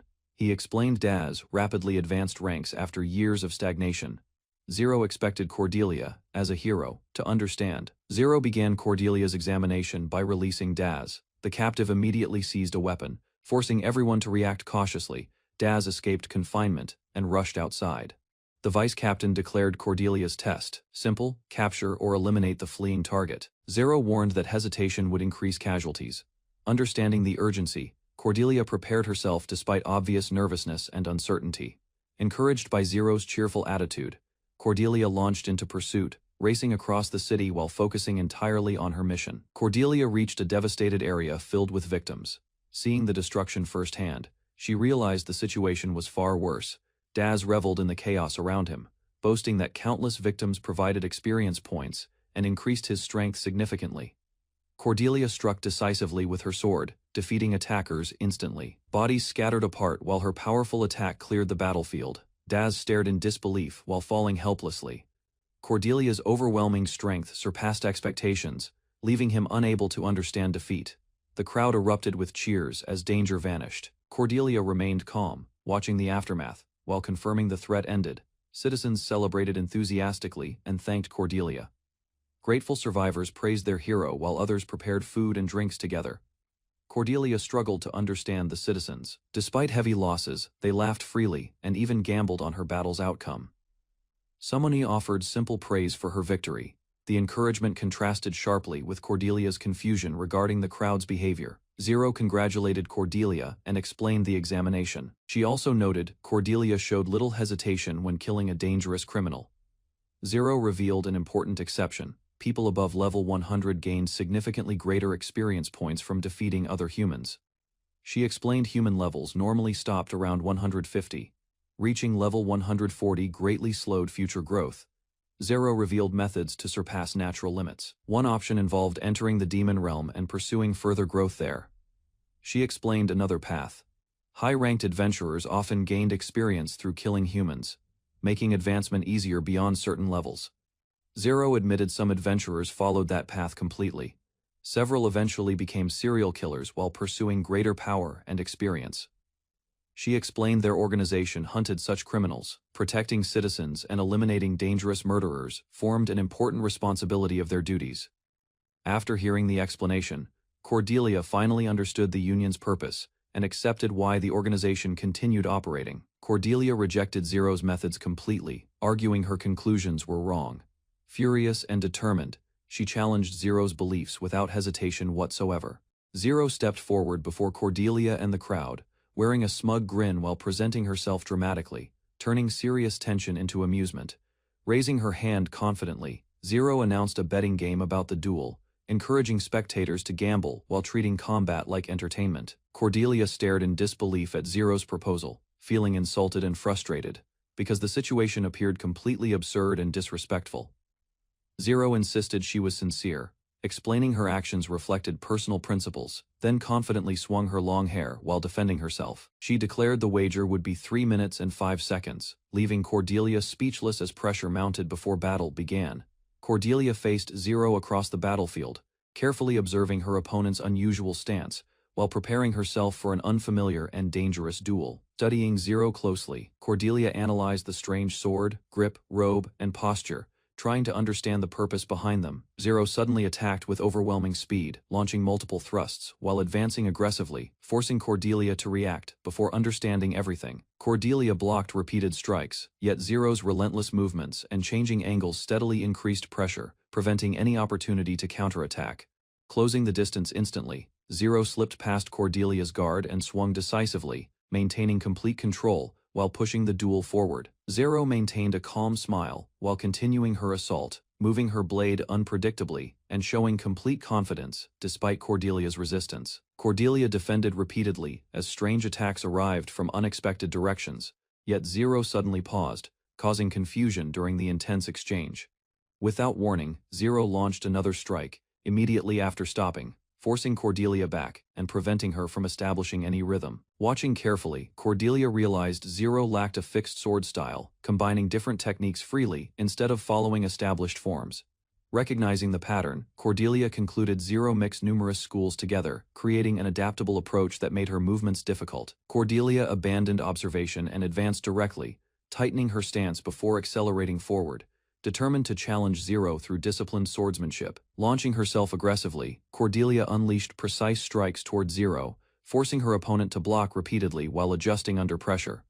Cordelia continued attacking without hesitation, chaining movements together smoothly and driving Zero backward through relentless, well-practiced offensive techniques.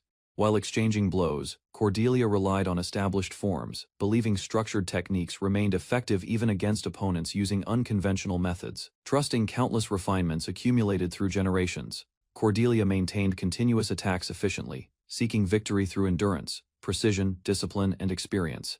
Cordelia suddenly noticed an opening within Zero's movements, her expression sharpening as she prepared a calculated response during combat. Using disciplined technique, Cordelia exploited the moment perfectly, launching a precise counterattack designed to overcome Zero's unpredictable fighting style. The clash intensified as both swords collided repeatedly, but Cordelia executed another prepared maneuver, forcing Zero into an awkward position. With their weapons entangled, Cordelia revealed a concealed blade, attempting to catch Zero off guard through an unexpected tactical strike. Zero reacted instantly to the hidden weapon, neutralized the surprise attack, then threw Cordelia down, escaping danger without suffering damage. Cordelia pinned Zero to the ground and pressed her hidden blade forward, believing the duel had finally reached its conclusion. Maintaining her position over Zero, Cordelia confidently declared victory, convinced her strategy had successfully overcome every obstacle presented.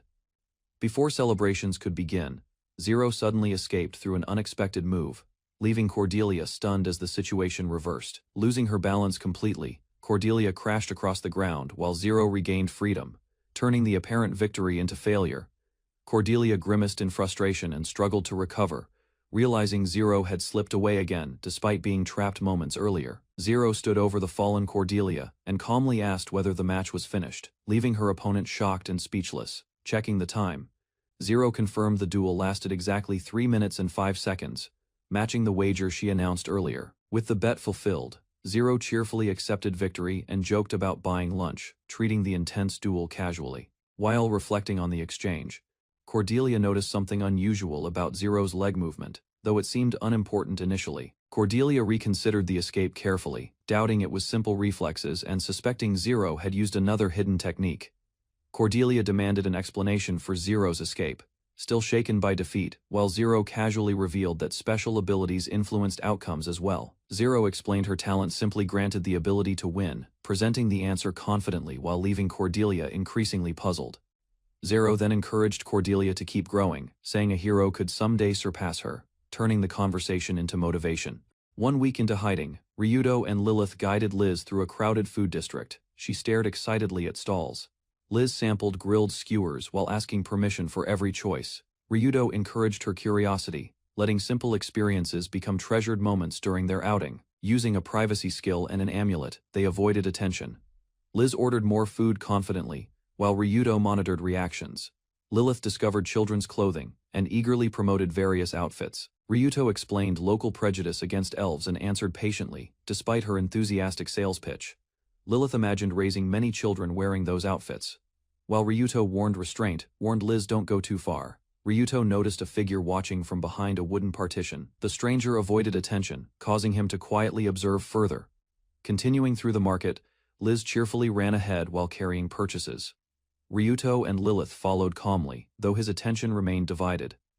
Liz sensed Ryuto's concern and questioned his situation. Rather than dismissing her curiosity, she waited seriously for an honest explanation. Ryuto hesitated before responding, unsure how much information to reveal. Liz accepted his silence, though disappointment briefly appeared across her face. Seeing her reaction, Ryuto reassured Liz with kindness. He promised protection and invited her to remain with them. Ryuto reflected on widespread discrimination against elves. Learning humans participated in such oppression troubled him and deepened concerns about Liz. He considered seeking assistance from elves. Yet doubts emerged. Long-standing resentment toward humans could cause rejection before discussions even began. Reviewing available clues, Ryuto noticed Liz feared something beyond humans. Her circumstances seemed unrelated to northern elves relocated elsewhere. That realization raised another question. If Liz lacked ties to northern elves, what connection could she possibly have with beastmen? Ryuto recalled the northern region ruled by beastmen. Linking his homeland, elves, and beastmen together only complicated matters further. Ryuto weighed difficult choices regarding elves, beastmen, and hidden conflicts. Acting recklessly could worsen tensions and increase Cordelia's burden significantly. Lilith suddenly proposed a condition for accepting help. She wanted herself called Mama while naming Ryuto Papa with excitement. She suggested posing as a family would attract less suspicion. Ryuto reluctantly accepted the idea despite visible embarrassment. The arrangement changed roles completely. Ryuto became the older brother while the girls assumed elder and younger sister identities. Treeing the new relationship, Liz addressed Ryuto as older brother. The unfamiliar title left her surprised while testing it. Liz called Ryuto by his new family title, startling him completely. Embarrassment overwhelmed his composure while she watched with amusement. Delighted by his reaction, Lilith boldly declared her affection. Ryuto remained unimpressed, leaving her dramatic confession without the response expected. Ryuto explained the statement felt strange because they appeared similar in age. He rejected the roleplay, while Lilith looked disappointed. Liz quickly shifted attention toward Lilith, thanking her enthusiastically. Ryuto reminded everyone about their assigned family roles, though doubts remained. The conversation settled as they continued through the market. Ryuto encouraged consistency with their disguises, while Liz followed cheerfully. Back at the guild hideout, Ryuto questioned Bernard about suspicious followers. He wanted confirmation regarding identities and possible motives behind surveillance. Bernard explained 2 groups had followed them. One likely belonged to Norlai's company, whose trainees frequently acted like street thugs. Ryuto learned rumors connected Norlai's with transporting elves. The possibility that Liz had been discovered immediately raised serious concerns. Despite Bernard's suggestion to investigate further, Ryuto advised patience. He preferred gathering information carefully before taking any direct action. Bernard accepted the decision and focused on protecting the hideout. Left alone, Ryuto quietly considered the growing dangers surrounding Liz. Ryuto reviewed recent events and confirmed several groups had tracked them. However, none appeared capable of locating their hideout. Since their pursuers showed no immediate movement, Ryuto avoided acting hastily. His attention shifted toward a more important concern. Holding a familiar pendant, Ryuto worried about Cordelia's safety. The unresolved situation weighed heavily on his thoughts and judgment. Elsewhere, a hooded figure wearing a matching pendant traveled alongside mounted forces. Their coordinated movement suggested an organized operation. Leading the group, Zero observed developments calmly. After spotting suspicious activity, she identified someone as a terrorist scout and remained alert. Zero reflected on centuries of conflict. The church had rejected native beliefs and emerged victorious from a devastating religious war. Confident in church authority, Zero prepared an attack on a passing caravan. She expected support while targeting supposed enemies of believers. Her forces revealed their true intentions without restraint. Zero ordered pillaging and violence, driving followers into a frenzied assault. Mounted troops charged forward at her command. The attackers crashed into their targets aggressively, overwhelming resistance through speed and force. When the battle ended, survivors searched the aftermath. One man mocked the equipment while noticing the complete absence of women. The cloaked Cordelia praised the attackers' strength. Elite holy knights had overwhelmed opposition rapidly, proving far more dangerous than expected. Amid the battlefield, a mysterious figure confronted the survivors. He correctly guessed they were reincarnated individuals, shocking everyone present. The Oni god, a personal grudge against reincarnated people. He blamed one for deceiving and killing his own brother. Consumed by hatred, he threatened brutal revenge upon his enemies. Grief and rage had completely twisted his judgment and actions, determined to honor his fallen brother. The Avenger unleashed a powerful attack, energy gathered within his hand before release. The Oni god evaded retaliation and questioned reincarnation. Confused, Cordelia struggled to understand his motives while facing unexpected pressure. Demanding answers, he searched for additional hidden enemies, his attention fixed on surviving targets as tension rapidly intensified. A sudden impact struck the Oni god without warning. The unexpected blow interrupted questioning and completely changed the battle's flow. More unseen attacks followed immediately, launching combatants through the air. The horned warrior realized an invisible technique was involved. Despite repeated strikes, the Oni god remained confident. He believed his body would recover completely before reaching the ground. The Oni god crashed violently into the ground. Expecting regeneration, he instead awoke confused among scattered debris and shattered remains. Trying to recover, he discovered his healing had slowed dramatically. As consciousness faded, an unknown woman questioned his understanding. The woman introduced herself as Zero and declared absolute confidence. She claimed anyone opposing her would inevitably face defeat. Though forced to halt, the armored warrior remained composed. Rather than panicking, he appeared ready to reveal something important. Zero calmly addressed the battlefield while destruction surrounded her. She boasted about her group's strength, displaying overwhelming confidence before everyone. Zero turned toward the fallen Oni god and addressed him as hero.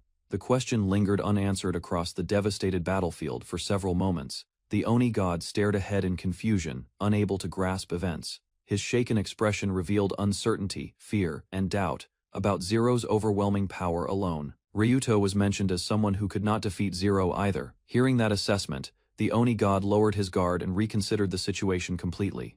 Ryuto arrived with Lilith and Liz beside adventurers. The group reacted with surprise, questioning their presence. He calmly explained their contract terms, stating 3 participants would join the mission and share rewards fairly without excluding Lilith or Liz involved. 2 days earlier, Ryuto attended a discussion regarding porter hunting incidents. Reports showed skilled carriers possessing item box abilities were being targeted. The meeting detailed item box powers, explaining its stored luggage within separate space, allowing users to transport equipment easily regardless of weight limits. Further information revealed porters relied on the rare skill, whose capacity increased with level growth, making experienced users valuable targets. Bernard explained numerous suspicious porter deaths occurred recently. Investigation revealed overlapping locations between crime scenes and one adventurer party repeatedly appearing. Ryuto questioned what kind of group could ambush porters successfully. Bernard explained wealthy clients commonly hired powerful private escorts. Bernard considered the pattern carefully and estimated the suspects belonged to a C-ranked party. Ryuto reacted with visible surprise. He explained each party member possessed strength, comparable to a ranked adventurer's. Such power allowed them to overwhelm targets efficiently. Bernard added several strong adventurers had vanished as well. Ryuto confirmed they were missing, suggesting a larger conspiracy existed. Bernard revealed every porter death was reported as an accident. The involved adventurers disappeared, leaving only a damaged sword fragment behind. Examining the fragment, Ryuto realized it was made from orichalcum. Bernard admitted conducting independent research despite guild hesitation. Their investigation uncovered links to the Norlize company. Bernard suspected its influence pressured the Adventurers Guild into silence. Ryuto accepted Bernard's request immediately. He planned to pose as a porter while accompanying in a ranked party transporting materials. Reaching the gathering point, adventurers protested Liz's presence. They acknowledged her item box skill, yet doubted her suitability. Despite objections, the party accepted Ryuto, Lilith, and Liz. The leader urged cooperation, then ordered everyone to begin moving. Entering the hunting grounds, the adventurers fought numerous lizardmen efficiently. Their coordinated attacks eliminated monsters quickly while Ryuto observed. The party selected a campsite and discussed patrol duties. Their successful hunt proved hiring a porter was practical. While others relaxed, Ryuto quietly studied their behavior. Several members exchanged suspicious expressions, drawing his attention immediately. Ryuto eventually uncovered the truth behind the mission. The adventurers revealed hostile intentions, confirming Bernard's suspicions were completely correct. Ryuto defeated the attackers and questioned their strength. Their abilities seemed insufficient for defeating B-ranked opponents, despite earlier reports. Searching for Liz, Ryuto discovered Lilith, standing calmly beside captured enemies. Their failed attack left him briefly confused. Realizing Lilith acted independently, Ryuto ordered the prisoners restrained. He rushed forward, regretting his mistaken assumptions about her. One captive suddenly approached Liz from behind. His desperate movement suggested he intended using her as leverage. Before the plan succeeded, a beast struck the attacker violently. The ambush collapsed completely as the enemy suffered defeat. Ryuto reflected on the situation quietly. He had suspected the truth already, yet personal pride prevented him from accepting it. Watching the battlefield, Ryuto realized Liz acted to stop further bloodshed. He never wanted a child carrying such burdens. Understanding her circumstances better, Ryuto concluded Liz lacked full control over her powers, despite possessing overwhelming strength. Multiple summoned beasts surged across the area aggressively. Ryuto stepped forward immediately, determined to prevent unnecessary casualties. Ryuto repeatedly ordered the creatures to retreat. His firm commands gradually calmed them, stopping the violence before it spread. Liz transformed into a beast-like form and began crying. The aftermath overwhelmed her emotions, revealing fear hidden beneath strength. Ryuto approached carefully and reached toward Liz. His calm presence helped her regain awareness and return gradually. Seeing her distress, Ryuto blamed himself instead. He apologized sincerely, insisting Liz bore no responsibility for the incident. Unable to hold back her feelings, Liz rushed forward and embraced Ryuto tightly. He stood surprised, yet accepted it. Lilith watched the scene silently from a distance. Her expression changed slightly, suggesting unexpected thoughts crossed her mind. Ryuto questioned the defeated adventurer about a recently activated magic item. He demanded answers, suspecting another hidden threat remained. Cornered and heavily injured, the captive revealed the item's purpose. With hatred lingering, he declared everyone present would die. The magic item activated immediately. Strange energy erupted outward, signaling the beginning of a dangerous unforeseen development. A brilliant flash spread across the area. Ryuto and the others watched cautiously as the disturbance expanded rapidly. Massive monstrous creatures emerged before Ryuto. Their terrifying appearance confirmed the item had summoned an even greater threat. The summoned monsters obeyed their master's final command and targeted Ryuto immediately. Their reckless scheme backfired, unleashing uncontrollable beasts against everyone. Ryuto's attack struck the beast's exposed fangs, shattering crucial evidence. The creature screamed in panic while Lilith watched silently. Liz covered her mouth as the wounded beast staggered. Its broken jaws trembled repeatedly, revealing damage that worsened. The beast lunged wildly despite severe injuries. A violent impact erupted across its head, crushing resistance and scattering debris. Ryuto and Lilith stared at the aftermath in shock. Ryuto realized the destroyed fangs had been important evidence for their investigation and suspicions. Before Ryuto could react, a cloaked figure appeared unexpectedly. Unable to sense him earlier, Ryuto reached out urgently, seeking answers from the stranger. A hidden beast lunged from behind Ryuto without warning. Lilith spotted the danger first and shouted urgently, forcing his attention backward. Ryuto observed the creature calmly while it attacked. Its movements appeared crude and predictable, revealing little combat experience or discipline. The beast charged again with its jaws wide open. Ryuto advanced directly, determined to recover the evidence lodged inside. Ryuto's strike forced the creature to cough violently. A solid object emerged from its mouth, while saliva spilled across the ground. The beast lowered its head and stared toward Ryuto. Holding the recovered evidence, he paused cautiously as its behavior changed. Liz stepped forward and begged Ryuto to stop hurting the beast. Her plea revealed concern, causing him to reconsider immediately. Ryuto asked Lilith for the Grim Reaper's cuffs. He also requested clothes for Liz, while preparing another solution carefully. The cursed item transformed the beast into a small dog. Liz watched quietly, surprised by the harmless creature before her. Ryuto decided the animal should be trained instead. Their group discussed keeping it safely under supervision, rather than eliminating it. He named the dog Aruto. giving it a fresh beginning. Gathering courage, Liz requested permission to share her story. Liz began explaining her past to Ryuto and Lilith. She revealed unknown pursuers sought her life, forcing constant concealment. She described a long conflict between McKinley and Forsrium. The Beast King ended the war, securing victory for Beastmen. Following Forsrium's defeat, devastation spread across the kingdom. Men faced execution while women endured humiliation under the Conqueror's rule. The elven princess suffered a harsh fate as well. Sold to the second Beastman prince, she entered a false marriage. What began as a political arrangement slowly changed. Genuine affection developed between them, altering the course of their lives. 2 years passed, and Liz was born into the family. Her parents cherished her deeply, enjoying a brief period of happiness. Liz's father helped lead reconciliation efforts between elves and beastmen. Growing cooperation created hope that long-standing hostility might finally end. The Beastman King observed these developments with growing anger. Political tensions intensified, and his hostility toward the situation surfaced openly. Liz was declared an abomination and marked for execution. Supporters arranged her escape, though their contact died before meeting her. Finishing her story, Liz admitted her uncertainty through tears. Feeling powerless and lost, she struggled to decide her future. Ryuto thanked Liz for sharing her painful past. His kind response eased her fears. While Lilith listened beside them, Ryuto reassured Liz that she was no longer alone. Promising protection alongside Lilith, he offered comfort and dependable support. Relieved by their encouragement, Liz finally smiled. Her expression softened as trust gradually replaced the anxiety burdening her. Ryuto requested additional information regarding relations between elves and beastmen.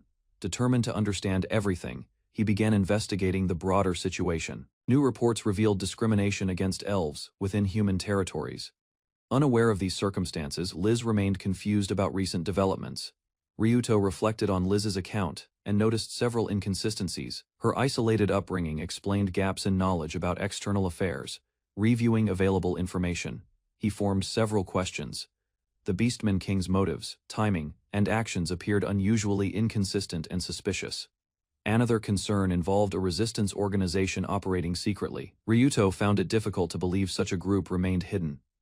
Investigation revealed the organization's leaders were Liz's Aunt Felice and the legendary elf magician Abe McMillan instead. Ryuto considered another possibility regarding Sage Abe. Rumors claimed his death centuries earlier, yet surviving connections seemed increasingly plausible. Ryuto focused on understanding the situation correctly.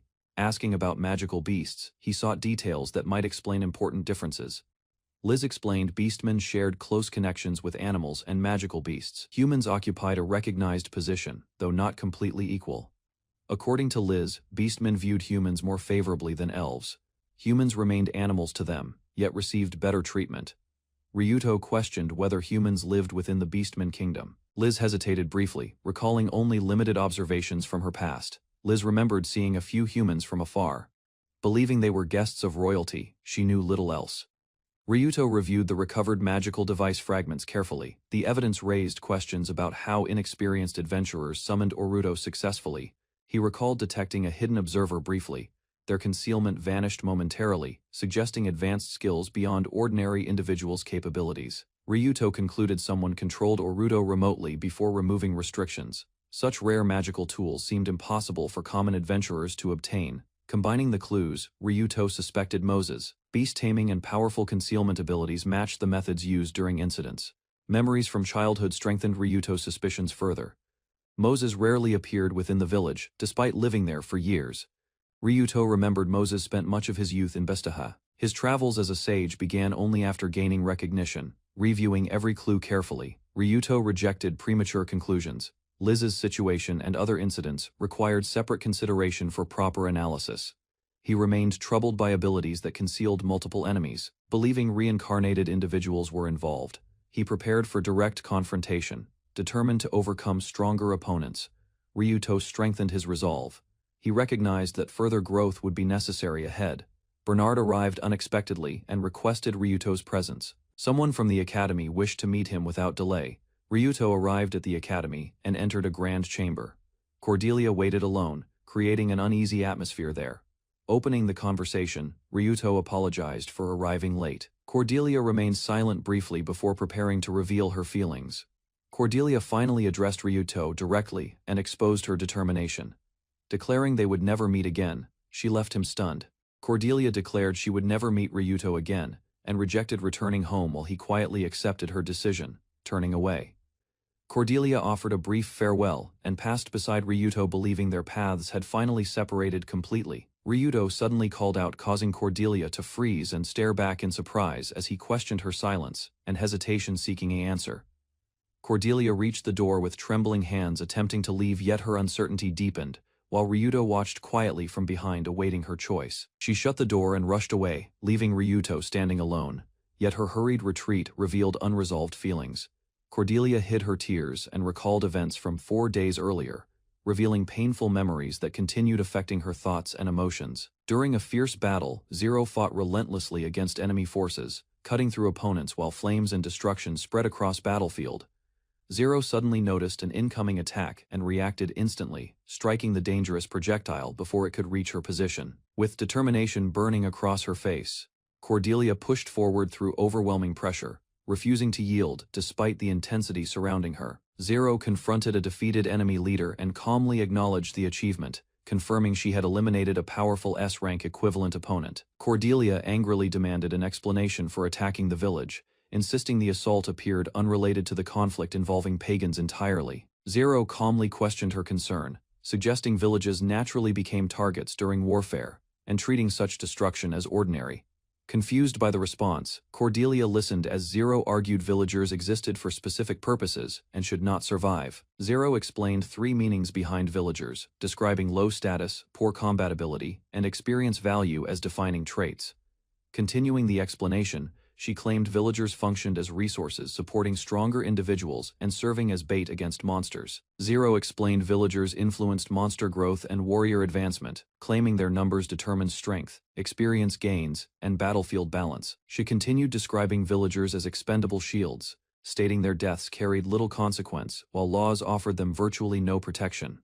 According to her, heroes gained fame, rulers secured authority, and powerful figures earned rewards while the entire system benefited. Zero casually summarized the process, explaining success depended only on controlling village populations and reducing them whenever necessary. Horrified by the revelation, Cordelia denounced the Holy Knights as murderers, rejecting their justification while Zero stood calmly before her. Zero dismissed Cordelia's outrage and questioned her reaction, showing little concern for the suffering caused by the village attack. Grabbing Cordelia firmly, Zero argued that strength ruled everything, insisting the powerful naturally dominated and consumed weaker people.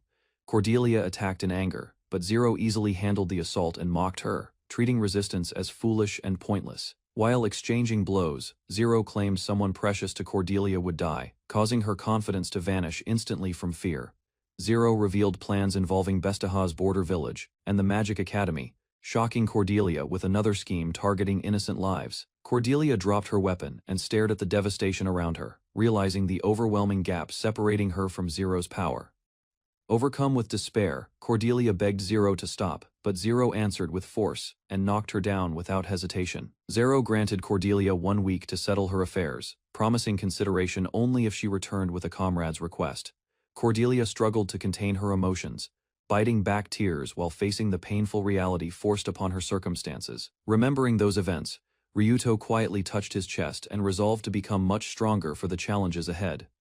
Cordelia remembered Ryuto's reassurance and realized he still believed in her, encouraging hope despite the painful situation surrounding them. Ryuto hardened his resolve and decided another unresolved matter required attention, preparing himself for a decisive confrontation ahead. Following a lead, Ryuto arrived at a large building shrouded in silence, believing important answers awaited within its halls. Examining a document, Ryuto searched the corridor carefully but found only a dead end where his destination should exist. As confusion grew, he discovered a mysterious seated woman holding papers, suggesting she possessed knowledge connected to his search. Ryuto closed the letter and faced the mysterious woman, recognizing she expected a discussion regarding information connected to his search. Moses calmly welcomed Ryuto, assuring privacy within the strange space while offering comforts and demonstrating unusual abilities before negotiations. Ignoring the hospitality, Ryuto stepped forward with determination, making clear he came seeking answers rather than casual conversation. Ryuto took a seat and prepared the letter, while Moses accepted his seriousness and shifted directly toward the main topic. Moses revealed he was reincarnated and expressed a sincere wish for Cordelia to find happiness and peace someday. Sharing the same desire, Ryuto requested details about becoming a hero, beginning an important exchange between fellow reincarnated individuals. Ryuto questioned whether a villager could become a hero. He wondered if gaining sufficient merit would finally allow him. Moses responded with confidence, assuring Ryuto his goal remained achievable. His calm support strengthened determination and eased uncertainty greatly. Hearing Moses mention the special skill called God Eater, Ryuto froze, briefly.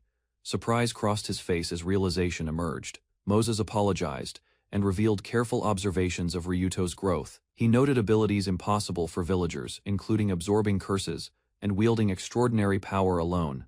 Explaining further, Moses described years of research. The God Eater skill could manufacture heroes, though previous attempts ended in failure. Moses explained that becoming a hero required more than raising status. Special events and unique qualifications determined whether someone gained that role. He proposed a possibility regarding the hidden God attribute. Its true nature remained unknown, while corrupted status text concealed information. Moses revealed Cordelia possessed a white plate during childhood. Humanity treated the God attribute as non-existent, despite rare evidence appearing. Religious authorities investigated corrupted letters found on hero statuses. Their findings were interpreted as proof supporting the hero designation system. Ryuto considered the explanation carefully while comparing personal experiences. Moses suggested corrupted skills and unusual circumstances, complicated reincarnation. Moses explained his earlier understanding of job aptitudes. Unlike social systems from history, the hero role followed completely different principles. He proposed another theory regarding heroes, people unable to comprehend the God attribute, possibly named descending divine beings heroes. Moses revealed the God attribute existed among certain spirits and monsters. Human status plates could not display or identify it. Even without direct recognition, humans sensed traces of abnormal power. Moses believed this perception influenced hero aptitude classifications greatly. Ryuto listened quietly as Moses raised another concern. He questioned whether the Holy Church controlled authority over determining heroes. Moses argued heroes benefited the Holy Church greatly. Their appearance stabilized nations, strengthened authority, and maintained order across regions consistently. Ryuto requested clarification about villagers becoming heroes. Moses highlighted suspicious patterns where disasters and church influence seemed closely connected. Moses noted, Ryuto expected gaining the God attribute through God Eater. However, the plan failed, despite extensive preparation beforehand. He revealed the absorbed gods were merely imitations. No quantity of false divine beings could grant the true attribute. Moses presented a mysterious object called Beginning of Life. He declared it an authentic fragment belonging to a real god. Moses offered the divine fragment to Ryuto. Absorbing it through God Eater could grant the god attribute and hero potential. Ryuto questioned whether Moses had truly met those beings. Moses revealed contact with their servant and exchanged the sage's blood. Combining the divine fragment with God Eater created a possibility. Moses believed this method could finally awaken the god attribute.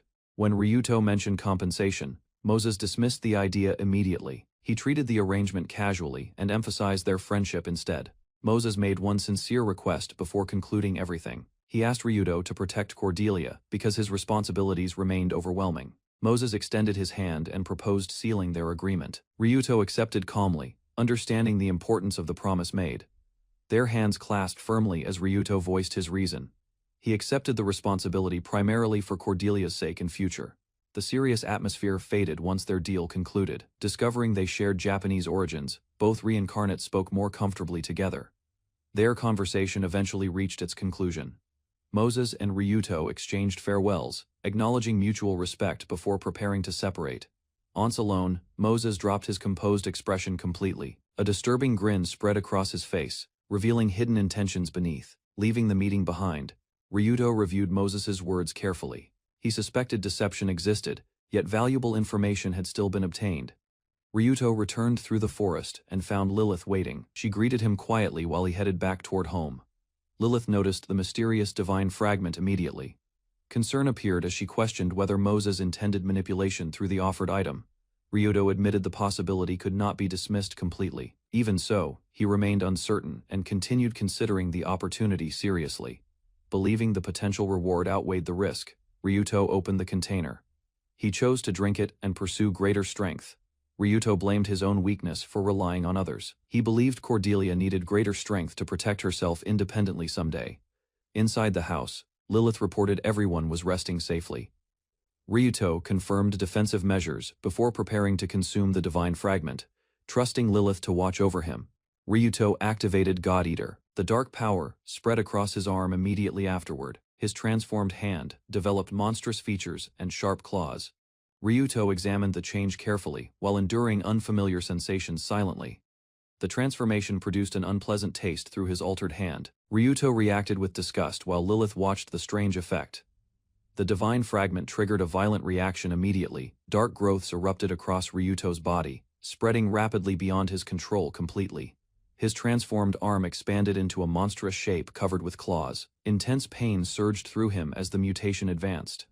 The corruption continued accelerating without restraint. Crystalline spikes and black growths engulfed Ryuto further while Lilith rushed forward desperately. Lilith cried out in panic as Ryuto's condition worsened. A mysterious phenomenon consumed his body, leaving the outcome uncertain. 3 years earlier, 13-year-old Ryuto exchanged rapid strikes with the Dragon King, testing technique, timing, and control. Ryuto pressed forward, launching another attack while the Dragon King calmly countered, reading movements and maintaining clear superiority throughout the demanding exchange. Exhausted from prolonged combat, Ryuto collapsed while the Dragon King raised his hands, surrendered. Pleased with the outcome, the Dragon King revealed a reward, presenting a small ring and declaring it belonged to the match winner, Ryuto. Confused by the gift, Ryuto examined the ring closely. As the Dragon King explained, it was the ring of the Dragon King. Versatile. The Dragon King instructed Ryuto to rely on Lilith whenever he faced circumstances beyond his ability, stressing she alone could rescue him. A vision of Lilith appeared quietly before him, while the Dragon King's final request emphasized protecting her carefully no matter what.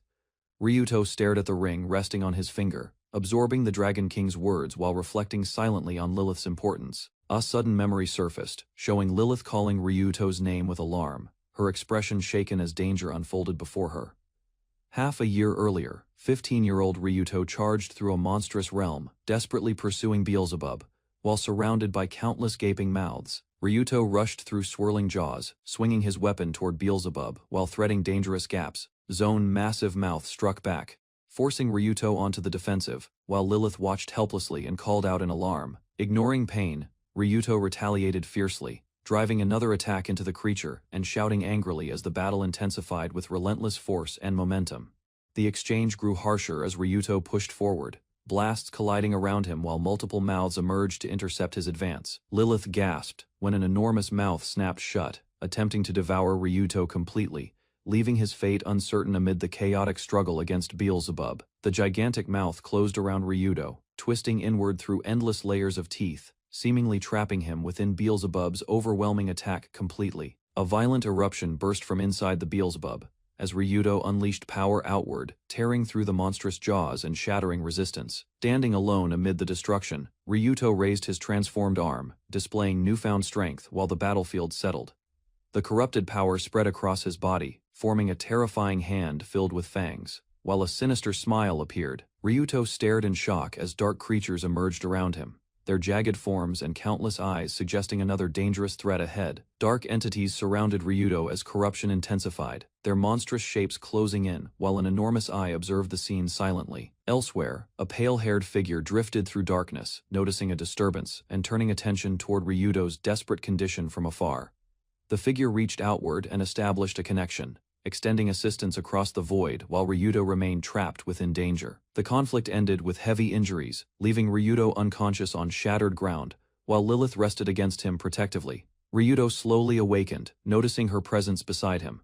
Realizing she had rescued him once more, he expressed quiet gratitude. Ryuto checked his status after recovering, confirming he remained a villager despite recent changes. While examining lingering signs, he gazed through the window, clenched his fist, and reflected on survival, determined to grow stronger before facing future threats once again. Elsewhere, Cordelia confronted Zero, drawing her sword and formally issuing a duel before assembled forces amid rising tension and expectations. Cordelia declared her intention to defeat Zero and earn command of the Holy Knight's Order, displaying unwavering resolve. In past, Zero stood before her father, requesting permission to remain in tennis club, yet he dismissed her wish completely. His condition was simple and unforgiving, only stronger grades would justify discussion, pushing Zero into relentless study. Zero checked her results, seeing an A score displayed, bringing relief and hope that effort had finally earned recognition from her demanding parent. She presented the achievement, but her father remained unmoved, repeating his order to abandon tennis, rejecting the evidence. The words struck deeply, and Zero stared blankly as a racket symbolically broke, crushing her determination and ending the dream she cherished most. Zero accepted her father's demands, with a forced smile, hiding disappointment while promising greater effort. Years passed, and Zero encountered a reckless biker gang causing chaos, their loud arrival startling students and drawing attention across streets. Watching them leave, Zero considered the group irritating and immature, noticing their hostility toward authorities while reflecting on their behavior. She traveled alone by train, quietly focusing on her phone, remaining detached from surrounding passengers and unaware of danger approaching. A sudden crash shattered the carriage window beside Zero, leaving her stunned as someone outside watched through a broadcast and laughed. The collision became unavoidable as vehicles crashed violently, glass scattered everywhere, and Zero's consciousness slipped away while darkness swallowed everything. She opened her eyes within an unfamiliar place, noticing strange architecture and distant destruction, realizing the world around her had changed. From a high structure, Zero observed hooded figures surrounding someone below, their weapons raised while tension filled the devastated landscape. The scene resembled recurring visions, revealing another moment from the same mysterious sequence, where conflict persisted beneath ruined surroundings. Armed attackers charged simultaneously toward Cordelia, matching fragments from earlier memories as Zero witnessed familiar violence unfold again. The vision reached its 1000th repetition, showing the same hooded warrior surrounded by attackers, convincing Zero this memory carried significance. Zero mocked the outcome while standing beside Moses, observing the blood-stained battlefield where Cordelia appeared to have fulfilled expectations.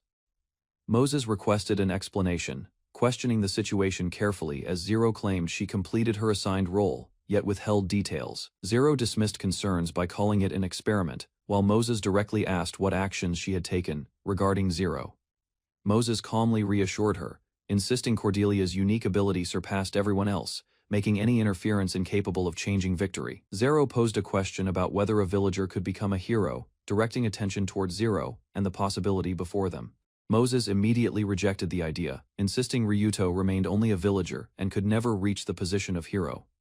Despite that judgment, he suggested Ryuto might transform into something entirely different, implying an outcome beyond ordinary classifications and expectations. He justified his actions as necessary for the world and fellow reincarnates, presenting his plans as beneficial, despite uncertainty surrounding them. While their discussion continued, the battlefield remained active, and a sword pointed toward the wounded figure standing amid destruction. A furious boy accused Cordelia of murdering his father, then charged forward with a sword, driven entirely by grief and vengeance. Cordelia remained motionless, despite the attack showing no concern while the boy screamed desperately and rushed closer with determination. The blade pierced her body, yet she barely reacted, causing the boy's confidence to collapse as fear replaced anger.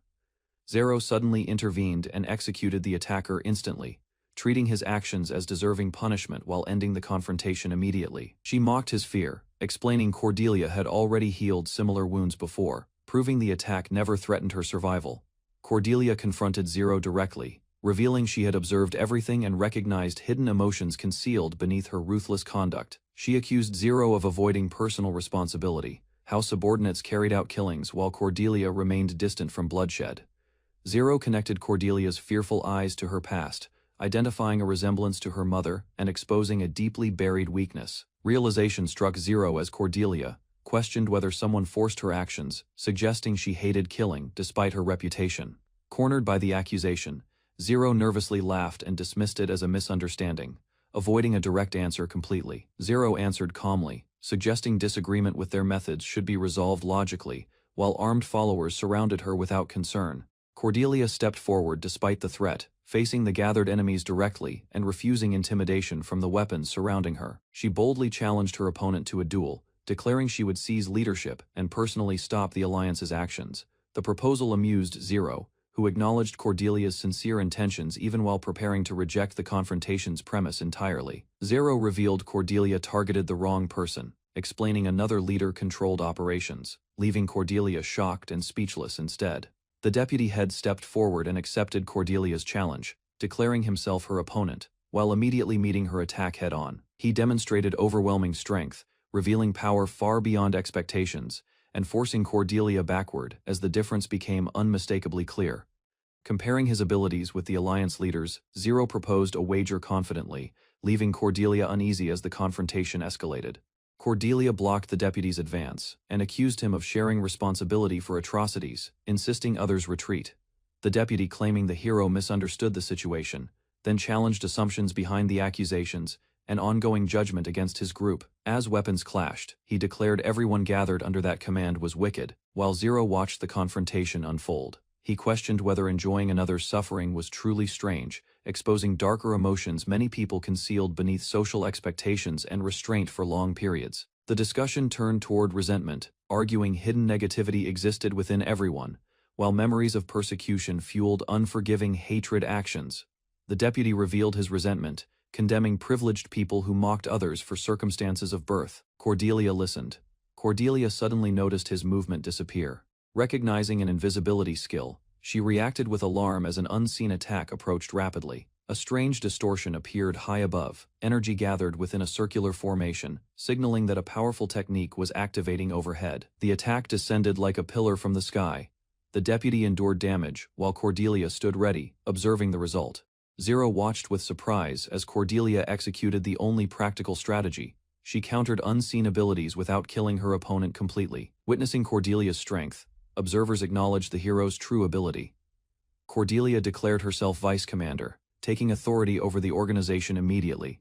The soldiers accepted her command. She prohibited killing innocent villagers and warned that future crimes and violence would receive punishment. Cordelia boldly vowed to eliminate opposition. Zero responded lightly, suggesting her transfer into another holy order instead of conflict. Caught off guard by the proposal, Cordelia hesitated. The gathered forces remained silent, while flames illuminated the battlefield behind them. Zero revealed the Holy Church also hunted pagans and villagers. Cordelia realized the problem extended beyond one organization alone. Cordelia learned opposing the church meant becoming its enemy. Realizing the consequences, she struggled to accept the harsh reality presented. A suggestion emerged for protecting villagers and her family elsewhere. Another possibility involved endless conflict against the Holy Church itself. Overwhelmed by pressure and uncertainty, Cordelia broke down emotionally. Unable to find an answer alone, she desperately begged for salvation. A glowing pendant appeared before her eyes. A confident voice promised immediate help, offering hope amid her despair and confusion. The pendant's light intensified around Cordelia. She stood frozen in surprise as an unexpected power responded to her plea. Ryuto activated Samuel's powerful weapon and charged forward. Surrounded by enemies, he unleashed destructive strikes while Zero observed closely. A massive explosion erupted across the battlefield. Debris scattered everywhere as Zero moved through the chaos, carefully tracking developments. Additional opponents prepared another attack. Ryuto launched himself forward at high speed, forcing them to react before completing their plan. The confrontation concealed a greater danger. Invisible attackers approached from multiple directions while Zero and two enemies served as distractions. Ryuto intercepted the hidden assault precisely. Simultaneously, Zero kicked aside nearby fighters, preventing interference and exposing the attackers' failed ambush. Zero raised a mysterious object and stopped others from interfering. Her intense expression revealed determination as she protected the confrontation from interruption. Zero challenged Ryuto directly, insisting reincarnates should settle matters themselves. Their weapons clashed fiercely, marking the beginning. Ryuto listened, as others condemned Cordelia for countless deaths. Yet he refused simple judgment, recognizing burdens carried through brutal conflicts alone. He answered calmly that he had also taken many lives, revealing shared responsibility and challenging accusations directed solely toward Cordelia. Facing Zero, Ryuto declared strength decides possession, while weakness invites loss, then launched forward, showing conviction forged through battles. Ryuto's attack struck with overwhelming force, blasting through a towering structure, scattering debris everywhere and demonstrating power beyond expectations. Zero watched the destruction with shock, masking concern through mockery, while Ryuto's assault continued relentlessly, leaving little room. Zero survived Ryuto's destructive strike and mocked his failure to finish the battle immediately, revealing confidence despite suffering considerable damage. Ryuto pressed forward with repeated attacks, but Zero evaded smoothly, boasting superior strength while exposing openings created by his swings. Zero activated a special technique called critical striking Ryuto with severe damage while hindering recovery, demonstrating a dangerous advantage. Ryuto listened as Zero revealed knowledge about reincarnates, mentioning his growing fame and independence since the Kejiro Tower incident. Zero invited him to join her organization and work alongside Cordelia, while warning he risked exploitation under Moses.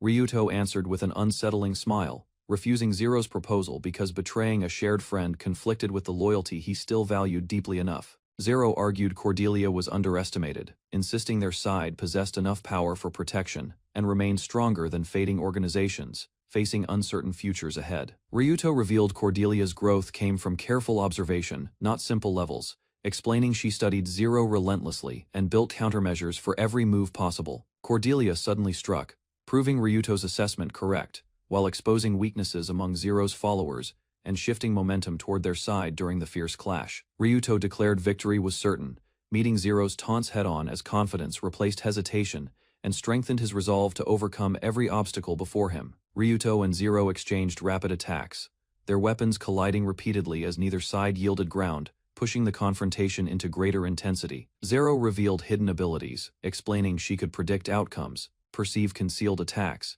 and continuously choose actions leading toward favorable results. Using extensive calculations, Zero analyzed countless possibilities, claiming her power guaranteed victory whenever even the slightest chance of success existed.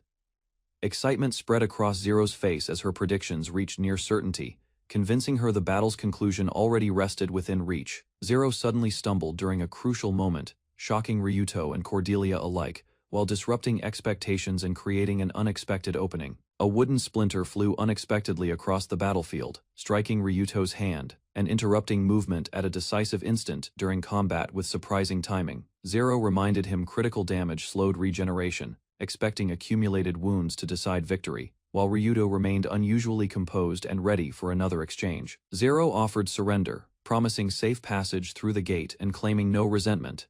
Yet Ryuto rejected the proposal without showing doubt or fear. She calculated favorable odds, then charged confidently, believing victory approached. But Ryuto's reaction suggested an unseen factor remained in play and threatened certainty. Her probability suddenly collapsed, leaving Zero stunned as revised calculations revealed worsening outcomes, exposing flaws within her predictions and battle strategy at once. Zero could not understand her declining odds, while Ryuto identified a hidden limitation within her foresight and calmly exposed it.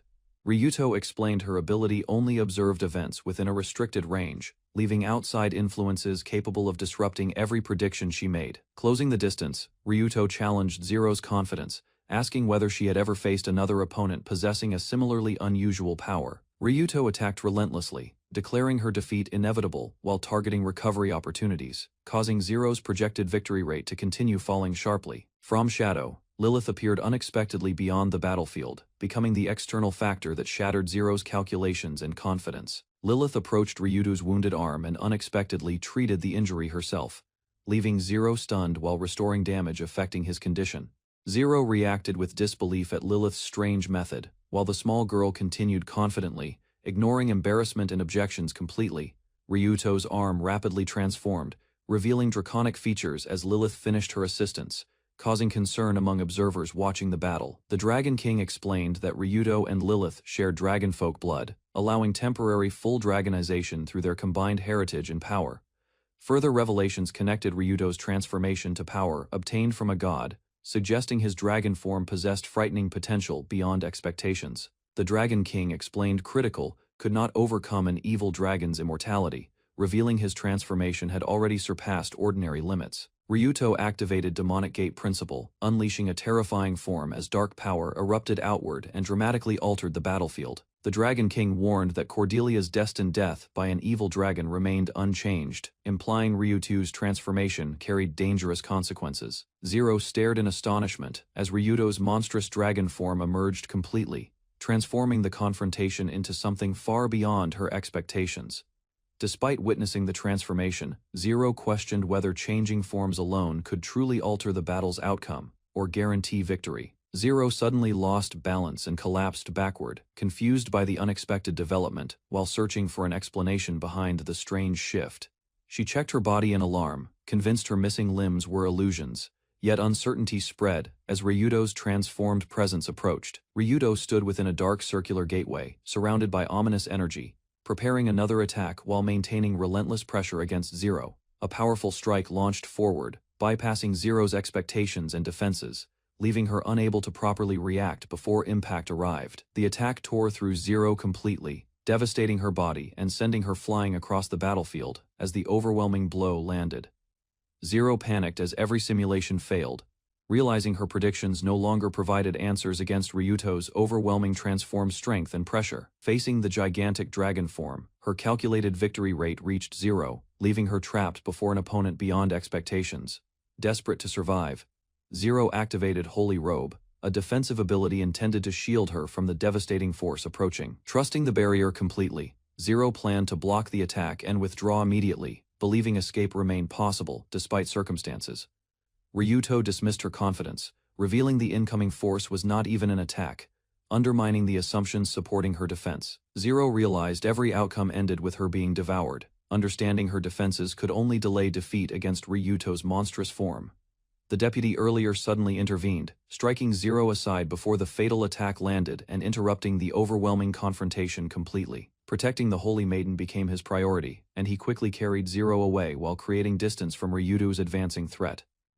The deputy stood between Ryuto and his allies, preparing for battle, despite witnessing the terrifying power displayed moments earlier. Filled with determination, the deputy warned Ryuto not to harm the Holy Maiden, declaring his resolve to defend her. Ryuto's monstrous dragon form receded gradually, revealing his human appearance again. As the battle ended and immediate danger disappeared, Lilith questioned his decision to spare their enemies, but Ryuto admitted responsibility, explaining he had abandoned people before and carried regret. Looking across the battlefield, Ryuto recognized the Holy Order's downfall was unavoidable, while Cordelia silently reflected upon the aftermath. Cordelia called out to Ryuto and Lilith, then accepted his offer of assistance as they prepared to move forward before the graves. Ryuto chose remembrance over excuses, admitting his failures and promising to properly mourn those lost. Cordelia expressed determination to uncover the Holy Church's true nature, then questioned Ryuto about reincarnates and the mysteries surrounding them. Their discussion continued across a battlefield covered with fallen soldiers, emphasizing the immense cost left behind by recent conflicts. A survivor learned the Kansai Union had been destroyed, reacting with shock while confronting the devastating reality before them. Far away, hooded figures gathered around a table, quietly exchanging information as they assessed developments connected to the conflict. The group revealed communication with other holy orders had vanished, while images of destruction suggested a far larger crisis unfolding. Cordelia returned from a difficult mission and entered the Lord's residence. The Lord welcomed her warmly. The Lord suddenly assigned another task. Cordelia stiffened when he mentioned schoolwork, realizing the challenge differed from battlefield duties and required patience. He explained that the Holy Knight orders had vanished overnight, creating confusion across the region. Meanwhile, Cordelia's transfer remained unresolved. The Lord believed Cordelia should experience life suitable for her age. He emphasized personal growth and broader understanding beyond constant heroic responsibilities alone. With border security gone, immigrants and mercenaries continued entering the country, increasing uncertainty across communities. The Lord warned that national stability remained fragile. He urged preserving peace while possible, believing greater dangers would soon threaten. Arthur organized a lively gathering celebrating returning school friends. Guests shared food and drinks while crediting Brian and Ryuto. Around the grill, friends enjoyed the meal and spent time together. Ryuto joined the group, while disguised companions blended in. Arthur proudly explained that Brian inspired the party idea. With proper permission, everyone relaxed and enjoyed the gathering. Arthur approached Ryuto and asked for help with class notes. Their conversation suggested growing familiarity, while others noticed they were becoming closer friends. 2 months earlier, Arthur and Brian spotted a dragon soaring above Sakuma's.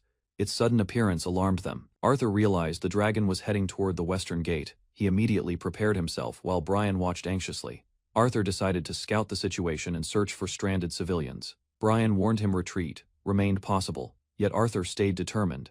Arthur rushed forward despite the risks and encouraged Brian. Suddenly, a violent impact erupted ahead, forcing him to halt immediately. Brian recalled his father's words about a humble villager gaining strength through support. Reflecting deeply, he finally understood their meaning. Brian reflected on the dragon incident and realized nobody would believe his account. Everyone's memories had become unclear, leaving only fragments behind. Considering the strange situation, Brian wondered whether memory-altering magic existed. He suspected Ryuto might somehow have erased everyone's recollections. Brian decided not to question the matter further. He believed attention had been diverted deliberately, preventing unusual events from attracting scrutiny. Arthur admitted only a few people still remembered everything clearly. Standing beside Ryuto, he promised patience regarding the Malcolm family's revival. Ryuto explained, reincarnates were people possessing unfair advantages. Cordelia listened quietly while returning with him, feeling uncertain about the discussion. Ryuto explained soy sauce to Koharu while cooking. Interested by the flavor, he requested some, and she eagerly offered leftovers. He excitedly suggested miso seaweed and other seasonings. His enthusiasm surprising everyone around the gathering and prompting curious questions. While discussing ingredients, Ryuto listed several unfamiliar dishes he could recreate from memory, leaving Cordelia aware still. Lilith quietly watched Ryuto from a distance while wondering about his opinion of her, carrying private doubts beneath her calm expression. Koharu cheerfully mentioned herself, causing Cordelia to ask who she was. Meanwhile, Liz remained focused on eating her meal, ignoring the conversation entirely. Ryuto noticed an unfamiliar girl acting strangely during the gathering. Concerned by her condition, he approached and asked whether she felt well. Cordelia examined Liz carefully and became confused about her race. Uncertain conclusions only deepened her curiosity regarding the young girl's origins. Lilith suddenly embraced Liz and jokingly declared she and Ryuto had a daughter. Her teasing claim surprised everyone listening nearby. Lilith fiercely guarded Ryuto from imagined rivals while provoking arguments. The others reacted casually, treating her dramatic remarks as harmless. Liz admitted she never had friends before. Ryuto comforted her warmly, assuring her she belonged with them and was accepted. Liz quietly accepted Ryuto's kindness and reflected on his words. Her brief response revealed growing trust toward the companions around her. Standing alone beside the water, Liz remembered her lonely circumstances. Thoughts of her new surroundings contrasted sharply with her past. Moses approached Liz and noticed her attachment to the group. His question suggested interest in her changing loyalties. He revealed coordination behind attacks against the Holy Knight orders. Liz's reports about Ryuto had assisted their plans significantly. Further schemes emerged as the conspirators discussed Zero and Ryuto. Recognizing his strength, they prepared new methods to manipulate hostility. Moses declared that enough preparations had been completed to destroy the world. He intended for conflicts to eliminate obstacles, creating a future dominated. He ordered continued surveillance of Ryuto. He revealed Liz's true identity, confirming Elizabeth was secretly a reincarnate involved in his plans. Cordelia recalled Ryuto mentioning reincarnates. Confused by the unfamiliar term, she questioned its meaning, seeking answers beyond simple explanations from Cordelia. While reflecting on Ryuto's actions, Cordelia realized she lacked romantic feelings. Still, his constant protection left her carrying unusual curiosity. Sitting with Cordelia, Lilith voiced her doubts. Ryuto never displayed desire toward her, making his dedication seem increasingly mysterious. Lilith explained that during their separation, Ryuto devoted himself to training, studying extensively, and gathering rare items for growth. Hearing this, Cordelia questioned his methods. Lilith described harsh spiritual training, clone battles, and relentless efforts, leaving Lilith astonished. Cordelia learned Ryuto regularly bought flowers and women's accessories using a skill. The revelation surprised her and deepened questions about him. Lilith pointed out neither she nor Cordelia had received gifts. Ryuto always disappeared when purchasing them, increasing their suspicions. A possibility emerged in their discussion. They wondered whether another woman existed, believing that explained why Ryuto remained unaffected by them. Lilith admitted feeling jealous because she stayed beside Ryuto often. Despite improving herself, he treated her gently yet distantly. Cordelia revealed a significant date was approaching. Determined to uncover Ryuto's secret, both girls joined hands and formed an alliance. The next day, Cordelia and Lilith entered the market district. Their guide criticized their disguises while preparing surveillance on Ryuto for the mission. Lilith appeared wearing a dramatic ninja outfit borrowed from Koharu, hoping concealment would help her follow Ryuto unnoticed through crowded streets and shops. Girl interrupted the operation with exaggerated ninja poses, while Cordelia protested impatiently. Meanwhile, Ryuto entered a store, leaving them scrambling to continue tracking. A mysterious black outfit was presented as another recommendation from Koharu. Its special effect supposedly made the wearer invisible to surrounding people during observation. Wearing the outfit, Lilith tested its effect. Cordelia still noticed her through a mirror, causing confusion and raising doubts about the item's reliability. Ryuto suddenly spotted Cordelia and Lilith despite their efforts. Carrying flowers, he questioned their behavior, leaving both girls startled and utterly exposed instantly. Unable to maintain the disguise, Cordelia blurted excuses while Ryuto calmly admitted he had never hidden anything from them in the first place. Lilith removed her hood while Cordelia stood speechless. Then Ryuto unexpectedly invited both girls to accompany him, causing surprise and curiosity to grow. A short journey led the group across open hills far from the bustling city. Their destination remained unclear to the curious girls present. Reaching a quiet spot, Ryuto stopped and declared the location suitable. The girls watched closely, confused by the flowers and his intentions there. At the remote location, Ryuto knelt before a fire and placed the bouquet within it. Cordelia questioned the sacrifice. Ryuto prepared chairs and warned that his explanation would be lengthy. He decided to reveal truths about reincarnates. As daylight faded across the mountains, both girls listened quietly. The atmosphere grew serious while Ryuto gathered his thoughts carefully. Ryuto admitted hiding his story deliberately. He confessed that saving people satisfied him personally, and that he concealed unfair motives.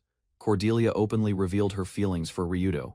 He responded that he already knew and had used those emotions to justify helping.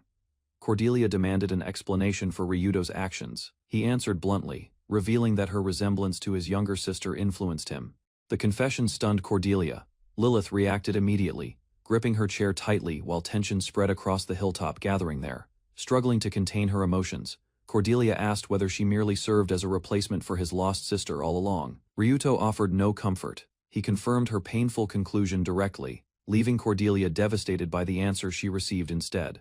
Unable to endure the response, Cordelia struck Ryuto with all her strength. Her heartbreak erupted openly, transforming sorrow into anger. Cordelia's strike sent Ryuto crashing into rock. Remaining calm, he thanked her, then asked Lilith to escort Cordelia back safely. Lilith accepted his request and prepared to leave. Before departing, Ryuto acknowledged Cordelia's growth, recognizing how much stronger she had become. 2 days passed. While walking through the city with visible injuries, Ryuto heard Cordelia call his name from behind.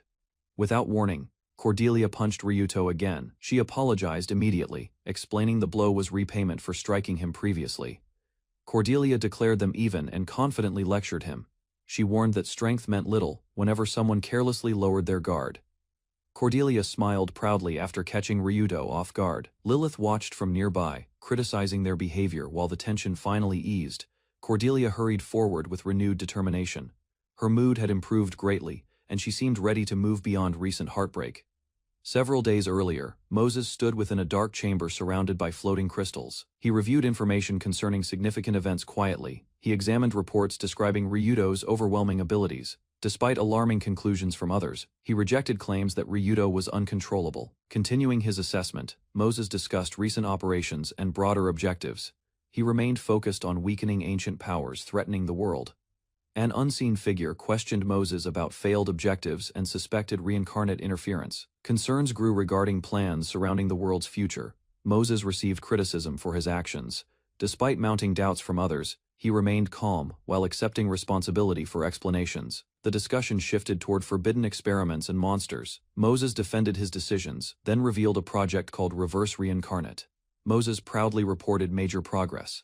Reverse Reincarnate had passed verification, and he promised reincarnates could return home within 18 months. Smiling confidently, he explained his dedication. Because he originated from another world himself, reincarnation research became his lifelong pursuit. Leaving the meeting behind, Moses reflected on difficult responsibilities. Another voice warned that his choices could eventually attract scrutiny and consequences. A black cat approached Moses and voiced concern. It worried that if Moses suffered Zero's fate, trouble would follow. Moses laughed at the cat's complaints. Their familiar exchange revealed long acquaintance, allowing both to speak openly without restraint. The cat listed Moses's countless duties involving reincarnates, recruitment, mediation, and supervision. It argued no amount of Moses's seemed sufficient. Moses listened quietly before offering a simple conclusion. The more responsibilities he fulfilled, the busier he inevitably became. Cordelia's concerns echoed through Moses's conversation. The cat wondered whether reincarnates would abandon destruction, while Moses emphasized discretion. Moses answered calmly. If reincarnates embraced destruction, he believed they should follow that path fully and accept the resulting burdens.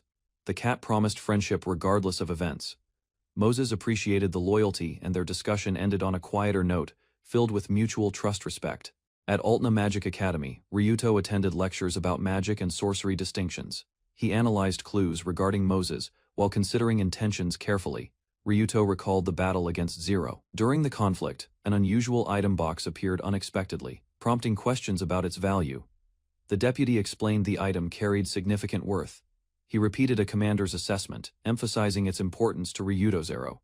Had left instructions concerning the item. She ordered it transferred only if someone besides Moses defeated her. She declared only her victor could challenge Moses properly. She rejected Moses' desires, placing hope in a worthy successor capable of changing events. Ryuto opened Zero's item box and discovered 3 contents. He accepted them gratefully, recognizing valuable evidence connected to Moses' activities. He examined the accessible recording first. The journal and name list remained encrypted, suggesting restrictions prevented immediate investigation and understanding. The recording revealed discussions about invisibility and gratification. Moses appeared connected to the Kanzai Alliance, whose members obtained powerful rare skills. Ryuto compared the information with Zero's abilities. He concluded her invisibility and future sight likely explained several suspicious developments. He formed a new theory regarding Moses. Copying and pasting skills could explain the Alliance's strength and Moses' vast powers. Ryuto welcomed the information. He believed Moses could mass-produce heroes through copied skills, while secretly targeting mutual love involving Cordelia alone first. He examined Moses' intentions. He predicted traps, isolation, and manipulation of grieving Cordelia, while considering another existence behind the unfolding scheme. A sudden sound interrupted his analysis. Ryuto paused immediately, turning attention away from theories and toward reality. He rejected firm conclusions. Ryuto admitted uncertainty about Moses' abilities, recognizing excessive speculation could become dangerously misleading. Ryuto compared influence and resources between himself and Moses. The assessment highlighted Moses' advantages, despite Ryuto's formidable allies. Entering his dormitory room, Ryuto found Lilith cuddling Liz. Lilith complained about neglect, jokingly claiming she was replacing his sister completely. Ryuto ordered them elsewhere, but Lilith refused. She remained beside Liz, insisting conversation mattered more than proper dormitory rules. Cordelia arrived and questioned the unusual gathering. She explained personal business with Ryuto, then requested his time despite everyone present. Without hesitation, Cordelia grabbed Ryuto and hurried away. Her urgency prevented further discussion, leaving the others watching silently behind. While moving through the academy, Cordelia handed Ryuto a sealed letter. She explained it contained correspondence exchanged with her mother. Cordelia explained the letter concerned Ryuto directly. She intended discussing everything first, yet her mother arrived before preparations finished. Ryuto's mother rushed forward and embraced him enthusiastically. Surprised by her sudden appearance, he struggled to process the unexpected greeting. She praised Ryuto's growth and appearance while apologizing repeatedly. Cordelia thanked him sincerely for enduring problems caused by her family. Reading further, Ryuto discovered troubling information. Their village appeared controlled by Cordelia's father, raising serious concerns about local conditions. Cordelia revealed her father purchased village lands using wealth. Farmers lost property, accumulated debts, and eventually became laborers under him. Cordelia explained her father's actions affected the McLean family. Unable to stop him, the mother sought help through Cordelia instead. Cordelia considered the matter personal, yet Ryuto disagreed. He declared it their shared problem and offered support immediately, before leaving. Ryuto handed money to Cordelia's mother. He hoped easing financial pressure would calm tensions surrounding her husband. He and Cordelia traveled to Sakmima's. They entered the reception room of a major bank branch for negotiations. There they met Cordelia's father directly. The man acknowledged Ryuto's survival, while Ryuto thanked him with measured composure. Cordelia's father criticized Ryuto's behavior around his daughter. He questioned Ryuto's maturity and demanded he act more responsibly. Instead, Cordelia immediately fired back. She condemned her father's actions, accusing him of hurting her mother while wasting wealth carelessly. Unmoved by criticism, her father insisted he protected the village. He dismissed objections, claiming children could not understand responsibilities. Cordelia grew angrier at his attitude. She even complained about his marriage plans, while Ryuto quietly observed the argument. Ryuto recognized the reasoning behind those actions. With protectors gone, villages faced threats from bandits, beasts, invaders, and speculators. During the argument, Cordelia accused her father of abandoning the village. He openly admitted it, shocking everyone present there. Ryuto revealed his intention clearly. He would save the villagers himself, even if Cordelia's father suffered financial collapse afterward. 3 days passed before a new mission began. Ryuto traveled near Altna Magic Academy toward the mysterious Wellum Forest. Reaching the location, the group examined the surroundings carefully. Confusion spread because the area differed from expected descriptions completely. Ryuto explained the truth behind the landscape. The former plain had shifted elsewhere, leaving no actual forest remaining there. Ryuto explained the region contained a massive wormhole. He purchased the polluted land cheaply, registering ownership under official names. He revealed the territory once belonged to Lacoon. Despite political decline, historical connections still provided valuable opportunities and significance. Ryuto admitted the purchase served another purpose. He wanted ties with King Albert while focusing on rescuing villagers. First, he described a hidden shelter beyond the wormhole. The location could protect evacuated villagers and remain functional for many years. Examining the damaged environment, Ryuto noted unstable mana. He decided the land required forceful restoration before purification became possible. Ryuto began restoring the polluted land. Using powerful skills repeatedly, he focused energy into a tiny plant growing there. The plant reacted immediately and expanded at tremendous speed. Massive roots and branches spread outward across the transformed landscape.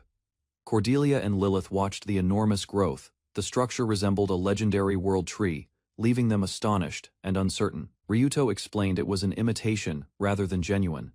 He planned to stabilize mana first, then convert it into fertilizer. Several days later, attention shifted elsewhere. The story introduced Jonas McLean and Charlie McLean, Ryuto's father and mother. Ryuto's parents settled into their new home. Following his advice, debts vanished, infrastructure improved, and preparations for relocation proceeded. His father reflected on recent changes. Although relocation helped greatly, restarting agricultural work remained difficult and uncertainty persisted. Checking the crops, he discovered seedlings already sprouting. Powerful environmental effects were constantly influencing cultivation across the restored land. Unexpectedly examining a small garden, he found healthy soil and few obstacles. Excitement grew as farming possibilities expanded further. Carrying supplies, he remained cautiously optimistic. He decided to observe results for a month before making decisions about future plans, investments, and expansion. Ryuto's father hurried through the flourishing settlement carrying supplies. Surrounding crops and trees had expanded enormously, transforming ordinary farmland into abundance. Reaching the harvest area, he stared in disbelief. Fruits had grown excessively within days, leaving even an experienced farmer amazed. Ryuto visited the fields and asked about the crops. His father complained their growth exceeded expectations, leaving harvest management increasingly difficult. His father admitted the crops tasted excellent, yet remained concerned.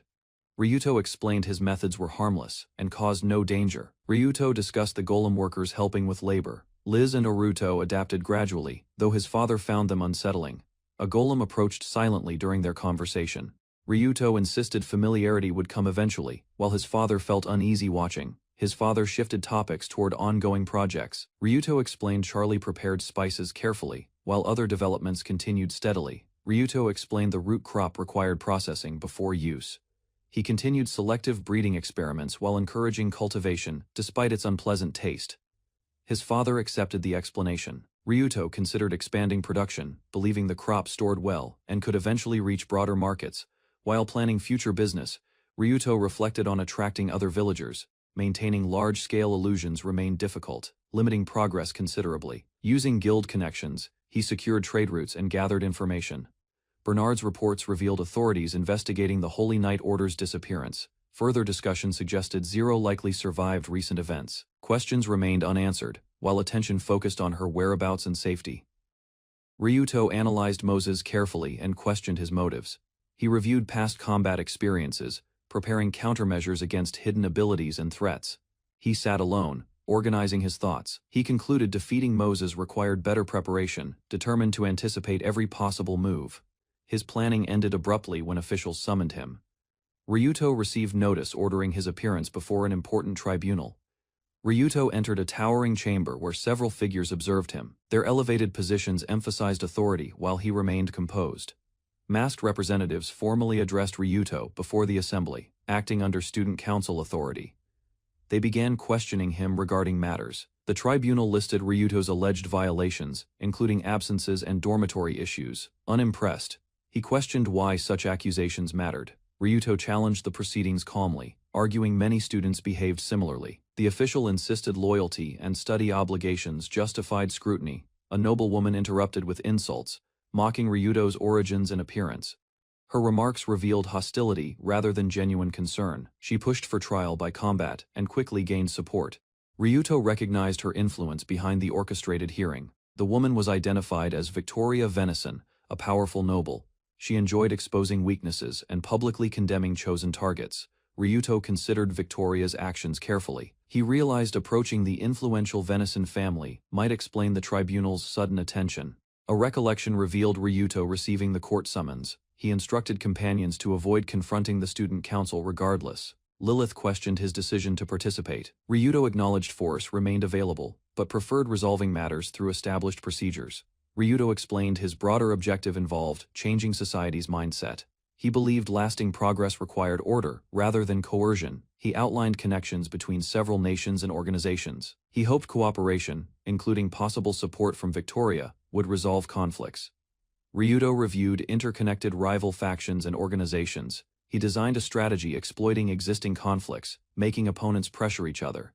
The hearing transformed into a duel. Victoria and Ryuto faced one another directly as officials declared trial by combat.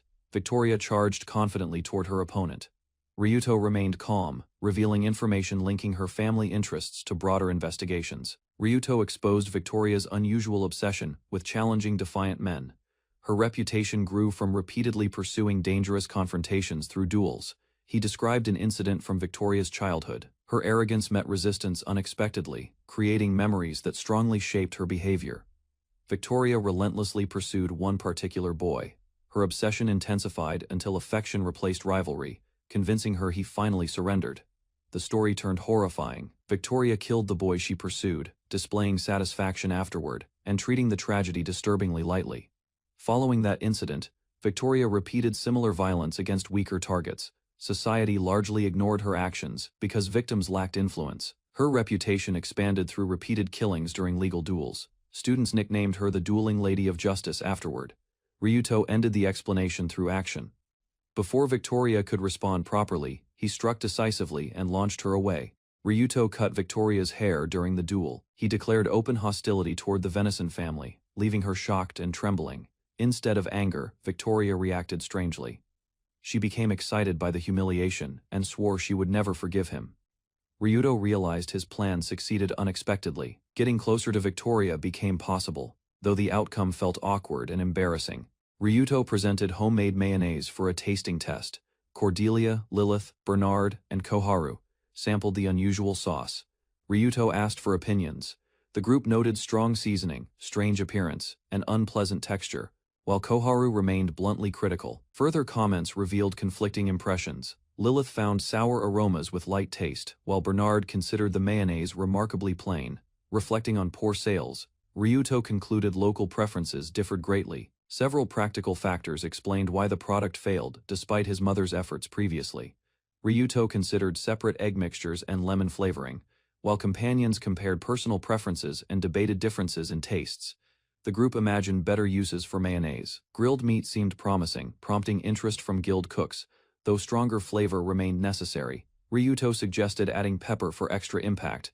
Bernard and Cordelia reacted with shock, immediately recognizing the ingredient's extreme value. Cordelia questioned the pricing. Ryuto revealed his low selling cost, then explained Southern pepper supplies made procurement simple and affordable. The discussion shifted toward trade history. Ryuto recalled Western merchants purchasing directly from southern regions, bypassing imperial commercial restrictions entirely. Examining the situation further, Ryuto connected tensions between merchant organizations. Conflicting interests suggested deeper disputes involving commerce, influence, and authority. The conversation uncovered details about the Venison Chamber of Commerce. A powerful family regained influence following tragedies, deaths, illness, and succession. Ryuto connected those events with broader regional turmoil. Multiple disasters occurred simultaneously, suggesting deeper causes behind the northern instability. Realizing important details had escaped his attention, Ryuto decided further investigation was necessary to understand the circumstances from years earlier. The serious discussion ended abruptly when Koharu accidentally dropped dishes. The sudden crash startled everyone, immediately drawing attention away. Koharu knelt among broken plates and apologized repeatedly. Ryuto and Cordelia checked her condition first, prioritizing safety over blame. While Koharu handled her mistake, Ryuto's mother admitted liking clumsy girls. Her daughter questioned the reaction, leaving Ryuto puzzled. His mother continued teasing, imagining Ryuto's future marriage. She suggested her daughters should build familiarity early, causing visible discomfort. Lilith suddenly joined the playful misunderstanding. She apologized over broken dishes, while Ryuto and others watched the escalating situation quietly. Ryuto's mother praised Lilith enthusiastically. Discussion shifted toward becoming ideal relatives, prompting Ryuto to panic and object immediately. His father suddenly grabbed Cordelia and confronted Ryuto directly, revealed that Ryuto had Cordelia in his heart, shocked Cordelia. The teasing continued as Lilith boldly claimed that her ring from Ryuto. Ryuto shocked, while his parents respect Lilith immediately. Refusing further embarrassment, Ryuto pushed his parents aside. He assigned testing duties regarding mayonnaise products and escaped the situation. Ryuto gathered everyone and redirected attention. Standing before the group, he announced a serious discussion and prepared explanations carefully. Bernard sensed the change immediately. Choosing not to interfere, he excused himself quietly, leaving the younger members behind. Ryuto shifted toward urgent matters. He requested information about every participant and introduced the subject of transmigrators before future battles. Ryuto finished explaining transmigrators and their influence. The group listened carefully, realizing hidden forces had shaped many major events. Bernard, Koharu, and Liz reacted with concern. Ryuto acknowledged their surprise before moving directly into a historical review. Ryuto summarized early imperial history. Human settlements expanded steadily, monsters emerged, and specialized heroes gained importance across the continent. He continued through later centuries. Humanity united against disaster, survived devastating wars, and eventually formed the current political order. Ryuto highlighted the sacred church's dominance. Despite centuries of authority, he warned unchecked power could become corrupt and dangerous. Ryuto introduced capitalism as a rising belief. Holding coins, he argued economic influence had grown significantly during recent years. He explained the idea simply, placing paying customers above inherited status. Bernard questioned it while others listened with curiosity and caution. Ryuto linked the concept to ongoing events, suspecting the Venison Chamber of Commerce pursued major changes. Business interests had already been disrupted. Garrett Venison openly supported replacing established systems. He predicted merchants would gain influence and declared new rules were necessary. Inside a noble residence, a young woman recognized Ryuto McLean's name after seeing his famous mayonnaise. Her father realized the successful merchant and powerful villager were the same person, leaving both surprised by his growing reputation. Determined to redeem herself, the young noblewoman rushed after Ryuto and challenged him again. Ryuto calmly rejected the request, explaining she needed greater strength before attempting another duel against him in the future. Without difficulty, Ryuto restrained the determined challenger and demonstrated the overwhelming gap separating their abilities. After releasing her, he departed quietly, leaving everyone convinced the villager remained far beyond ordinary fighters. The embarrassed noblewoman struggled to overcome her humiliation after another defeat by Ryuto. Meanwhile, her father examined McLean brand mayonnaise and vowed to stop the villager's rapidly expanding influence through every available method possible. Elsewhere, the story shifted to the guild dining hall where respected adventurer Balzac reunited with an old companion. They shared drinks while reflecting on past military service and discussing recent events affecting the guild. Balzac's companion warmly welcomed him without unnecessary formalities. Remembering their long friendship, their reunion created a relaxed atmosphere as both veterans enjoyed drinks together while recalling experiences from their years serving the kingdom. The conversation shifted toward the guildmaster's achievements and the rising popularity of McLean brand mayonnaise. Balzac praised the accomplishment while expressing curiosity about the product that had recently attracted widespread attention across the kingdom. Balzac learned the guild had faced increasing pressure because merchants connected to the Chamber of Commerce had taken many profitable opportunities. Those commercial losses created serious difficulties for guild operations and future development. The guild master admitted the Raccoon Kingdom faced difficult circumstances, while Balzac explained he had retired from military leadership to enjoy life as an adventurer. Their discussion reflected changing priorities after years of service. As delicious mayonnaise dishes arrived, the pleasant aroma interrupted their serious conversation. Balzac eagerly prepared to taste Ryuto's famous creation, unaware the remarkable product would soon leave another lasting impression on both experienced adventurers. Balzac received the freshly prepared mayonnaise dish and tasted it with curiosity. The rich flavor immediately exceeded his expectations, leaving the experienced veteran astonished as he recognized the product's remarkable quality and unforgettable taste. Another bite completely won Balzac over as he enthusiastically enjoyed every mouthful. His overwhelming reaction confirmed Ryuto's mayonnaise possessed extraordinary appeal, making the simple dish unforgettable even for a seasoned adventurer. Several days later, the guild dining hall struggled to keep mayonnaise in stock because demand increased rapidly. Following Ryuto's plan, satisfied customers continuously recommended the product, creating remarkable sales through word of mouth alone. Ryuto explained that popularity itself was never the ultimate objective. Instead, he intended to attract influential people through a product connected to a transmigrator, allowing valuable individuals to discover his growing business naturally. Elsewhere, the Chamber of Commerce received a detailed report about the mysterious condiment called mayonnaise. Officials carefully examined the jar, recognizing the product's growing influence and preparing to investigate its remarkable commercial success. After reviewing the ingredients, the investigators concluded producing a cheaper imitation would be nearly impossible. Expensive materials, difficult preparation, and labor costs prevented competitors from creating an affordable alternative with matching quality. Further discussion revealed uncertainty surrounding the production site and distribution network. Some officials proposed copying the manufacturing process, but others admitted insufficient evidence existed to identify Ryuto's complete business operation.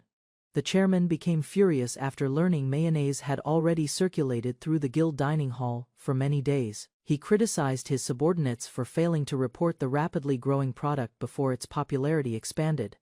Disappointed by their incompetence, the chairman assigned the investigation to another subordinate. He immediately ordered every available jar of mayonnaise to be confiscated, hoping to halt the product's spread before losing further influence.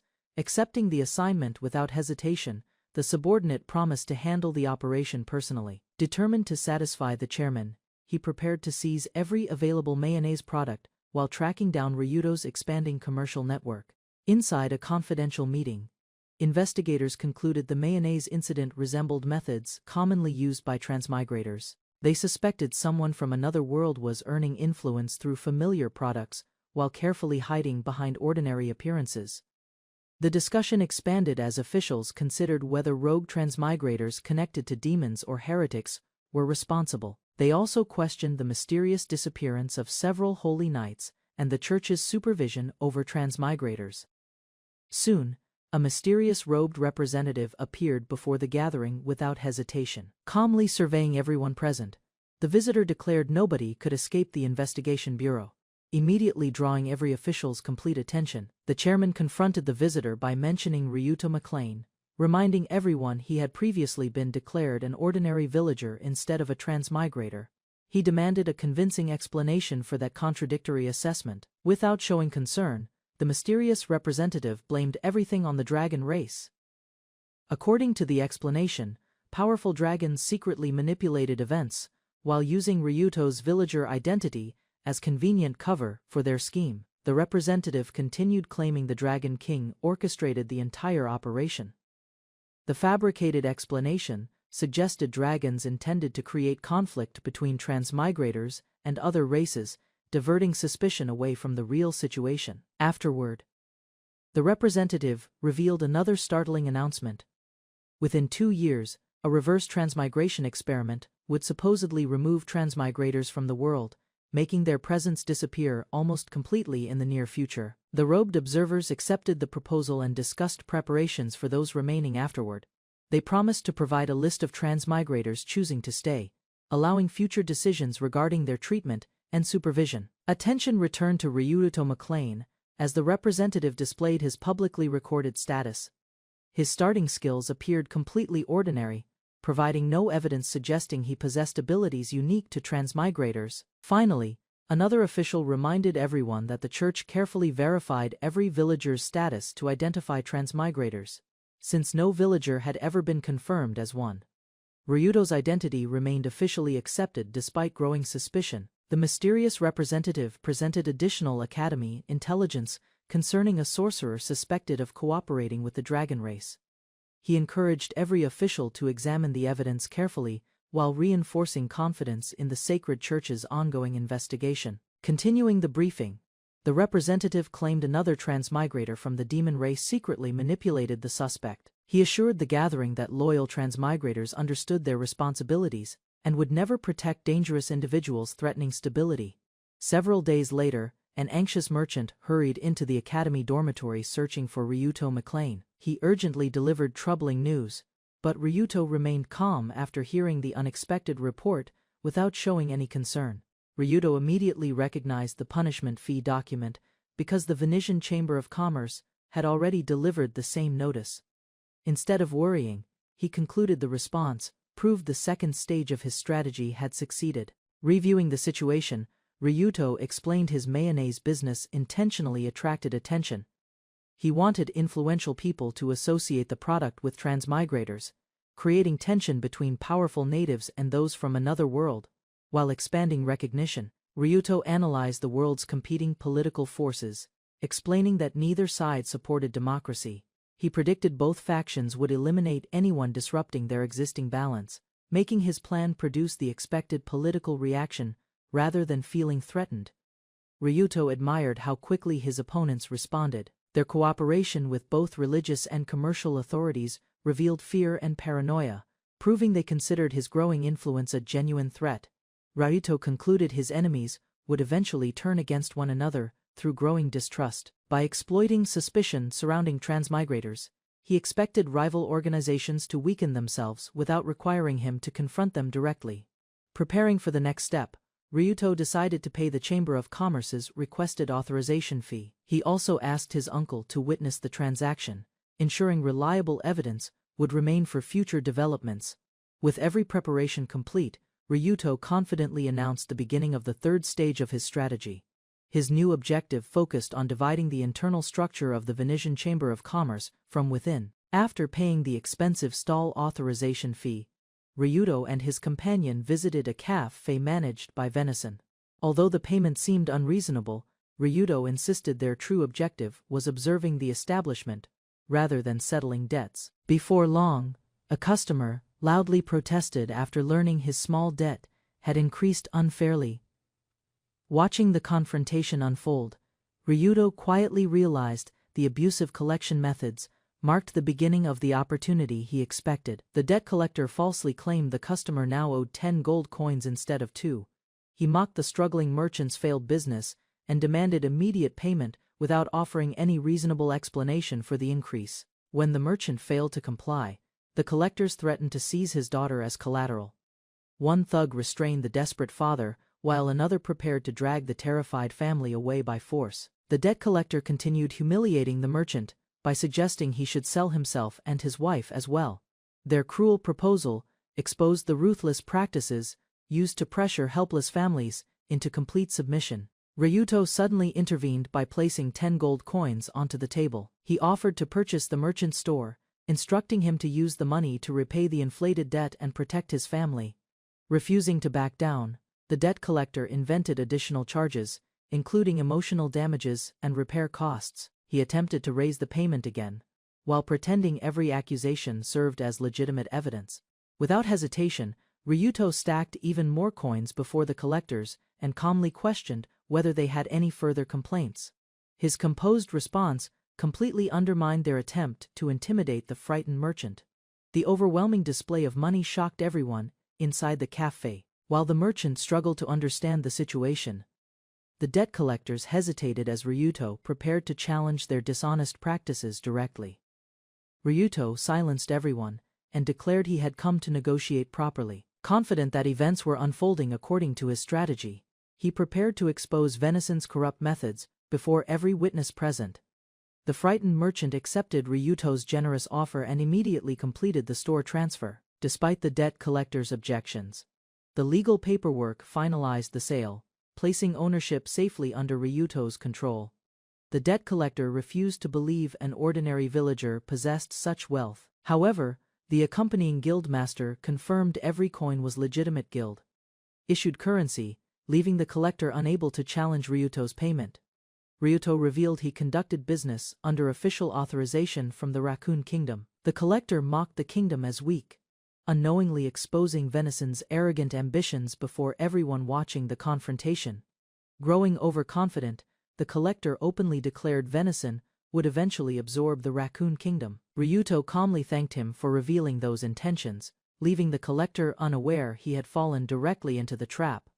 After leaving the cafe, Ryuto anticipated Venison's next reaction. He smiled confidently, knowing the organization still believed they confronted only an ordinary villager instead of a knowledgeable transmigrator with careful long-term plans. Ryuto then requested another favor from the former merchant. Besides purchasing the store, he wanted introductions to the merchant's trusted friends, hoping to build stronger business partnerships throughout the surrounding community.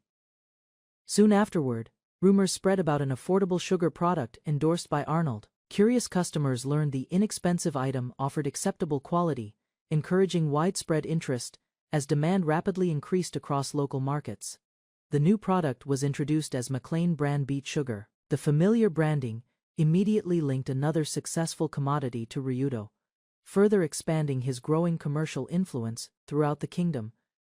Ryuto explained that sugar could be produced from radishes, surprising those around him. By transforming another common crop into a valuable product, he demonstrated practical knowledge unavailable to most people in the kingdom. With beet sugar entering the market successfully, Ryuto quietly expanded his business once again. Every new product strengthened his influence, while placing greater pressure on Venison and advancing his carefully prepared strategy. Ryuto explained that beet sugar production succeeded through improved breeding techniques and the village's united efforts. By breaking Venison Chamber of Commerce's monopoly, the villagers greatly increased production while creating a valuable new industry together. The grateful villagers thanked Ryuto McLean for transforming their community through his guidance and support. Accepting their appreciation with a smile, Ryuto believed mutual trust remained the strongest foundation for lasting prosperity and future success. In a rain-soaked cave, a hooded figure lies motionless with hollow eyes, and a masked woman stares down in shock. Crystal spikes tear through the ground as a hidden enemy strikes, and Zero falls screaming while Lilith watches calmly. Victorious, Ryuto contacts Lilith telepathically, confirms Zero is secured, and orders her hidden in the dragon village for careful treatment. Through the dragon ceremony, Ieslin can now relay Ryuto's telepathic words, and hearing him speak to another woman irritates her deeply. Ryuto tells Ieslin the preparations are nearly complete, though she senses he has been growing more distant and reclusive lately. Ryuto rests his hand gently on her head, telling her that people, not wealth, are the world's truest treasures of all. Elsewhere, a startled official grips a troubling report tightly in disbelief. Utterly stunned by the shocking news, it quietly reveals to him. The debt collector reports that every villager has repaid their debts and resigned together at once, alarming his panicked superior further. The funds are already gone, having been spent entirely settling the debt, while the Venison Bank flatly denies their loan outright. Requests for a loan extension are firmly refused, and their remaining properties have already been completely and quietly seized without warning. A masked figure reveals the harsh truth. Venison had targeted this village from the very start, using calculated flattery to manipulate them. Told plainly that he has lost his gamble entirely, the chief still insists he will remain chief until the very end. His daughter refuses to accept defeat, declaring she alone will repay the debt and fully restore their family's damaged honor and name. Thanking their father sincerely for everything he had sacrificed, the siblings assure him the family fortune remains safely secured elsewhere now. In the present, Ryuto notes that Bastaha now owes him a debt too, calling their relationship stable and mutually quite cordial. Cordelia's brother recalls their disgraced uncle Yosef, whose reckless advice had directly caused their father's disastrous and costly failed investment scheme. Rumors claim that nobody truly knew where Yosef went after being exiled, vanishing completely like a shameless villain from old stories. Cordelia wonders aloud whether Yosef might secretly be tied to Venison, since he vanished right before their father's sudden, ruinous downfall. Ryuto compliments her sharp thinking, admitting her wisdom has clearly rubbed off on him, while she teases him playfully in return. Without any hesitation, Cordelia demands that he take full responsibility for his influence and marry her immediately right then and there. Ryuto admits he still cannot see Cordelia as a woman, calling her a sister or grandchild, given the vast difference in age between them. Undeterred, Cordelia vows she will definitely make him fall in love with her someday, striding off confidently as a door creaks shut nearby. Alone afterward, Cordelia screams internally, furious at herself for confessing so bluntly instead of using charm, seduction, or any of her usual tactics. Ryuto quietly notes that Cordelia's status has surpassed his own previous reincarnation, having gained enormous experience far faster than she reasonably should have. Desperate and running out of time, Ryuto admits he cannot choose his methods anymore, accepting that his current approach feels shamefully low and questionable. Meanwhile, inside the Venison Company's guardroom, a furious official demands to know why that villager managed to make such a fool of him. A cloaked noblewoman draws startled attention from the guards, who are strictly ordered from above never to touch this particular villager under any circumstance. Elsewhere, a masked woman gathers conspirators, revealing today's meeting concerns finalizing the details behind their secret plan, the assassination of King Albert. Another woman reveals her own hidden knife, declaring she already knows about the plot and wishes to exploit the coming assassination for herself. Several days later at Magic Academy, Arunai, Cordelia finally corners Ryuto alone, admitting she worried after not seeing him around campus much lately. A forged letter claiming Cordelia is in danger lures Ryuto out. But Victoria ambushes him instead, brandishing a knife with clear violent intent. Overpowered completely, Victoria admits this is the first time she has met someone she cannot imagine ever winning against, offering herself as his. Guards rush in to Victoria's staged scream, only to find her asking if the resulting chaos matched exactly what Ryuto expected her to say. Victoria falsely accuses Ryuto of assaulting her, prompting a bystander to hurl insults about his inferior villager blood before Ryuto tosses the real knife down. Victoria dismisses everyone present, promising to call if anything further happens, leaving her and Ryuto alone once the room empties out. Ryuto calls her performance shameless, having tried framing him as a criminal, while Victoria admits seduction and physical threats both failed against him equally. Victoria muses that she cannot have him executed or expelled, given Cordelia's strong favor, but she could still question Cordelia's position instead.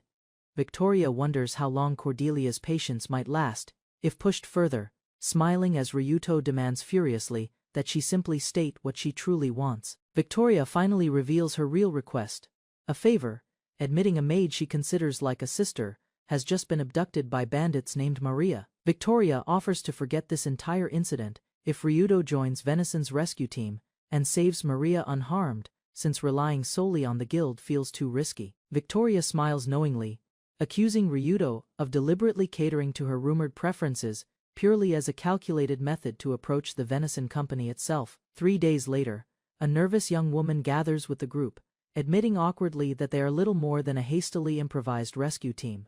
Ryuto proposes that the 4 of them do their absolute best together to rescue Maria, and the enthusiastic girl cheers loudly in agreement. The scene shifts to the Lacoon Country region, deep within the Madasu Mountains, where dense forest and fog stretch beneath the towering peaks. Traveling through the woods, Ryuto quietly doubts Victoria could ever genuinely worry about a maid, wondering instead if this mission hides an assassination attempt. One day earlier, Ryuto learns the guild had already received a request to defeat these bandits, but rejected it for seeming suspicious. A masked judge explains that Lakuin's court obstructed investigations, and the Madace bandits were mysteriously warned right after suspicions arose over illegal mandragora cultivation. The group learns a former Venison employee, named Maria, disappeared, and suspects this bandit request might really be severing ties with Venison. Hooded and smirking, Ryuto remarks that it takes one to know one, admitting he too is quite skilled at deceiving people when necessary.